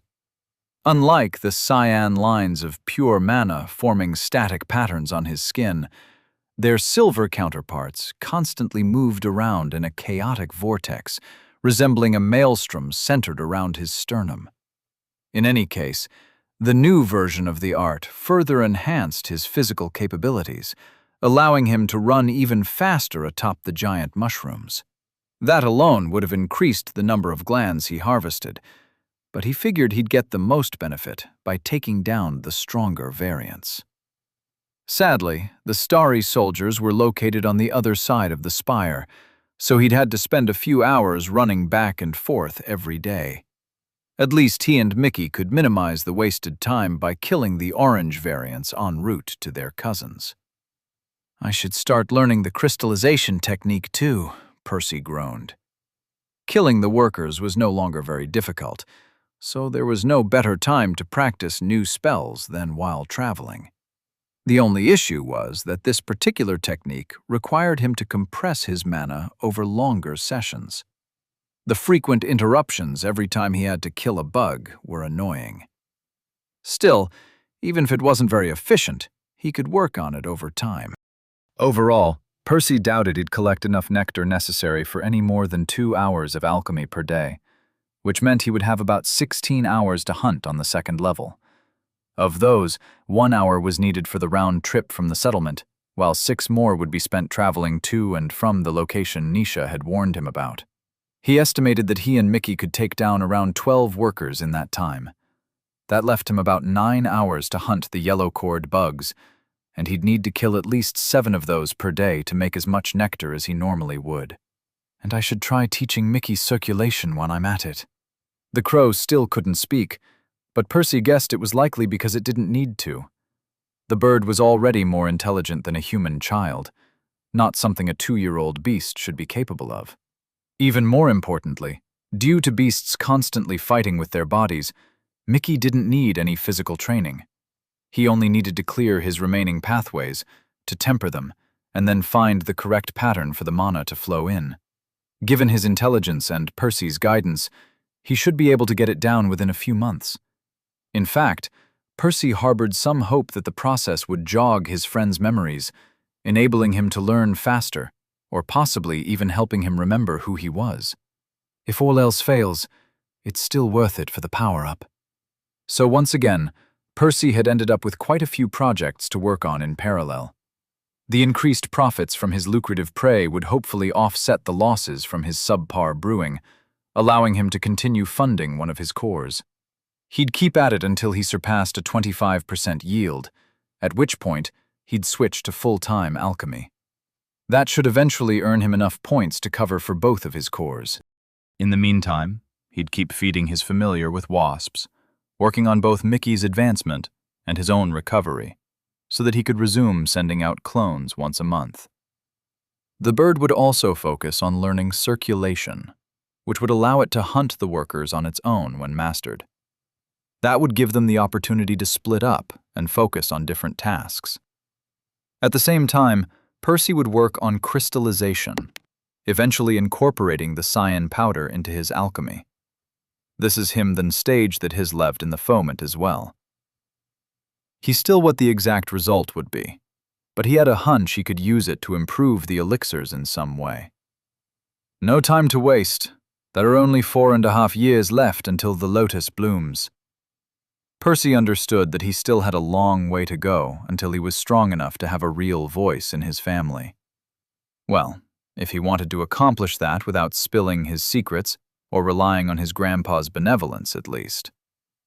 Mickey suddenly pecked his shoulder, breaking him out of his thoughts. "You're right. I'm thinking too far into the future. For now, let's focus on what's right in front of us." They were there. They had finally reached the location of the starry soldiers. Percy grinned. He was about to have his first proper fight against a yellow-cored beast, and with his own body at that. Chapter 69. Starry Soldiers.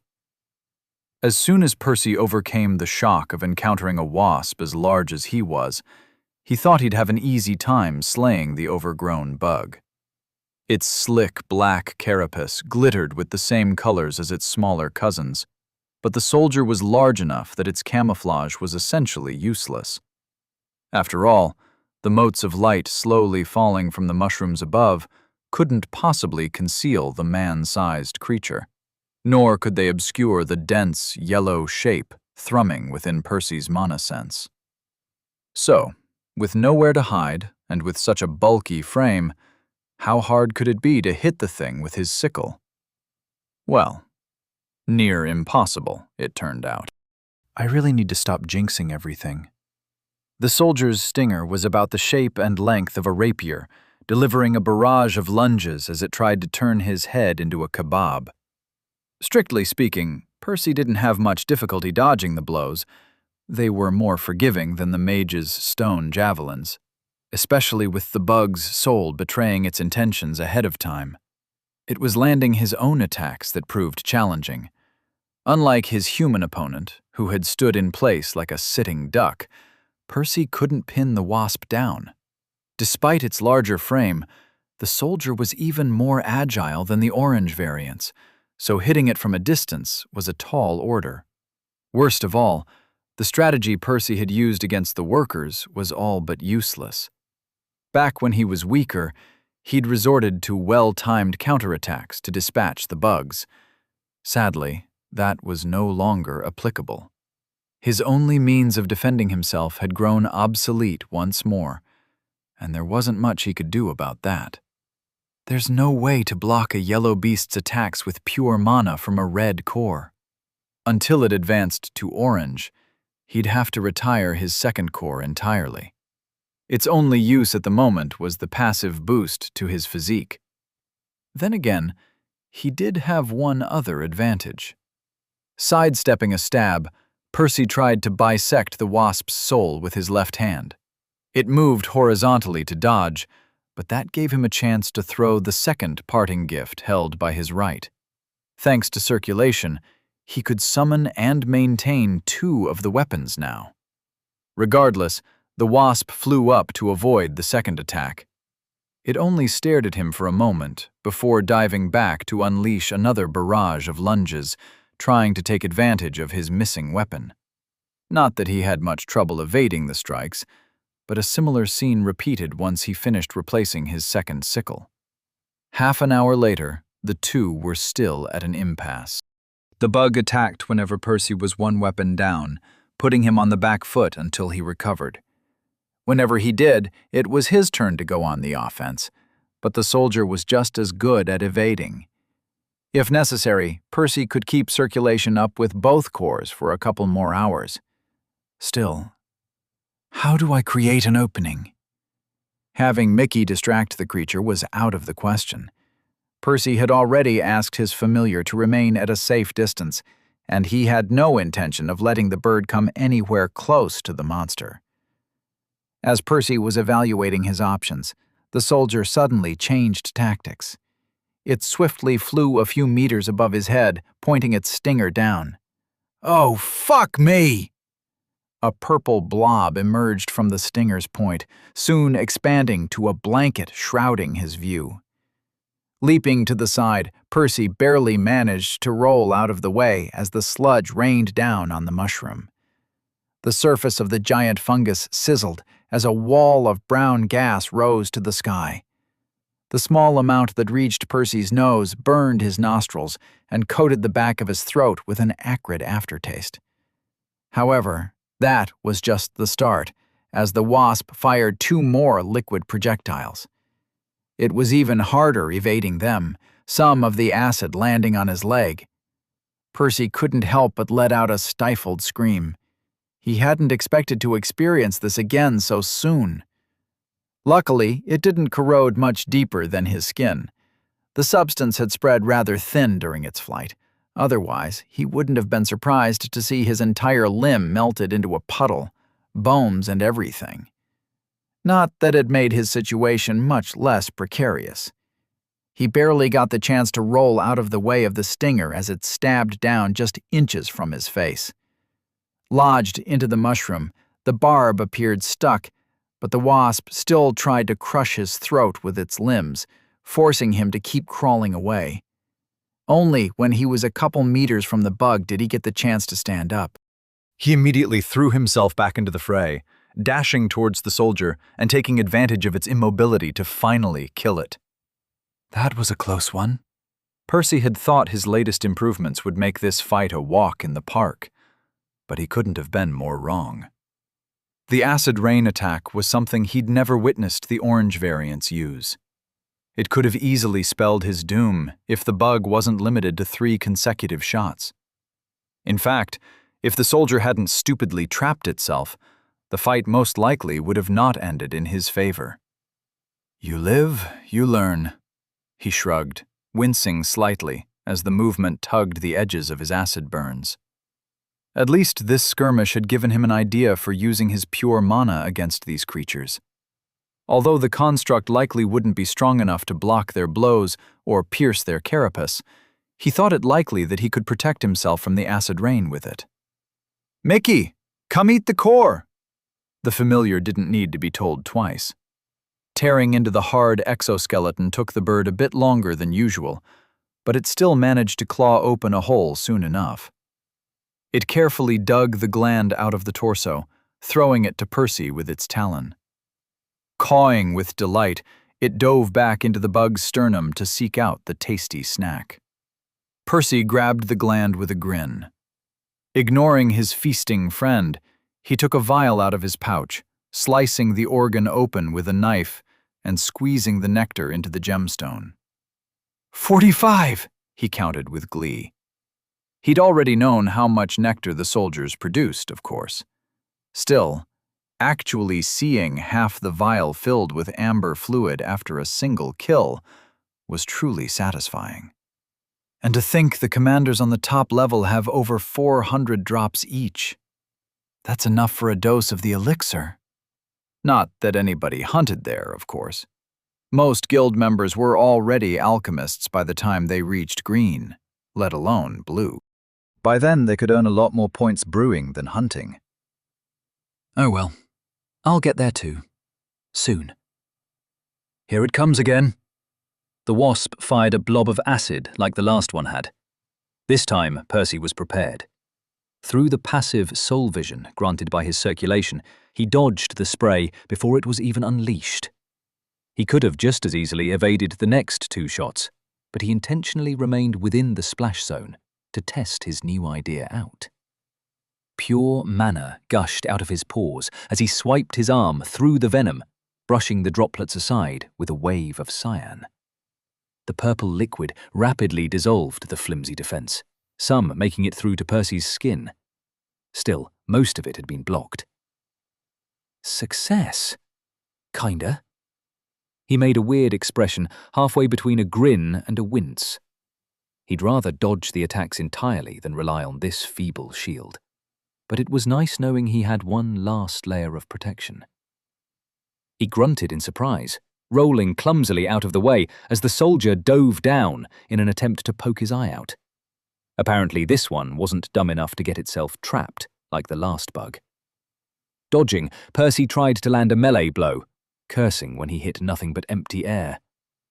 Refusing to get discouraged, he quickly threw a handful of silver knives towards the creature. While he'd kept one of the parting gifts in the shape of a sickle, he'd decided to branch out by reverting the second one to a bunch of projectiles. 2 of them missed, but his hope soared when the last one grazed its side. The silver silhouette shook, the wasp's movements growing erratic. Finishing the injured creature only took a couple more minutes. Okay, progress. At least Percy didn't come close to dying this time. Also, incorporating some level of variation in his arsenal looked promising. That said, he estimated he wouldn't kill more than 6 soldiers today. Surpassing his previous spoils would take a few more weeks. Still, he wasn't too disappointed. It's going to be worth it in the long term. His gains had been modest when he had begun hunting the workers too, yet he and Mickey had quickly eclipsed what was possible on the first level. Percy couldn't help but rub his hands in anticipation. After a year at the guild, his original goal was finally within reach. I'm going to have enough elixir for both of my cores soon. Chapter 70. Second year in the guild. More time passed as Percy worked hard on all fronts, improving both his hunting efficiency and his brewing yield. Only a month after his first fight against a starry soldier, he could reliably kill around 10 of them per day. The difference was rather modest, but he welcomed the opportunity to hone his combat skills once more. Before, his efficiency had plateaued once he could slay the workers near instantly, and his profits had been capped by his traveling speed. Now, he finally had the chance to work on both his stamina, extending circulation to last all day, and the potency of his magic, learning how to better slaughter the bugs. He also grew better at alchemy, raising his yield to 18%. Between earning 630 drops of nectar per trip and converting most of that into elixir, he could finally fully support one of his cores while still getting a lot of brewing practice. But he didn't stop there. 5 months later, about half a year since the end of his funding, Percy was able to hunt 14 soldiers per trip, while his yield had increased to a whopping 23%. He estimated he could have crossed the 25% threshold if he had continued spending 4 hours on alchemy per day, but sadly, he could only harvest enough nectar for about 2. Still, he was on the verge of supporting both of his cores when another interesting development occurred. Mickey finally mastered circulation. As Percy had come to learn through the numerous beasts his clones had possessed, a beast affinity was very uniquely suited for the technique. In fact, that was an understatement. Apparently, blood was the best medium for beast mana to flow in, making their blood vessels synonymous with their channels. Even more importantly, since beasts didn't use conventional spells, they didn't fall into the trap of only clearing the channels branching out from their cores to their extremities. Instead, they passively cleared and tempered all their pathways, their mana constantly flowing through their whole body and empowering it. Percy had been shocked by that discovery, realizing beasts already used circulation, albeit a weaker version of it. It had essentially been the truth behind their strength all along. It didn't take a genius to find the correct pattern for the mana to flow in either. It was identical to a creature's circulatory system. However, that didn't mean Mickey couldn't learn to use the full scope of the technique. It only meant that circulation for a beast was equivalent to supercharging its blood flow, drawing even more strength out of its body than usual. Beasts also couldn't replenish their mana by breathing like mages did, because ambient mana didn't contain the beast affinity. They could still slowly draw some mana of other affinities from the air, converting it to beast mana, but it was much less efficient than it was for Percy. In Mickey's case, circulation drew its power from the crow's flesh and blood. The practice broke down his body, converting matter to strength. At first, Percy had worried this would have an adverse effect on his familiar. After a few tests, however, he concluded it wouldn't. Perhaps it might be an issue for a beast living in an environment where food was scarce. For Mickey, who had more wasp meat than he knew what to do with, it wouldn't be a problem. It only meant that he had to eat a higher number of the wasps per day, and he'd wake up fresh the following morning. The only reason it had even taken the bird so long to master the technique was due to its reluctance. It had needed a lot of convincing from Percy before it was willing to endure the strain of the spell. Circulating intentionally wasn't a pleasant experience, but the familiar quickly came around after enjoying the resulting benefits of the technique. Naturally, that was a game changer for them. Mickey had already been able to easily find the workers. He just hadn't been great at killing them. However, his efficiency soared after his upgrade. The crow could now hunt the orange variants way faster by himself, as Percy only slowed the bird down. On his first day roaming the second level alone, Mickey took down over 40 wasps, brutally shattering their previous record. At that point, they split up, with Mickey spending all day hunting the workers by himself, while Percy was free to focus on crystallization as he traveled to the soldiers. In dividing their efforts, they collectively gathered over 1,200 contribution points per day, not only giving Percy enough for both cores, but even allowing him to save some. 4 months later, their hunting trips hadn't improved much, with Mickey capping at around 43 kills per day, and Percy unable to get past 15. Still, his brewing yield had finally reached 26%, making him a fully fledged alchemist. According to Oren, he could even take a test if he wanted, in order to be officially acknowledged by the guild. It would raise his status if he were to leave one day. It still wouldn't be on par with a Yellowborn, but he'd receive better treatment than Orangeborns who had never dabbled in alchemy. It wasn't a huge deal, and Percy didn't see a reason to bother just yet, but perhaps he could consider it when it was nearing time to leave.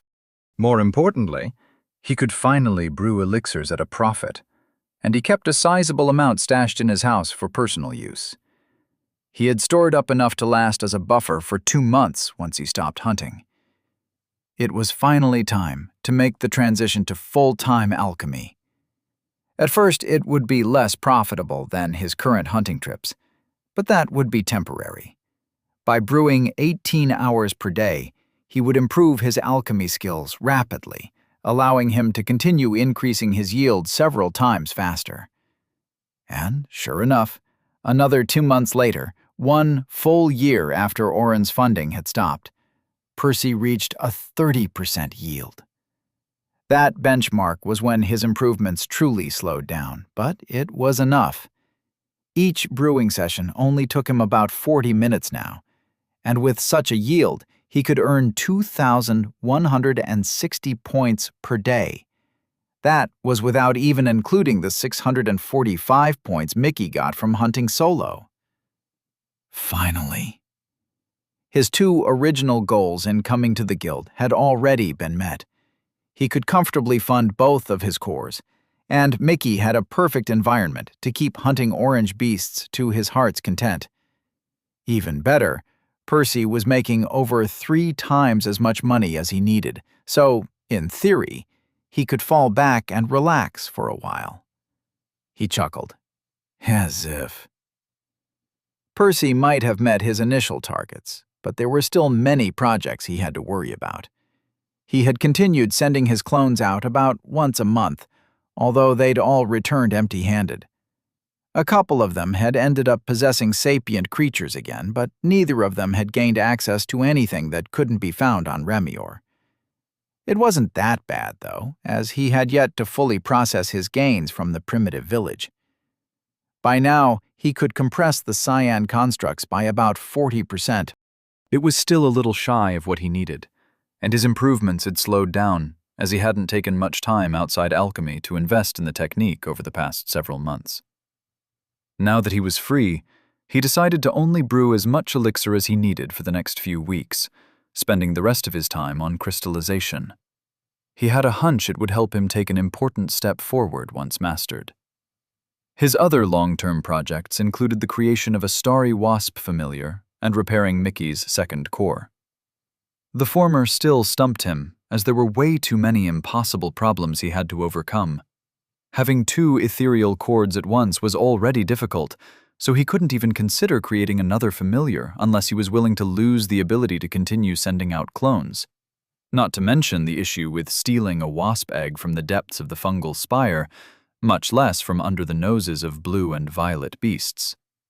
As for repairing Mickey's core, that was more doable. The 1 million contribution points he needed were a lot, but given his current income, they were no longer impossible to amass.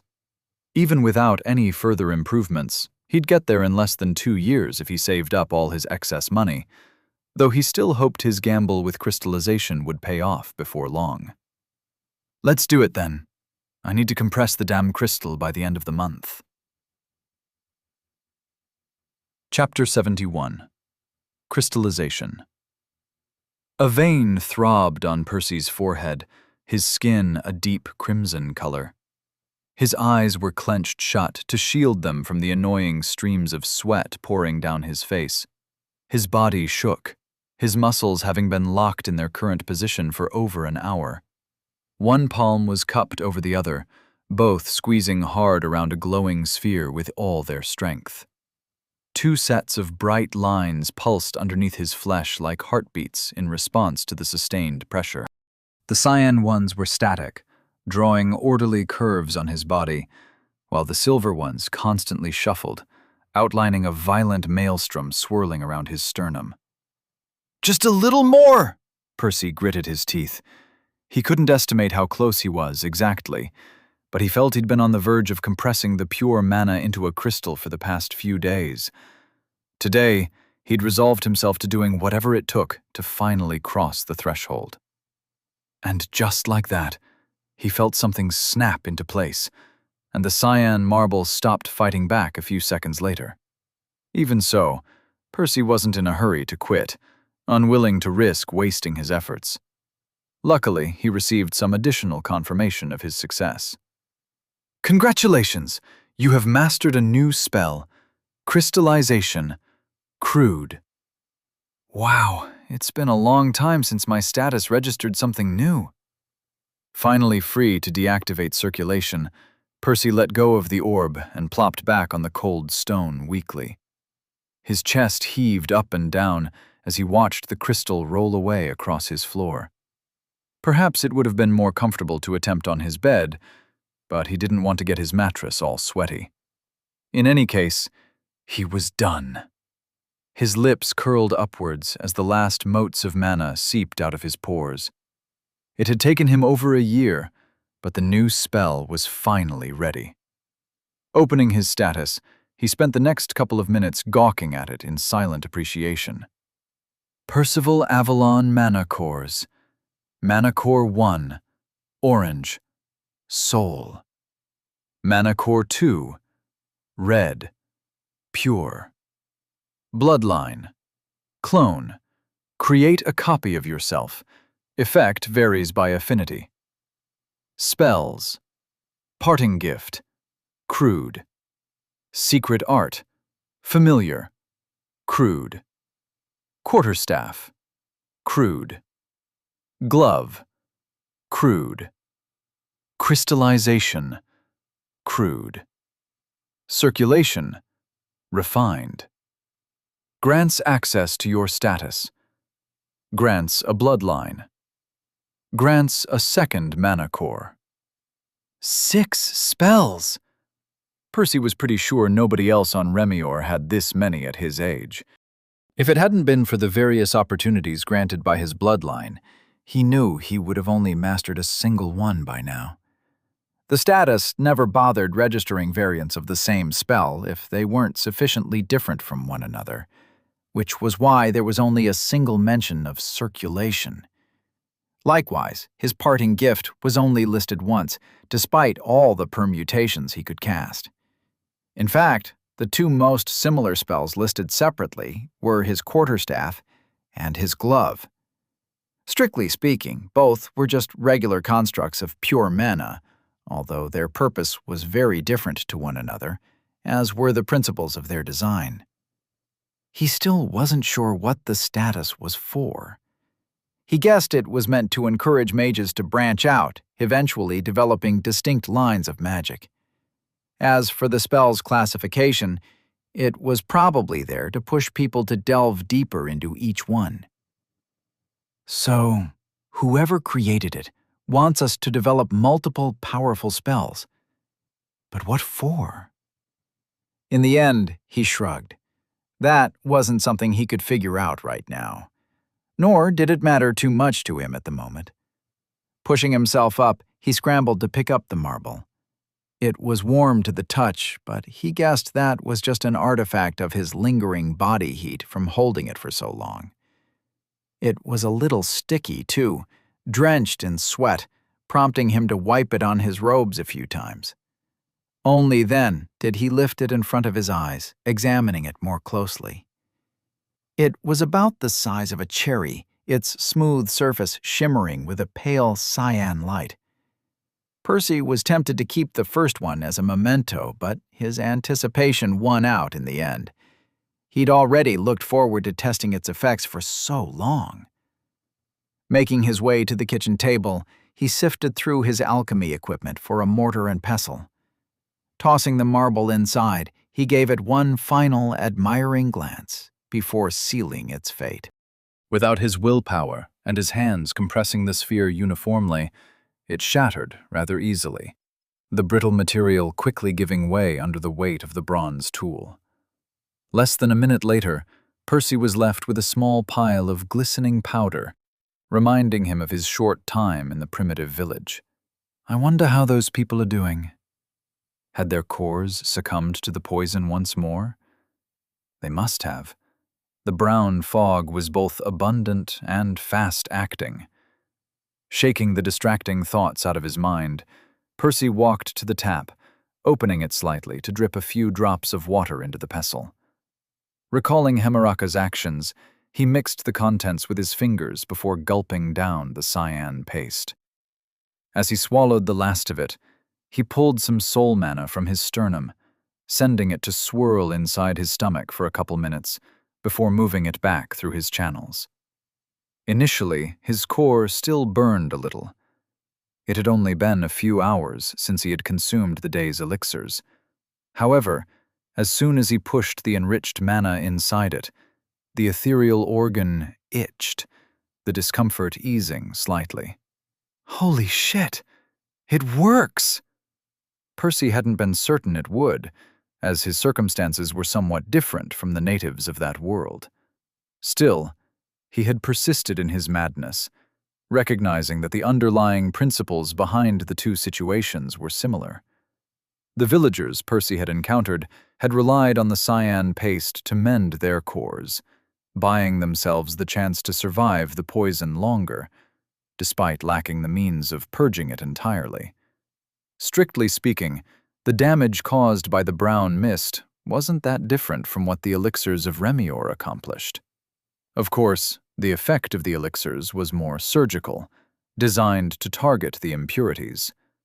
The process always left the organ injured, forcing people to wait 24 hours for it to recover after each dose. But if the powder could speed things up, I can accelerate my advancement. The question was how much more frequently he could drink the elixirs. I'm gonna have to test a couple things. A few days later, Percy already had some answers. The cyan paste seemed to merely provide the nutrients his core needed. A single marble was more than enough for his recovery, so consuming more than one didn't do anything. In other words, he couldn't spam the process to mend the core instantly. No matter what, he was limited to 1 dose of powder after each dose of elixir. As for the exact recovery period, it seemed to fluctuate, depending significantly on when he used the paste. The sooner he ingested it, the faster it worked on the fresh wounds in his core, making the powder more effective. When he consumed the paste right after the elixir, his core recovered twice as fast as normal. I can advance both my cores in half the time! His heart skipped a beat. Of course, it would also be twice as expensive. Not just that, but he'd also need about 6 hours a day to condense enough crystals. That would only leave him about 12 hours to spend on brewing. With his income dropping sharply and his costs doubling, he estimated he could barely keep up with his needs until his skill with crystallization improved. Suddenly, he felt a little envious of the old lady. She only needed about an hour for each marble. Percy groaned. Granted, her core had been at orange, giving her an edge when it came to controlling pure mana. She was a lot more experienced, too. That said, he had his own advantages, so he figured he'd catch up soon enough. Actually, this is all temporary anyway. Calculating the time he'd already spent on his second core, Percy was over 2/3 into his next promotion. If he began consuming 4 elixirs per day, he would get there in under a year. At that point, condensing the crystals would become much easier too. Though there was another potential option that gave him pause. There should be a way to drink the elixirs and the paste at the same time. Since the effects of the powder improved depending on how soon it was used, Percy had naturally tried consuming both substances simultaneously. The elixir and the paste had mixed in his stomach without issue, but the moment he added his own mana, it had all reacted violently, eliminating the potency of both materials before he'd even had the chance to draw them back to his core. That said, Percy wasn't too discouraged. He already had an idea to circumvent the reaction. He'd just need some time to work on it. If he succeeded, he could speed up his advancement even further. I guess I can delegate all my excess income into modifying the recipe over the next few months. Chapter 72. Unexpected Visitor. Tossing the empty gland aside, Percy picked the next one, carving a small incision into the soft tissue before squeezing it over the vial. A few seconds later, he threw its shriveled husk onto the pile, which contained hundreds by now, before moving on. Gone were the days when he and Mickey spent all their time hunting together on the spire. Over the past several months, Percy had focused on his alchemical endeavors, leaving the crow alone to tend to its own needs. Nowadays, they only met up once a week for Percy to retrieve the glands stashed by his familiar, handing the bird rejuvenation potions in return. Mickey suddenly cawed, capturing his attention. "There you are! Running a little late today," he grinned. He waved at the crow flying rapidly towards him, a small pouch held in its beak. Percy returned to the task at hand, emptying the last couple of glands by the time Mickey reached him. The bird landed on the dirt by his feet as the amber lines on its plumage faded. Stooping slightly, Mickey gently retrieved the linen bag and placed it on the ground. Handing a different pouch to the crow, Percy watched his familiar fly excitedly to a nearby tree, the gem vials clinking as they tumbled inside the cloth. Having learned from his mistakes, Percy now carried even the cheaper potions in the expensive vials to prevent them from breaking. Mickey arranged his new supplies in an oversized nest as Percy opened the pouch the familiar had brought, picking another gland from the fresh batch. "Keep up the good work, buddy. I'll get you the mind mana as soon as I can." If Percy dropped everything else and merely focused on making as much money as possible, he could amass enough enlightenment potions for his friend to advance in under 2 years. However, not only would that slow down his own progress, but he also strongly suspected it wouldn't even be the quickest way. He had a hunch he could make a lot more money once he figured out how to profit from the cyan paste. Of course, there were a few obstacles to overcome. First, he couldn't sell it in its raw form, as that would risk other people figuring out how to reproduce it. After all, the only thing one needed was a pure affinity, which was extremely common on Remior. In fact, Percy was surprised nobody had discovered the usefulness of the powder before. His guess was that it took too much effort for people under blue to crystallize their mana. They were unlikely to stumble upon the spell by mistake. As for those above, they were already too fixated on their ways by the time they reached blue, that even if they accidentally condensed their mana, they wouldn't necessarily realize the implications. The natives in that world had probably tried everything they could to alleviate their poisoning, stumbling upon this secret out of sheer desperation. Or luck. But people weren't dumb. If Percy sold the paste directly, it wouldn't take them long to figure it out. Consequently, he'd have to incorporate it inside of his elixirs before profiting off it. The next issue was finding a suitable location for his experiments. He couldn't work on the new recipe in the public labs, so he'd have to come clean to Orin. Percy greatly respected his old mentor, but he also had no idea how the alchemist would react to such a revolutionary discovery. Finally, even if everything went well, he'd still have to find a proper avenue to sell the product safely and secretly. After all, he wouldn't be able to create too much of the improved elixir by himself. If knowledge of it leaked and he couldn't meet the demand, the divine order would skin him alive for the recipe. Oh well, if I mess things up, I'll just publicize it and wash my hands of the mess. It wouldn't be ideal, as he'd be giving up on his advantage, but it would be better than losing his life. Unlike his other secrets, he could claim he had just stumbled upon crystallization by accident. It wasn't nearly as exotic as a second core or circulation, so he wouldn't have to spill the beans on his bloodline. It's such a pain keeping so many secrets, he grimaced. At least nobody came to ask me about the missing guy. I suppose it's safe to assume I got away with it. Bidding his familiar farewell, Percy returned to the settlement. On the way to Freddy's, he tossed a quick glance at the spot where Nisha's stand used to be. It had already changed hands multiple times, the current owner being a yellow core with a life affinity, offering cheap healing services. As for Nisha, she had rented a stone building a long time ago, opening a proper gambling den. It was quite impressive, too. Based on what Percy had heard, the guild charged a lot more when leasing buildings for commercial reasons than they did for accommodation. Not that there was a shortage or anything, but the intentional premium was designed to discourage small business owners from renting buildings they didn't really need. In any case, it only proved how much money the girl was making. Percy was confident she was even wealthier than him, despite his recent success. Good for her, he shrugged. At least the new owner of the stand had spent a lot more effort on the sign. Oh, hi, Percy. Freddy greeted him with a smile, which quickly morphed into a mischievous grin. I thought it was your time of the month again. Percy snorted. His friend had been teasing him about his cloning days for a while now.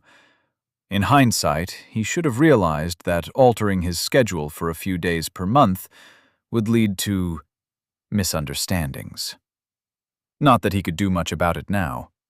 It was simply the most convenient timing to send out his clones, taking into account the average length of his trips and the impact they had on his main body. In the end, he'd given up, simply playing into the joke. "No, my period is next week," he shot back. They stared at each other silently for a couple of seconds. Freddie was the first to burst into laughter, Percy joining him a moment later. "There you go, man." The plump guy handed him the steaming snack, Percy paying him back in return.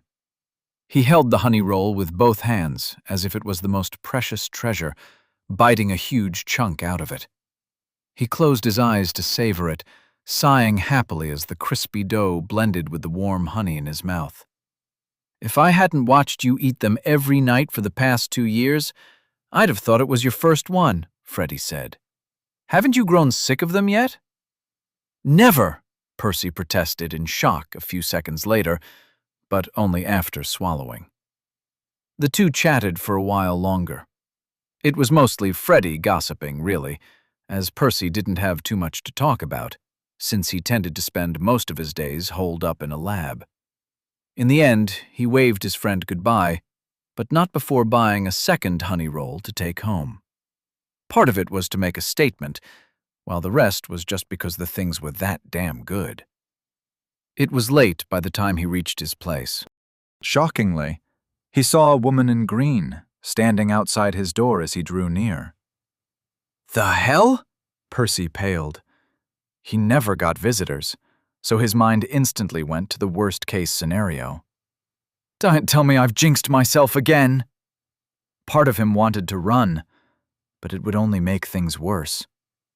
Maybe she was here for something else. "Hello? How may I help you?" he asked, trying to sound calm. It was only now the woman seemed to notice him. "Are you Percival Avalon?" she asked, prompting him to swallow hard. Better calm down. Even if they learned about the missing guy, how would they link it to me after a year? In the end, he just nodded silently. The woman didn't say anything either, approaching him instead. She placed her hand in her pocket, searching for something. Right when Percy expected her to pull out a pair of handcuffs, she took out an envelope instead, handing it to him. "It's a letter from your house," she said. Turning smoothly, she left without even waiting for the reply. Percy watched her walk down his porch, his mouth agape. "Seriously? Couldn't you just slide it under my door? You almost gave me a heart attack." It wasn't until a few minutes later that he had calmed down enough to look at the sender's name. Elaine Avalon. Chapter 73. House Tantalus. Entering his room, Percy gobbled up his honey roll swiftly before taking a quick shower. Only after he was done with the day's chores did he allow himself to sink into his bed, finally taking the letter out of its envelope. Talk about going all out, he chuckled. The penmanship was immaculate, and the light indigo paper smelled of lavender. His cousin had clearly poured a lot of effort into the missive. "Dear Percy, I hope this letter finds you well. No, really. You left without even saying goodbye and haven't bothered writing in over 2 years. We aren't even sure you made it to the guild safely. So, if you are reading this, thank Phoebe. But also please know you are a massive jerk." Ouch. Elaine's scathing words stung, but Percy couldn't exactly argue against them. At the very least, he should have let her and Baldy know he was all right. "Well, it's not like you wrote me either." He decided to contact them more frequently from now on, diving back to the letter. "Now that we got that out of the way, I wanted to bring you up to date on our house's news. One of my missions ended really badly right around the time you left. Our cousin, Elaine, passed away. That said, I don't want you to worry about me. Things were a little rough for a while, but I'm doing much better now. I managed to upgrade my whip spell, and I recently perfected those dance moves you showed me too. Oh, and my mother is expecting. I'm going to be a sister in a few months. Percy nodded. He didn't really know Elaine that well, but he could tell his death still weighed heavily on Elaine's conscience. I should ask Baldy about the details the next time we meet. Either way, the rest of his cousin's news was much more positive. The dance moves she mentioned were obviously code for circulation.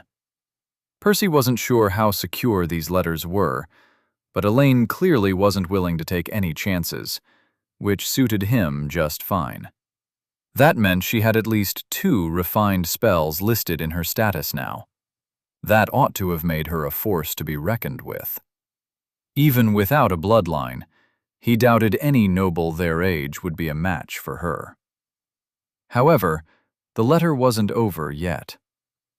Broadly speaking, things have been peaceful around here, although House Tantalus is beginning to stir up trouble again. They've already messed with a few of our people out on missions. Thankfully, they haven't done anything too drastic yet, but Grandpa thinks it's only a matter of time before they escalate. House Tantalus. Percy gritted his teeth.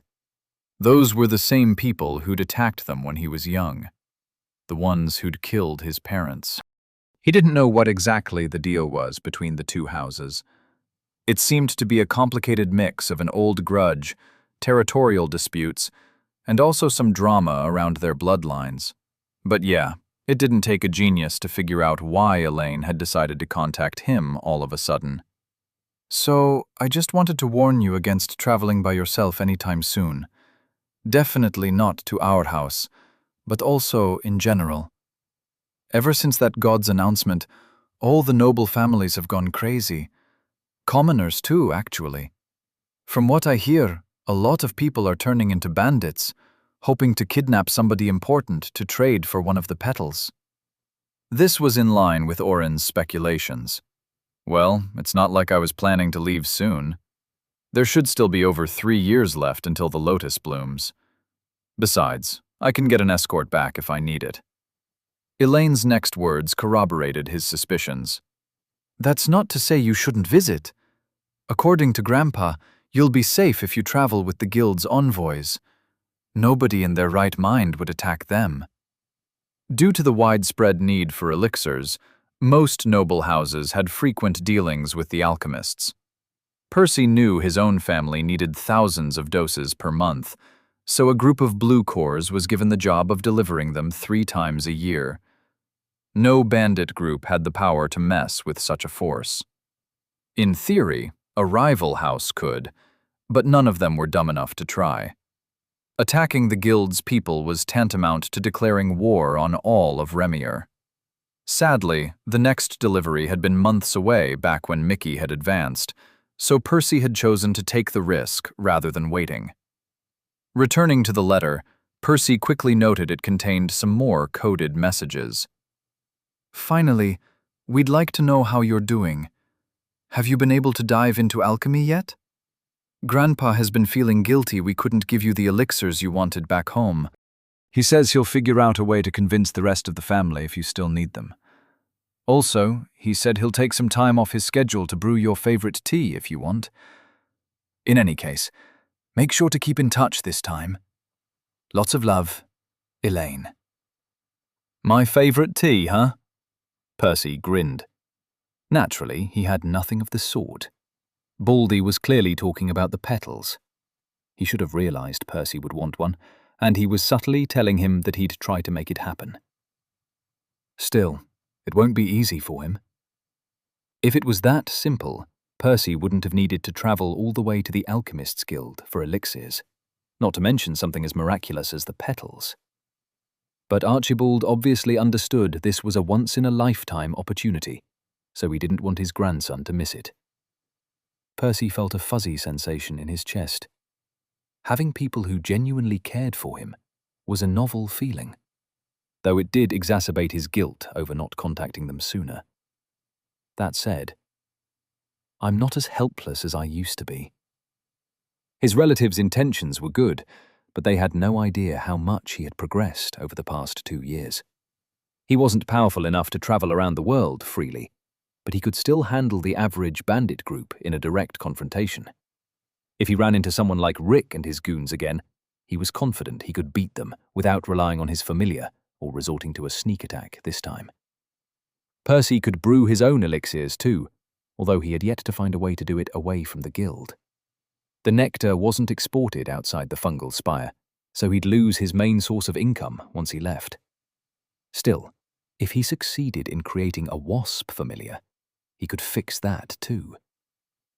Even when it came to the petals, he already had something in mind.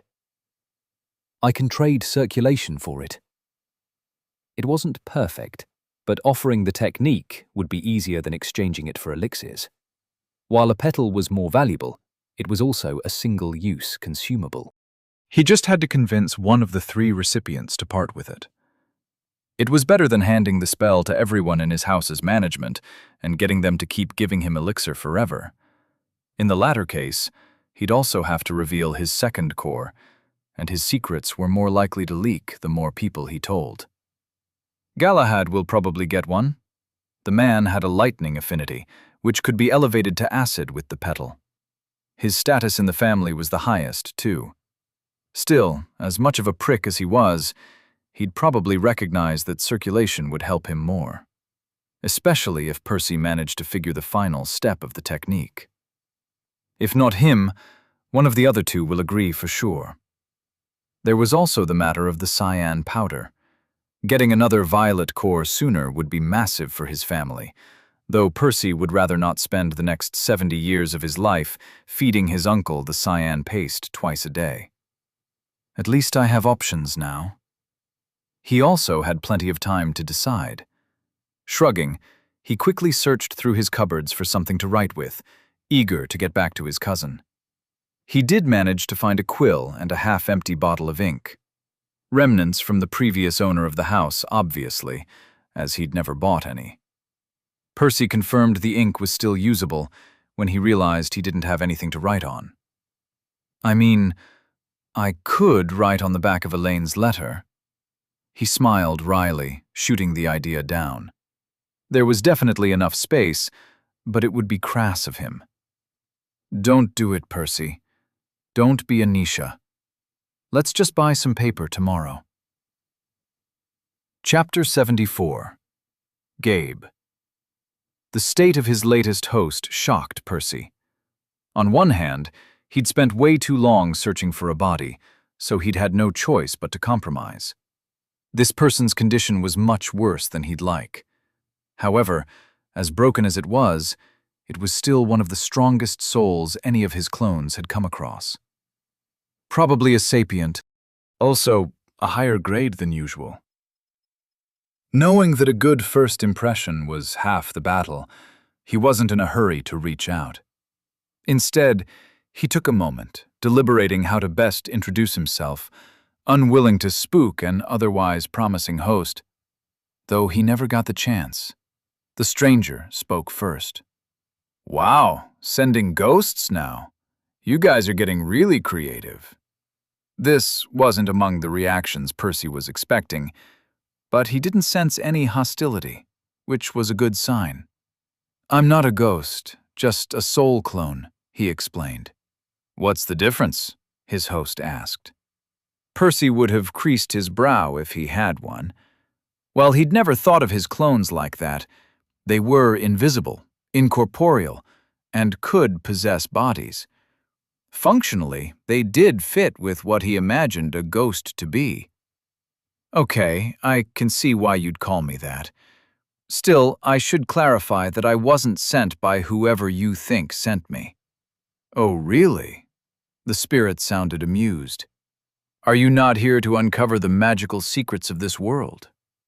The response left Percy stumped. All right, you got me again. But how could you possibly know that? I've only been to a few places so far. Rather remote, too. Do you often get visited by foreign souls? He asked. Souls, no. That's why I was surprised by your approach. But lots of people want a piece of our world. Sadly for them, infiltrating this place is impossible. Or, well, it used to be, I suppose, his host explained. The spirit's admission made Percy want to rub his hands. This was shaping into quite the treasure trove already. A powerful host he could communicate with, and a rich world coveted by all. But their body was deteriorating fast, and this person seemed suspicious of him. Look, I admit you got me figured out. I guess I'm a ghost, strictly speaking. And I'm also here in search of knowledge to make myself stronger. However, I'm not some powerful god, nor is there any organization behind me. I'm just a random guy with an orange core, wandering blindly around the universe and picking up whatever crumbs I find. My point is, I couldn't really do too much damage to your world, even if I wanted to, he said before hurriedly adding, which I don't. His host sent him something akin to a mental shrug. I'm sorry. I may have inadvertently given you the impression I care. The truth is, I have no loyalty to this place. Even if you were sent by our enemies to hurt us, I wouldn't give a shit. Percy was surprised once more. He wasn't the most altruistic person either, but he wouldn't be so indifferent if an outsider tried to use him to take down Remier. Still, his host's callousness made him easy to work with. All right, then perhaps we can strike a deal. I'll patch your soul up for a while, and you'll let me learn whatever I can in that time. A pang of laughter rang in their shared consciousness, but it sounded hollow. That's a great start, but it seems to me you're getting the better end of the bargain, the spirit protested. How so? I'll still be dead in a couple of days. Meanwhile, you get to return home, enjoying your gains for the rest of your life. Percy remained silent for a few seconds. It was true his offer was lopsided, but he couldn't help it. Look, as I mentioned, you're not the first person I've possessed. Sadly, I can't fix you permanently. The most I can do is hold your broken soul together for a while. Then there's nothing in it for me. Do I look like a charity? They appeared to be at an impasse. So, are we going to waste this? Can't you think of a way to make it work? Percy asked again, unwilling to lose this chance. Well, I know how to fix my body, at least. But it won't be easy. Plus, it's basically squandering an otherwise valuable opportunity. Originally, I was hoping to use it for something else. Do you think that's enough to save me? Percy considered it for a few moments. Despite what his new host might believe, he wasn't exactly an expert on souls. Everything he knew were just bits and pieces he'd discovered by accident. Still, he took this seriously. Technically, he could lie to get what he wanted, but deceiving a dying person didn't sit well with him. Honestly, I don't know, he ultimately said. I've never managed to heal my hosts' bodies before, so I have no idea what that does to their soul. At a minimum, it should slow down its degradation, buying us more time. As for anything beyond that, I can only promise to do my best to help you. The spirit didn't reply right away, taking a few minutes to contemplate Percy's offer. Eventually, he probably realized this was the best he was going to get. Fair enough. Name's Gabriel, by the way. Friends call me Gabe, though. Or, well, they would, if I had any.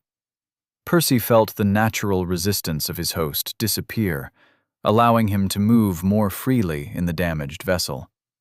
Seeing that their condition was critical, he stretched his soul wisp, touching as many fragments as he could without delay. Only then did he release some of the stashed mana, letting it flow to the cracks and gluing himself to Gabe. Having already sent out over 30 clones, Percy was a bit of a veteran. He'd grown somewhat proficient at patching his hosts up efficiently, so he didn't need to use all his mana right away. The rest he kept for later, in case Gabe needed a follow-up treatment. "Percy," he replied. Finally able to tap into the body's senses, a bizarre sight greeted him. He found himself lying face up in a spacious room, its ceiling as high as its sides were long. It appeared to be a dark gray cube over 50 meters wide, entirely made of a smooth metal. Bright runes covered every surface, their combined glow more than sufficient to illuminate the place. The symbols were smaller, denser, and far more intricate than anything he'd seen before, joined together with all sorts of geometric shapes and curved lines. If this magical script could be likened to a detailed painting from a talented artist, then everything they had back on Remior, including the glyphs in the Alchemist's Guild, were nothing more than a toddler's scribbles. Ah, shit. Shifting a little made him wince, the pain breaking him out of his daze. It hurt all over, though this wasn't his first rodeo. Soon he filtered out the unpleasant sensation while gazing down at his body. What exactly are we? Some kind of man-shaped jellyfish? While Gabe was vaguely humanoid, his flesh was transparent. Through their skin, Percy found an assortment of strange organs decorating the interior of their torso. A pale, sphere-like thing pulsed rhythmically like a heart in their chest, lying directly behind the bright blue star burning in their sternum. Percy didn't know what affinity it was, but a quick activation of mana sense revealed the core was at green. As for the rest of the squirming organs, their colors varied from turquoise to deep purple, and Percy couldn't name any of them if his life depended on it. He also had 4 limbs, his favorite number to have, but they all ended in just 3 digits. Workable, I guess. More concerning was the lack of clothes, other than a pair of brown shorts, and the numerous cuts all over their body, all oozing a clear, viscous liquid. Please tell me that isn't your blood. Seemingly oblivious to the novelty of his guest's situation, Gabe didn't even register his words, clearly impatient to get himself healed. Without even giving Percy a chance to read his new status, he voiced a command. Cube, restart the Swarm Challenge. Green level. User ID 004527945512. Authorization granted. Restarting Swarm Challenge. Green level. The user has already cleared Wave 5. Do you wish to resume at Wave 6? Warning. Wave 6 contains elite enemies. A soulless voice boomed from all around them. Yes, Gabe said, not missing a beat. Choice confirmed. Wave begins in 18 writs. Whoa, slow down, man, Percy protested. Shouldn't you bring me up to speed before diving into a challenge? Gabe shrugged. What for? You said it yourself. Your main body is only at orange. Unless you've possessed another green core with a fire affinity in the past, you won't be much help. Just let me handle this. Besides, time is too precious, and waiting is only going to worsen my condition. Wave begins in 12 writs. Percy wasn't sure how long a writ was. He estimated it was a little longer than a second, which meant they were running out of time. Fast. At least tell me you can handle this. Wave begins in 6 writs. Probably. I was this close last time, but the attacks from the mini-bosses caught me by surprise. The injuries will make it harder, though. Gabe's response didn't sound particularly reassuring, but Percy had no choice but to trust him. Wave begins. May your challenge be successful. Chapter 75. Wings. A strange gelatinous liquid oozed out of the walls, the black droplets of sludge pooling at their base. Bulky appendages rose from the tar-like substance, solidifying and making metallic groans as they pushed up off the floor. An army of obsidian golems slowly took shape, pulling themselves out of the oozing swamp, each one as tall as a man. Their surface features became increasingly defined with every passing second, a series of shallow indentations forming rapidly until they were illuminated by a dim yellow color once complete. "Holy shit! How many do we need to fight at once?" Percy asked. He lost count after 30. The dark liquid continued pouring down the sides of the cube, showing no sign of stopping anytime soon. "The small ones aren't a problem. Those at green are the issue," Gabe replied. As if on cue, Percy noticed a few larger silhouettes coming to life a couple rows back. Even while hunched over, they were twice as tall as the weaker variants, their long arms thicker than a tree's trunk. One of the giants took its first step forward, inadvertently crushing a smaller golem under its foot as a series of luminous, bright green inscriptions flared all over its smooth surface. The others soon followed, each of their strides sending a tremor through the floor. Gabe was too preoccupied to worry about them right now. The first batch of yellow golems was already attacking. As for Percy, he understood he'd only get in his host's way, so he relaxed, relying on Gabe to handle them. And handle them he did. Before the nearest golem reached them, Gabe's core lit up. As Percy watched curiously, a torrent of blue mana gushed through their transparent arms. A bright flash emerged from their palms, expanding into a fiery tornado that ground inexorably against a dozen golems, their metallic frames melting like candles under the intense heat. Seemingly unconcerned about the devastation, more of the constructs walked into the hellish flames, only to share the grim fate of their predecessors. By the time the fire died out, over 20 golems had been reduced to a second puddle, surrounding Gabe in a ring. Unlike before, a red-hot sheen coated the substance, which showed no intention of returning to life. "Meat!" Percy was ecstatic. The spell was a lot fiercer than he'd expected. Of course, it wasn't his first time seeing fire magic cast by a green core, but Gabe's flames looked different. Hotter, too. He wanted to ask his host about it. However, he suppressed his bubbling curiosity, recognizing their situation was still dire. Gabe had used up a quarter of his reserves already, while barely putting a dent in the swarm. "Now what? You won't last if you keep going like this." Percy felt their lips part into a savage grin as the ambient mana flowed towards them. At first he thought Gabe was trying to recover a little before the next batch of golems reached them. But he soon discovered that the mana didn't enter their lungs, or whatever the equivalent organs were. Instead, it gathered on their back, the region below their shoulder blades heating up. A moment later, another blinding flash blazed through the space, a blue light reflecting off the smooth walls of the cube. "What the hell?" Judging from its intensity, Percy guessed the new spell should have completely drained their core. However, he quickly noted he was wrong. It was still at 75%, not a single drop missing compared to a second ago.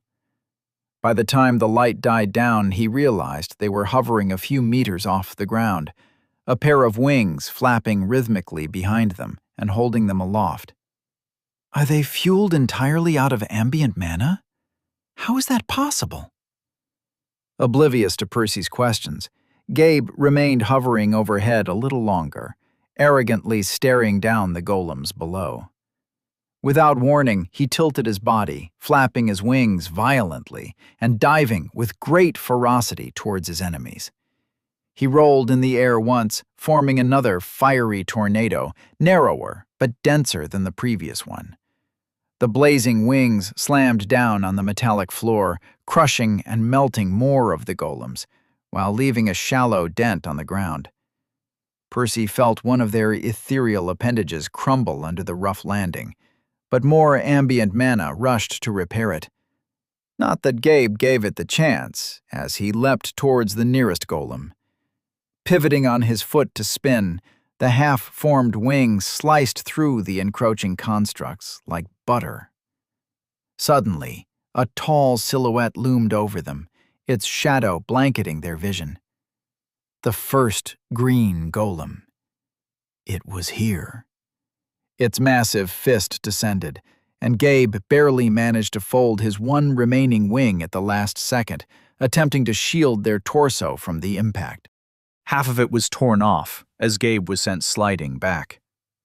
Their bare feet burned from the friction against the metal, the blood rolling in their chest as they struggled to reclaim the breath that had been knocked out of their lungs. Still, the wing had done its job, protecting them from any serious damage. To Percy's amazement, it was already recovering, as was the other one. A wet discharge escaped their lips as Gabe wavered for a second. While his wing had endured the brunt of the blow, his previous injuries weren't doing him any favors. He regained his bearing a moment later, throwing a quick glance around the room to scan the army of golems. His gaze briefly lingered on the bigger ones, memorizing their locations. Without a second to waste, he made use of his newly repaired wings, diving back towards the smaller constructs. Over the next several minutes, he methodically took them down one after another, making sure to avoid getting close to the taller variants. Things seemed to be going well, too. He'd finished clearing out the cube without any further mishaps, leaving only the green golems standing. Luckily, they were too slow to catch up. The walls had stopped oozing sludge at some point, too. What are we going to do about those? Percy wondered. As much as their situation had improved, he guessed the challenge wouldn't be over until they destroyed the rest. Suddenly, one of the giants stepped in a pool left over from its molten brethren. The construct raised its massive arms, stretching them towards Gabe. At the same time, black tar began flowing along its bulky legs, visible bumps traveling up its body. More of the liquid accumulated in the outstretched limbs, and Percy watched them swell, bracing himself in preparation for something nasty. Gabe was clearly expecting that tactic, as he started running to a wall and circling a different golem in order to use its body as cover. But he was a moment too late. The golem's hands exploded into a rain of black needles, pelting their location in an attempt to rip them to shreds. Sparks flew wherever the sharp projectiles landed, most of them bouncing off the smooth floor, though some pierced through and lodged themselves in place. Gabe raised his flaming wing to block them, though it clearly wasn't going to last long. The burning appendage was full of holes a mere second later, and a couple of the lethal shards had opened fresh wounds on their body. Luckily, they managed to make it behind the construct a moment later, prompting the other to cease firing. Just in time, too, as the remaining two golems reached puddles of their own, preparing to join their comrade.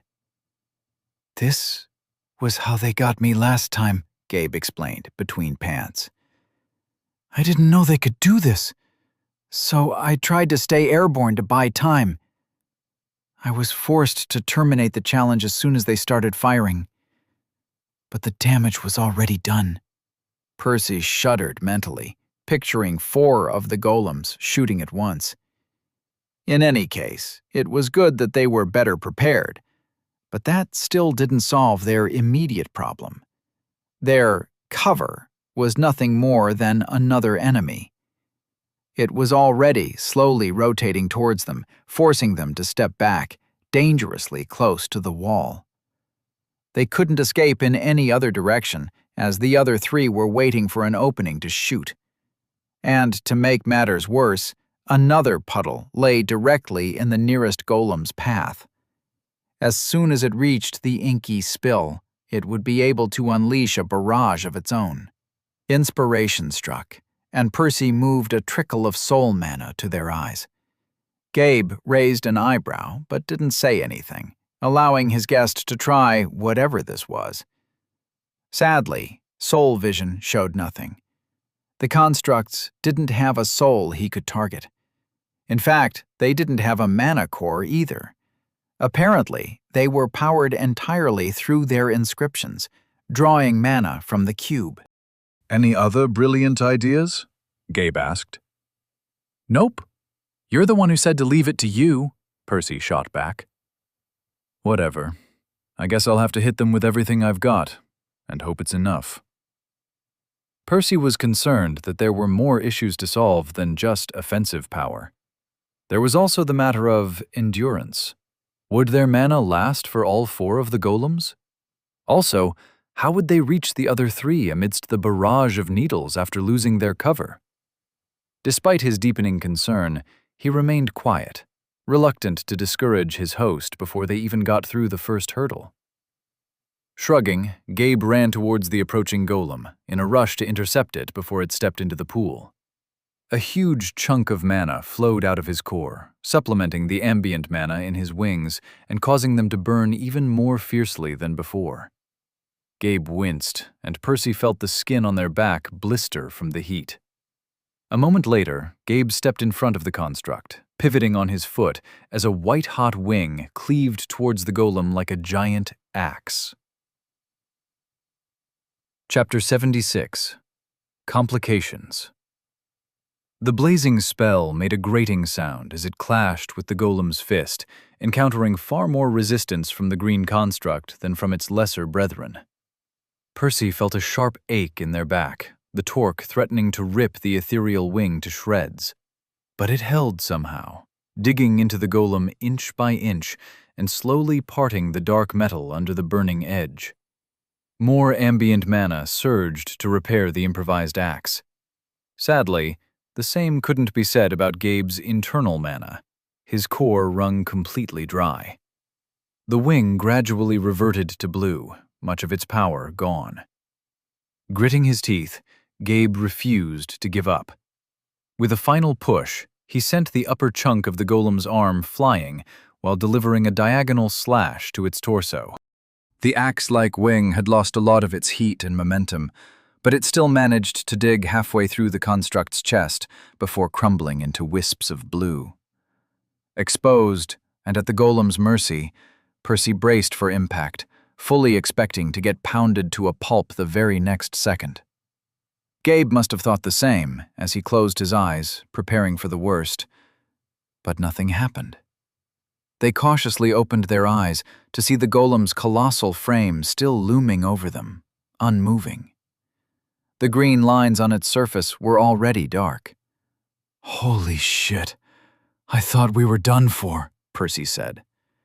His host only nodded in agreement.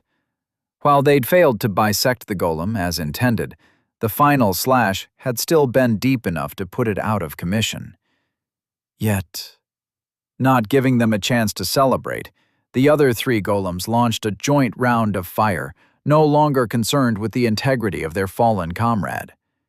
Gabe barely managed to use the golem's leg as cover, but the relentless needles were already eating into the metal. It wouldn't be long before they punched through, assuming the corpse didn't collapse on them first. "Shit! Bring the wings back! We need them!" Percy urged. Heeding his guest's advice, Gabe pulled the ambient mana once more, igniting a blue flame under his shoulders. "Now what?" Gabe asked. "Push against the golem with your hands so it doesn't topple over. Wrap your wings around the leg to slow down the damage. And start taking deep breaths. Fast!" Gabe's eyes widened in understanding as he followed the instructions. The remnants of the golem were heavy, but they only needed to support a fraction of its weight to keep it balanced. Gabe was at green, so his physical strength was just about enough. The wings barely lasted a second against the torrent of shrapnel, but Gabe kept flooding them with ambient mana to buy more time. With their situation temporarily stable, he inhaled, sending a trickle of mana into the empty core to slowly begin refilling it. Of course, their strategy wasn't sustainable. At this rate, the leg would be eaten through, or the golem would crush them before the core was even halfway full. Percy was racking his brain for a plan, when something changed. Suddenly, the cacophony of the metallic rain eased slightly, seemingly taking pity on their eardrums. What happened? He wondered. One of the golems must have run out of juice, Gabe guessed. Sure enough, a series of thunderous steps sent tremors through the floor as the giant started lumbering around the room in search of another puddle to use as ammunition. "This is our chance," Percy said. "Are you crazy? There are still 2 of them shooting at us. We should wait until another one taps out," Gabe protested. "What if the first one recovers by then? This might be our best shot." Percy felt their features twist into a grimace. Still, his host didn't argue back, likely agreeing with his logic. He retracted his wings, hiding them behind to let them recover, while allowing the needles to grind through the leg faster. The half-eaten limb began to buckle, shifting the golem's weight and straining their arms dangerously. Their bones creaked and groaned, threatening to break within the next few seconds. Out of time, Gabe pushed some of his newly recovered mana into the wings, turning them white once more. A powerful flap sent him halfway across the cube, well on his way to the next golem. He'd aimed for the one not shooting at them, roughly estimating its location by the sound of its steps.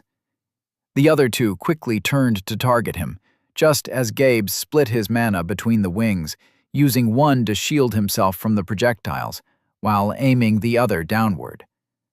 The golem barely raised its arm in time, but Gabe's momentum allowed him to slice right through it all the same. His axe carved vertically into the construct, splitting its head down the middle before fizzling out at the base of its neck. And just like that, the second golem was dead. Percy and Gabe gratefully sucked in air as they sheltered behind their new cover. "Cool! Let's stick with this tactic," Percy said. Their core was empty again, but with one less golem shooting at them, they had more time. Reforming the wings, Gabe hid behind a leg, coating it in a layer of blue flames. Relieved, he inhaled. Or tried to. It was only then they realized they hadn't escaped unscathed. The adrenaline had masked the pain, but now they were forced to acknowledge the several needles that had penetrated through their defenses. Plenty were sticking out of their body, their left side resembling a porcupine. Worst of all was a shard deeply lodged in their lung, making it much harder to recover mana. Percy was momentarily unsettled by the alien taste in his mouth. The flavor was metallic, but unlike the sweet undertone of iron, it left a hint of bitterness lingering at the back of his throat. "Damn it, you have to push through it, or we're done for," he grimly told his host. They couldn't damage the remaining golems with the wings alone. Without Gabe's internal mana empowering the spell, they had no hope of cutting through the hard material. Gabe nodded. Each breath hurt, and with only one functioning lung, gathering mana took significantly longer. Still, thanks to the weakened barrage, they eventually managed to refill half their core. Percy was ecstatic when another of the golems ran out of juice, though he couldn't help but frown a moment later. His host wasn't moving. "What are you doing? Go!" he urged again. No reply. Only then did Percy notice Gabe's condition had grown critical. By now, they'd lost a ton of blood, and their vision was blurry. His host lacked the strength to execute the maneuver. "I don't think I can," the latter said weakly. While his host had made it look easy, Percy innately understood how much focus it had taken to combine the 2 sources of mana. Reshaping the wings into weapons probably required some effort too. "What if I take over the ambient mana? Can you do the rest by yourself?" he asked. He still had no idea why Gabe had this ability, but he'd observed him long enough to figure out how to keep it going. "That could work, but we won't be able to fly. It takes a lot of practice." Just focus on maintaining the wings and running towards the golem. I'll take it from there." Without missing a beat, Gabe relinquished control of the ambient mana, passing the reins to his guest. It was a somewhat novel experience for Percy, but he quickly realized it felt vaguely familiar. "It's a bit like creating my clones. Are the wings Gabe's bloodline? I thought those were exclusive to Remior." Concentrating, he shook the distracting thoughts out of his head. This wasn't the time. Gabe soon added his own mana to the wings, reshaping them into a white shield and axe as Percy sprinted towards the next target. More shards dug into the shield wing, but with only one golem shooting, the damage was more bearable. Once they reached the construct, Gabe swung the tattered wing barrier to brush its fist aside while slashing at its neck with the other one. Its head landed heavily a couple meters away as its inscriptions dimmed, making it one of their cleanest kills yet. Plopping down, Gabe rested against the leg, not even bothering to coat it with his wings. It would take the last golem ages to pierce through their cover by itself, granting them the opportunity to concentrate on recovering. Every time one of them was on the verge of passing out, the others shook him awake as they waited for the construct to exhaust the liquid pool by its feet. And finally, after what felt like forever, the golem stopped shooting. Not in a rush to exacerbate their wounds, they casually strolled towards it to deliver one last strike and end the challenge. "Wow, we actually did it," Percy said. "Are you sure we can get healed now?" "We'd better. We should be eligible for more than that," Gabe replied, falling to his knees with a ragged gasp. Suddenly, the symbols all over the room lit up as the cube started repairing itself. The remains of the golems, both the small and large variants, all liquefied, seeping into the floor. Even the shards sticking out of their body melted, trickling down their skin as more of Gabe's clear blood gushed out of the wounds. "Ugh, couldn't they be a little gentler?" Percy groaned. A few seconds later, every last drop of sludge had disappeared, and the cube's surfaces had reverted to their former condition, with no sign of the previous dents and scratches. "Congratulations! Wave 6 has been cleared! Calculating rewards!" The soulless voice was back.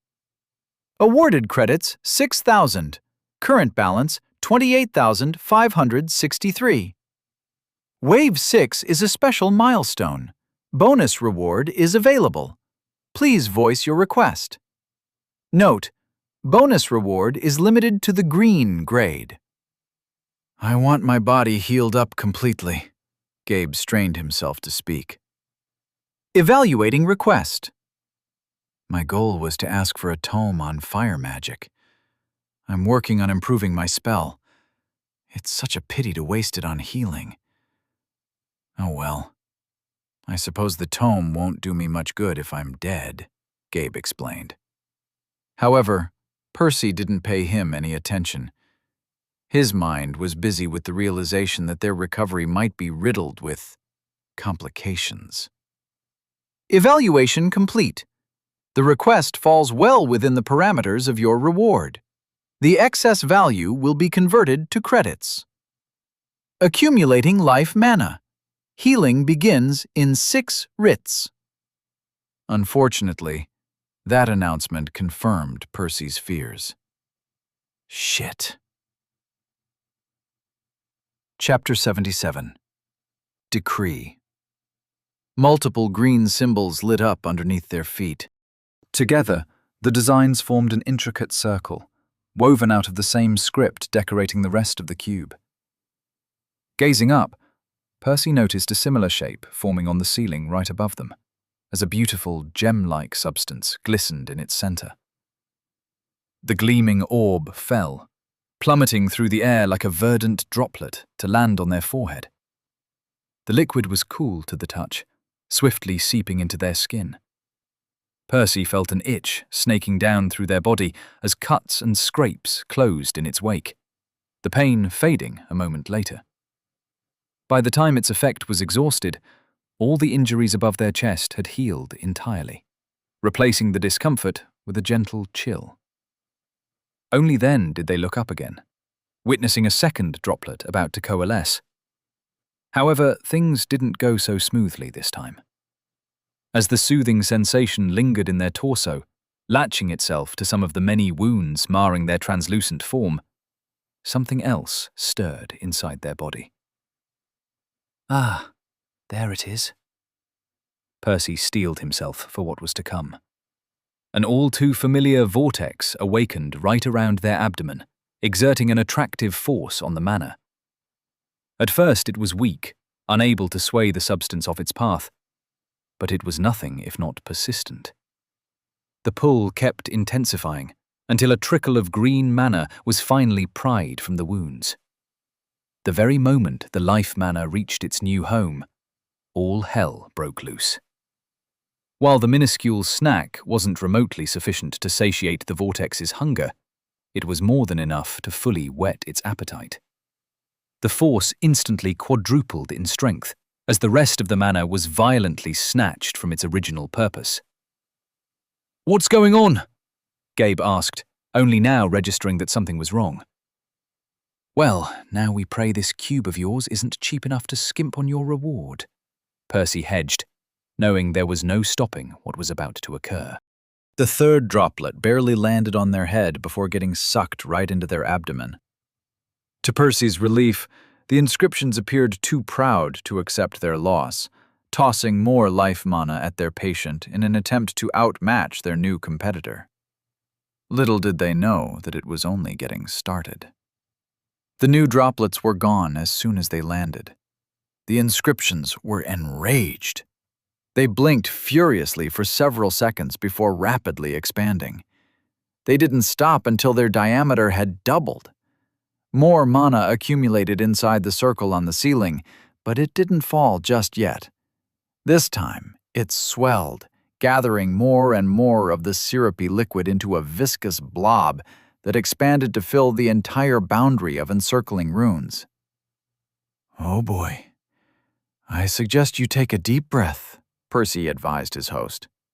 Luckily, the hole in their lung was one of the few injuries the first couple of droplets had managed to reach. It wasn't completely healed, but it didn't hurt as much when Gabe inhaled. And he was just in time, too. The inscription finally let go of the monstrous blob, sending the mother of all droplets to rapidly enlarge in Percy's vision. It was heavy, but not enough to knock a green core off his feet.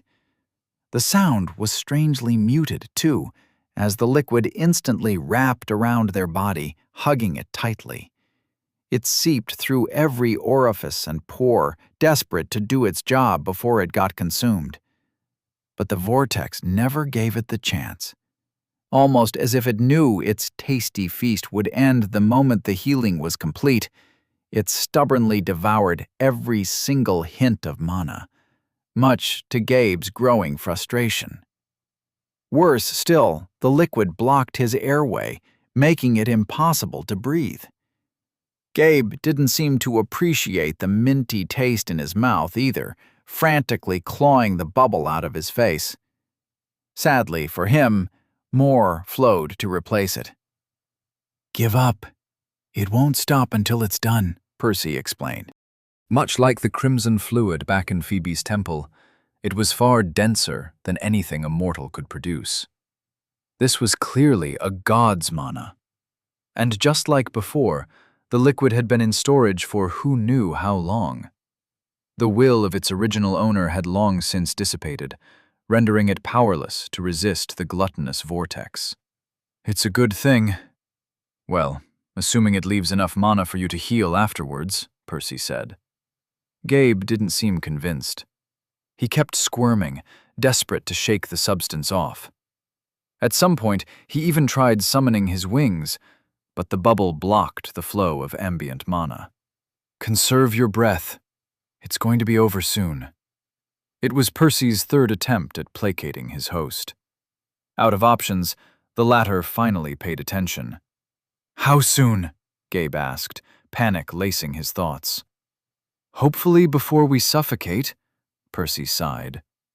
Resigning himself to his fate, Gabe sat cross-legged while waiting for the vortex to enjoy its meal.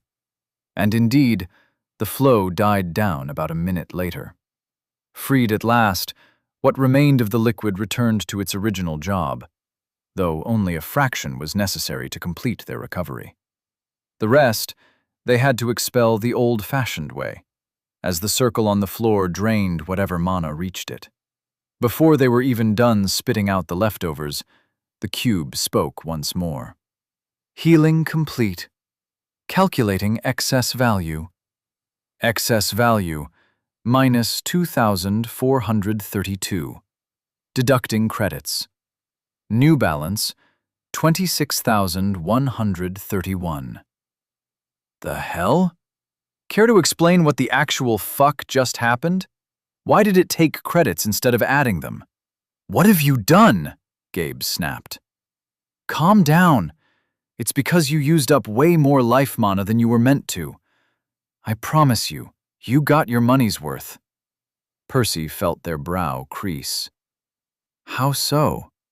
It's easier to show you, Percy said, pulling up his status, though he got interrupted before even reading halfway through. Gab, Percival's clone. Mana cores. Mana core 1, green, fire. Mana core 2, yellow. Wow, you never mentioned you're a Moirai, Gabe exclaimed. Oh, you've heard of them? Percy asked back. Who hasn't? Well, Mickey hadn't.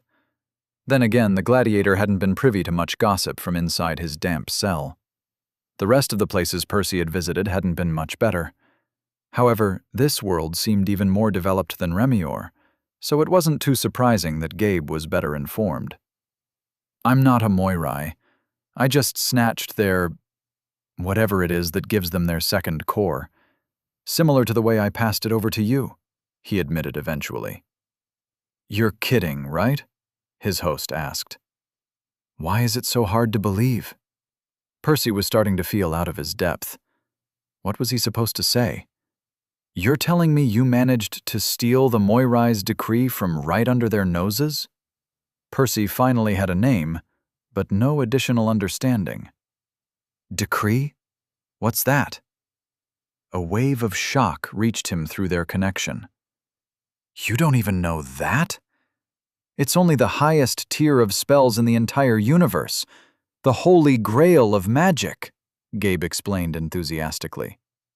He remained silent for a couple seconds before adding, learning to cast one marks the difference between a regular god and a titan.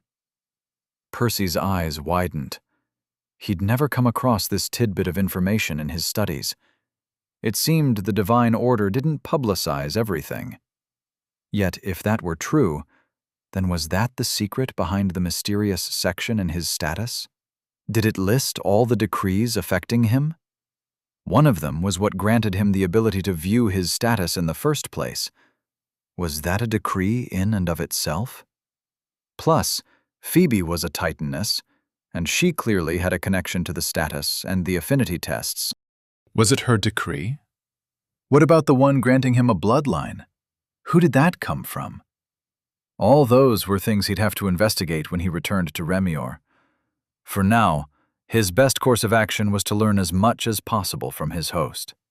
What's so special about them anyway? He couldn't help but ask. Gabe gasped, seemingly taken aback by his casual question, almost offended even. Decrees differ from the lower tiers of magic in two major ways, he said. First, they are self-sustaining, meaning their effect persists without any conscious effort from their caster. Even if the Titan in question dies, the decree remains active. Percy was already shocked but didn't interrupt. The most important characteristic, however, is that a decree is powerful enough to affect an entire world, changing it forever. For the next few minutes, Percy pondered the implications. Indeed, all the decrees he had come across fit the criteria. Every person on Remior had access to a status and the chance to inherit a bloodline. Clearly the same was true for the Moirai, since all of them were born with a second core. decrees were truly world-altering.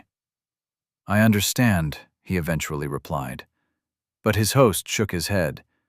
"You really don't," Gabe insisted, leaning against the wall before elaborating.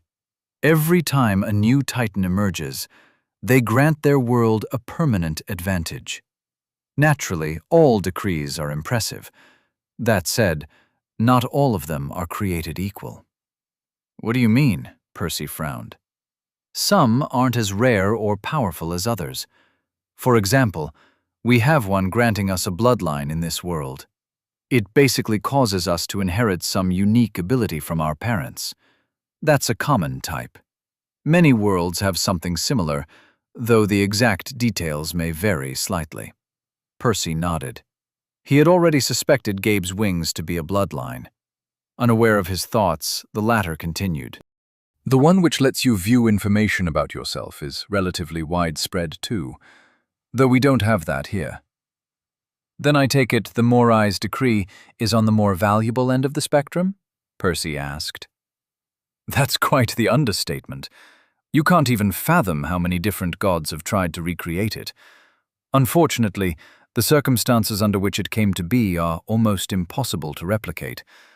From what I've heard, only one faction has ever come close, yet even their version is but a pale imitation, riddled with drawbacks. Once again, Percy came to appreciate just how lucky that first clone of his had been. Of all the places in the universe, it had ended up in quite the spot. He forced himself to temper his excitement before turning his attention to his host again. "Congratulations are in order, then. I thought you'd be happier with your new toy." Chapter 78. Blessing. "You mean I get to keep this after you're gone?" Gabe asked, hardly daring to breathe. "I imagine so, assuming you survive. After all, it's already taken root inside your body. Though it's hard to say for sure. I've never come this far with one of my hosts," Percy replied. Gabe frowned. "But I don't feel any different." "That's because it's still inactive. As soon as you fill it up for the first time, you'll experience an all-around improvement, not unlike a promotion. If we're lucky, it might even help us fix your soul. Its effect should be significant too, since it's only one grade lower than your first core." The realization made Percy a little envious of his new pal. Why did Gabe's second core start off at yellow, while he had to climb from the very bottom? "Are you a yellow-born by any chance?" Gabe nodded absent-mindedly, apparently lost in thought. Confirming his guess, Percy wasn't very happy. All three of his data points suggested one's second core began at the same grade as their first. Unfortunately, Mickey's would be red too. In any case, that was his main body's problem. Right now, his job was to make the most of his time here. As a thought occurred to him, he turned his attention to Gabe again. "How do you guys discover your affinity? It should be more complicated without a status or Phoebe's tests. How else? If it's not a common element, we buy a book on rare affinities and find which one matches." Okay, that didn't sound very difficult. Percy couldn't help but wonder why they didn't have comparable books back on Remir. Then again, all the important people got tested for free. Besides, listing their grades and affinities was nothing more than a convenience. The main purpose of the status was to help them develop their spells. Curious, he pulled Gabe's information again, eager to read the rest. Gabriel, Percival's clone. Mana cores. Mana core 1, green, fire. Mana core 2, yellow, bloodline. Wings. Create a pair of wings fueled by ambient mana. Effect varies by affinity. Blessing. Blessing of heat. Produce hotter flames. Spells. Parting gift. Crude. Decrees. Phoebe's decree. Grants access to your status. Grants a bloodline. Moirai's decree. grants a second mana core. Most of it was as expected. Percy was happy that his new understanding of decrees was reflected in his status. It might not seem like a big deal that a couple of question marks had been replaced by words, but to him, it was massive. He now knew what to search for during his travels. After all, these divine perks were some of the most valuable things he could obtain. What shocked him the most, however, was the blessing. It finally explained the odd color and increased potency of his host's flames. But that wasn't what surprised Percy. He didn't need to ask what a blessing was, as they likewise existed back on Remir. No, what left him flabbergasted was the implication about Gabe's heritage. "You're the son of a god?" It was the only way to obtain a blessing. A god's offspring wasn't much different from a mortal's in any other ways. Their grade, affinity, and bloodline were still determined based on the same rules as everyone else's, and progressed within the same rates. Their only advantage was the chance of inheriting a blessing. For that to happen, they needed to share the affinity of their divine parent, and even then, it wasn't guaranteed. If they did get lucky enough to inherit one, it essentially allowed them to passively tap into one of the concepts their parent had mastered, permanently empowering their magic. In Gabe's case, it turned his flames hotter, but that wasn't the only blessing one could inherit from a fire god. Somebody else might have flames that spread more easily or lasted longer. Each element was associated with multiple concepts, though a mortal could only ever possess a single blessing. It's not a big deal. Nearly everyone in our world has at least one divine parent. We mortals are forbidden from procreating amongst ourselves. The revelation left Percy flabbergasted. What? Why? Gabe shrugged. I suppose it's about time I told you what sort of place you've found yourself in, since you don't seem to have the slightest clue. Welcome to the Vault of Magic, the largest artificial world in the cosmos. Artificial? Gabe sighed. Let me explain on the way to my place. It's been a long day, considering I died and everything. As Gabe walked toward one wall, a few symbols shone brighter, forming the outline of a square. By the time he reached it, a burst of steam spewed out of its edges as the thick slab of metal sank into the floor, allowing them to leave the room. The sight outside was unlike anything Percy had ever seen. They found themselves inside an even bigger cube, this one downright colossal. Its sides were so far away that they appeared blurry, the walls taller than mountains. The top of the room was closed too, the ceiling akin to a sky of gray metal. Countless inscriptions decorated the structure's surfaces like stars.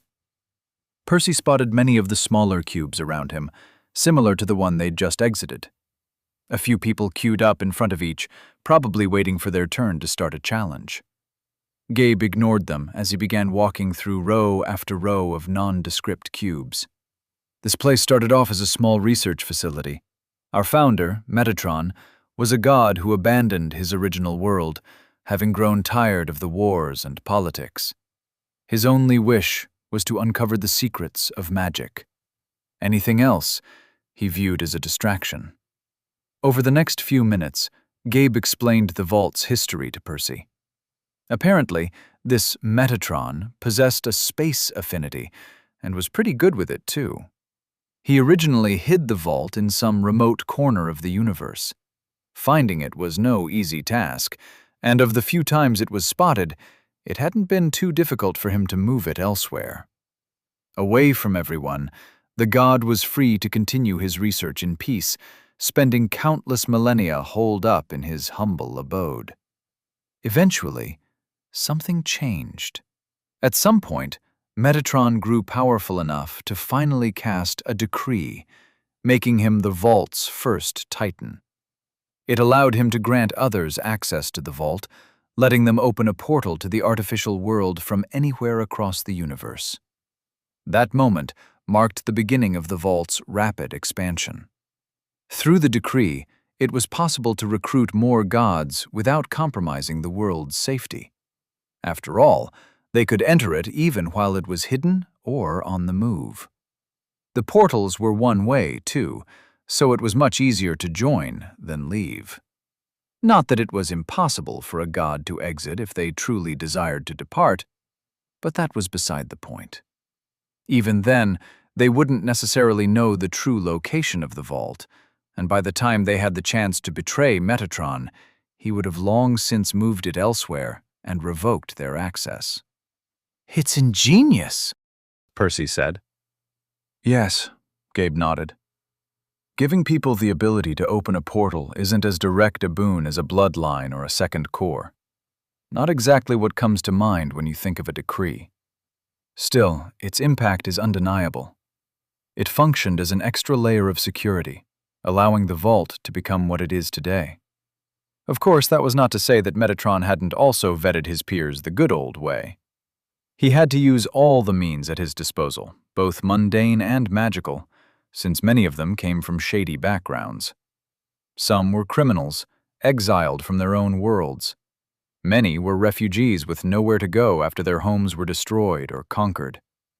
Only a few were researchers at heart, sharing his own passion for magic. "Well, that certainly explains the diversity of races here," Percy noted. On their way to his host's house, they passed people of all sorts, ranging from Gabe's own species to hulking humanoids twice his height, with 2 horns sticking out of their temples. There were even some green-skinned folks with pointy ears who barely reached his knees, scurrying about like kids.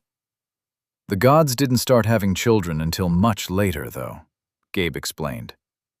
Through all his security measures, Metatron had perpetually ensured the vault's safety as more and more gods joined. Many of them brought new knowledge with them, helping him to upgrade and expand the artificial world, until it became the present marvel of magical technology that Percy was witnessing through Gabe's eyes. Of course, it still paled in comparison to a natural world, in both size and content. To Metatron's credit, though, they did eventually manage to implement a habitat that could support a larger population of mortals. "But that still doesn't explain why you have this weird rule about procreating," Percy said. "Huh. That's because you have yet to understand what we are to our parents." Gabe chuckled bitterly. They reached another cube, much larger than the one which had housed the challenge. Gabe pressed his hand on its surface, activating a luminous circle around it. A moment later, the metal parted like before to grant them entry. Gabe walked briskly through a relatively narrow corridor.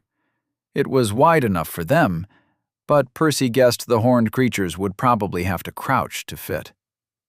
Every time they came across another resident, they had to squeeze against the walls to pass each other. Percy didn't miss the faint, square indentations tightly packed along the walls, guessing they were probably doors. Several corridors and flights of stairs later, they eventually stopped before one, pressing their hand on its cold surface once more. Gabe's room was tiny. It was actually smaller than Mickey's cell on Huehue. There was a bed, barely large enough for him. Right next to it stood a toilet and a shower, with nothing but a thin glass panel to shield the rest of the room from the moisture. "We are not products of love. We aren't even treated as people. Our parents only see us as a resource for their experiments." Chapter 79. Natural Selection. Experiments? What could gods possibly gain from us mortals? Instead of gaining a better understanding, Percy found himself with more questions than when Gabe had begun. "Lots of things, actually," Gabe shrugged. "The most obvious benefit is producing more people to ascend to godhood, expanding their ranks.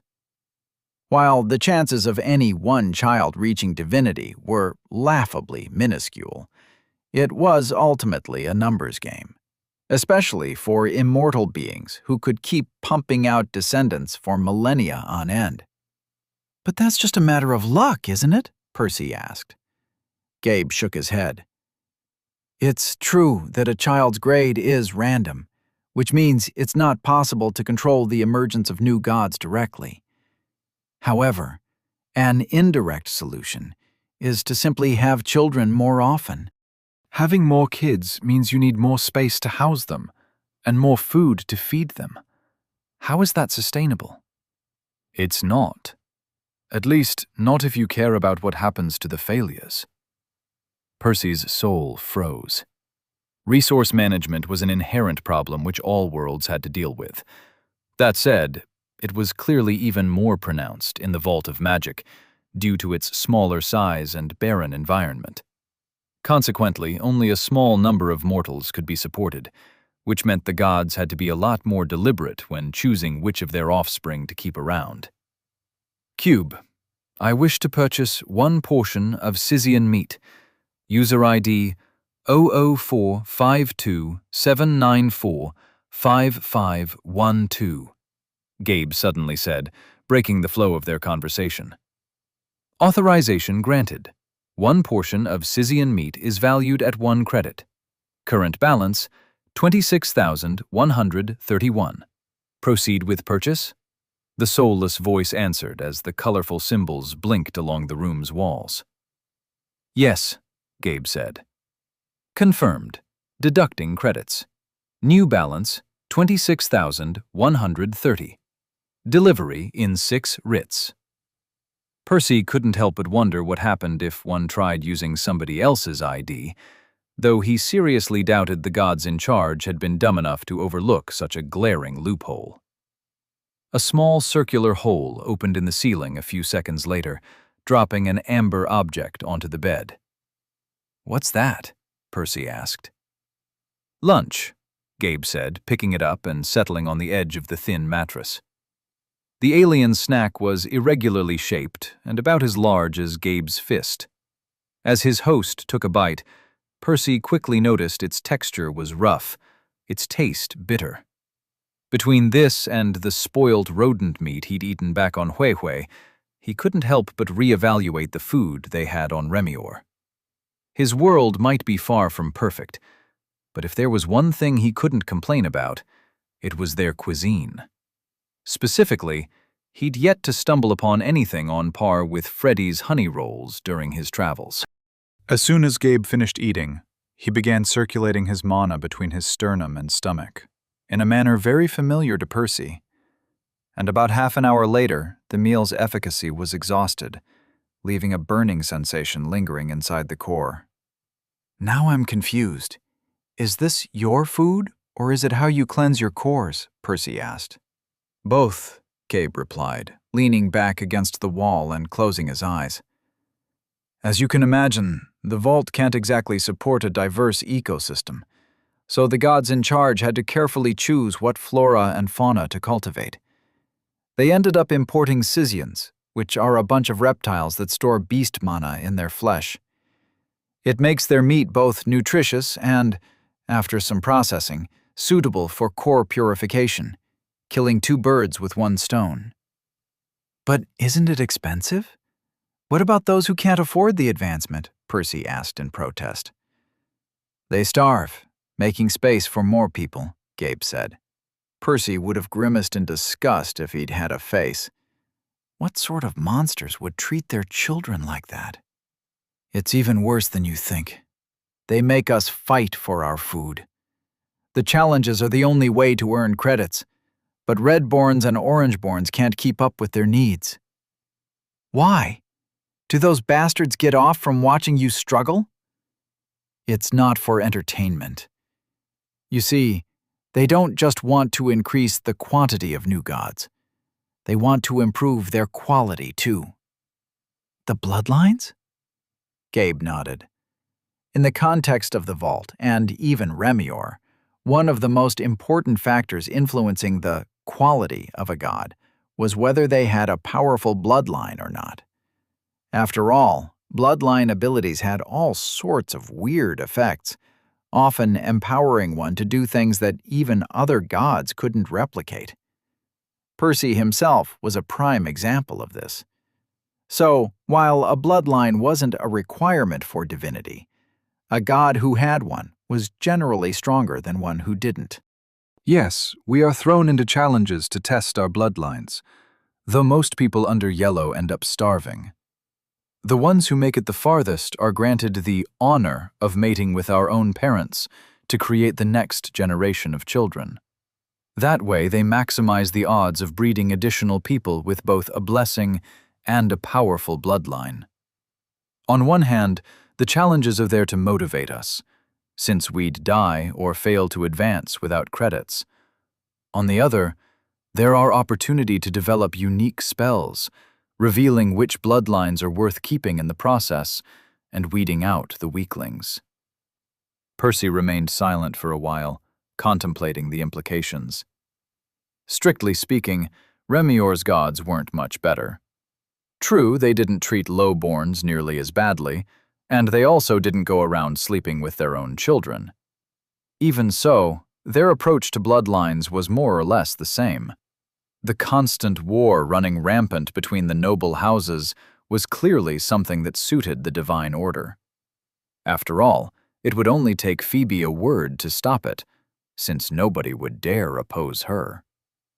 In other words, permitting Remior's nobles to continue killing each other was their version of the challenges, to keep recycling the population while allowing more gods to emerge and powerful bloodlines to mutate. Yet even those at the bottom can have some semblance of a life there, Percy thought bitterly. By comparison, the Vault's deities were downright cruel, treating their own offspring as nothing but livestock. Well, as much as we all hate their guts, I guess I can't argue with the results. Gabe shrugged. Indeed, Percy's latest host was clearly one of the lucky ones, having inherited the full package. You still died, though, didn't you?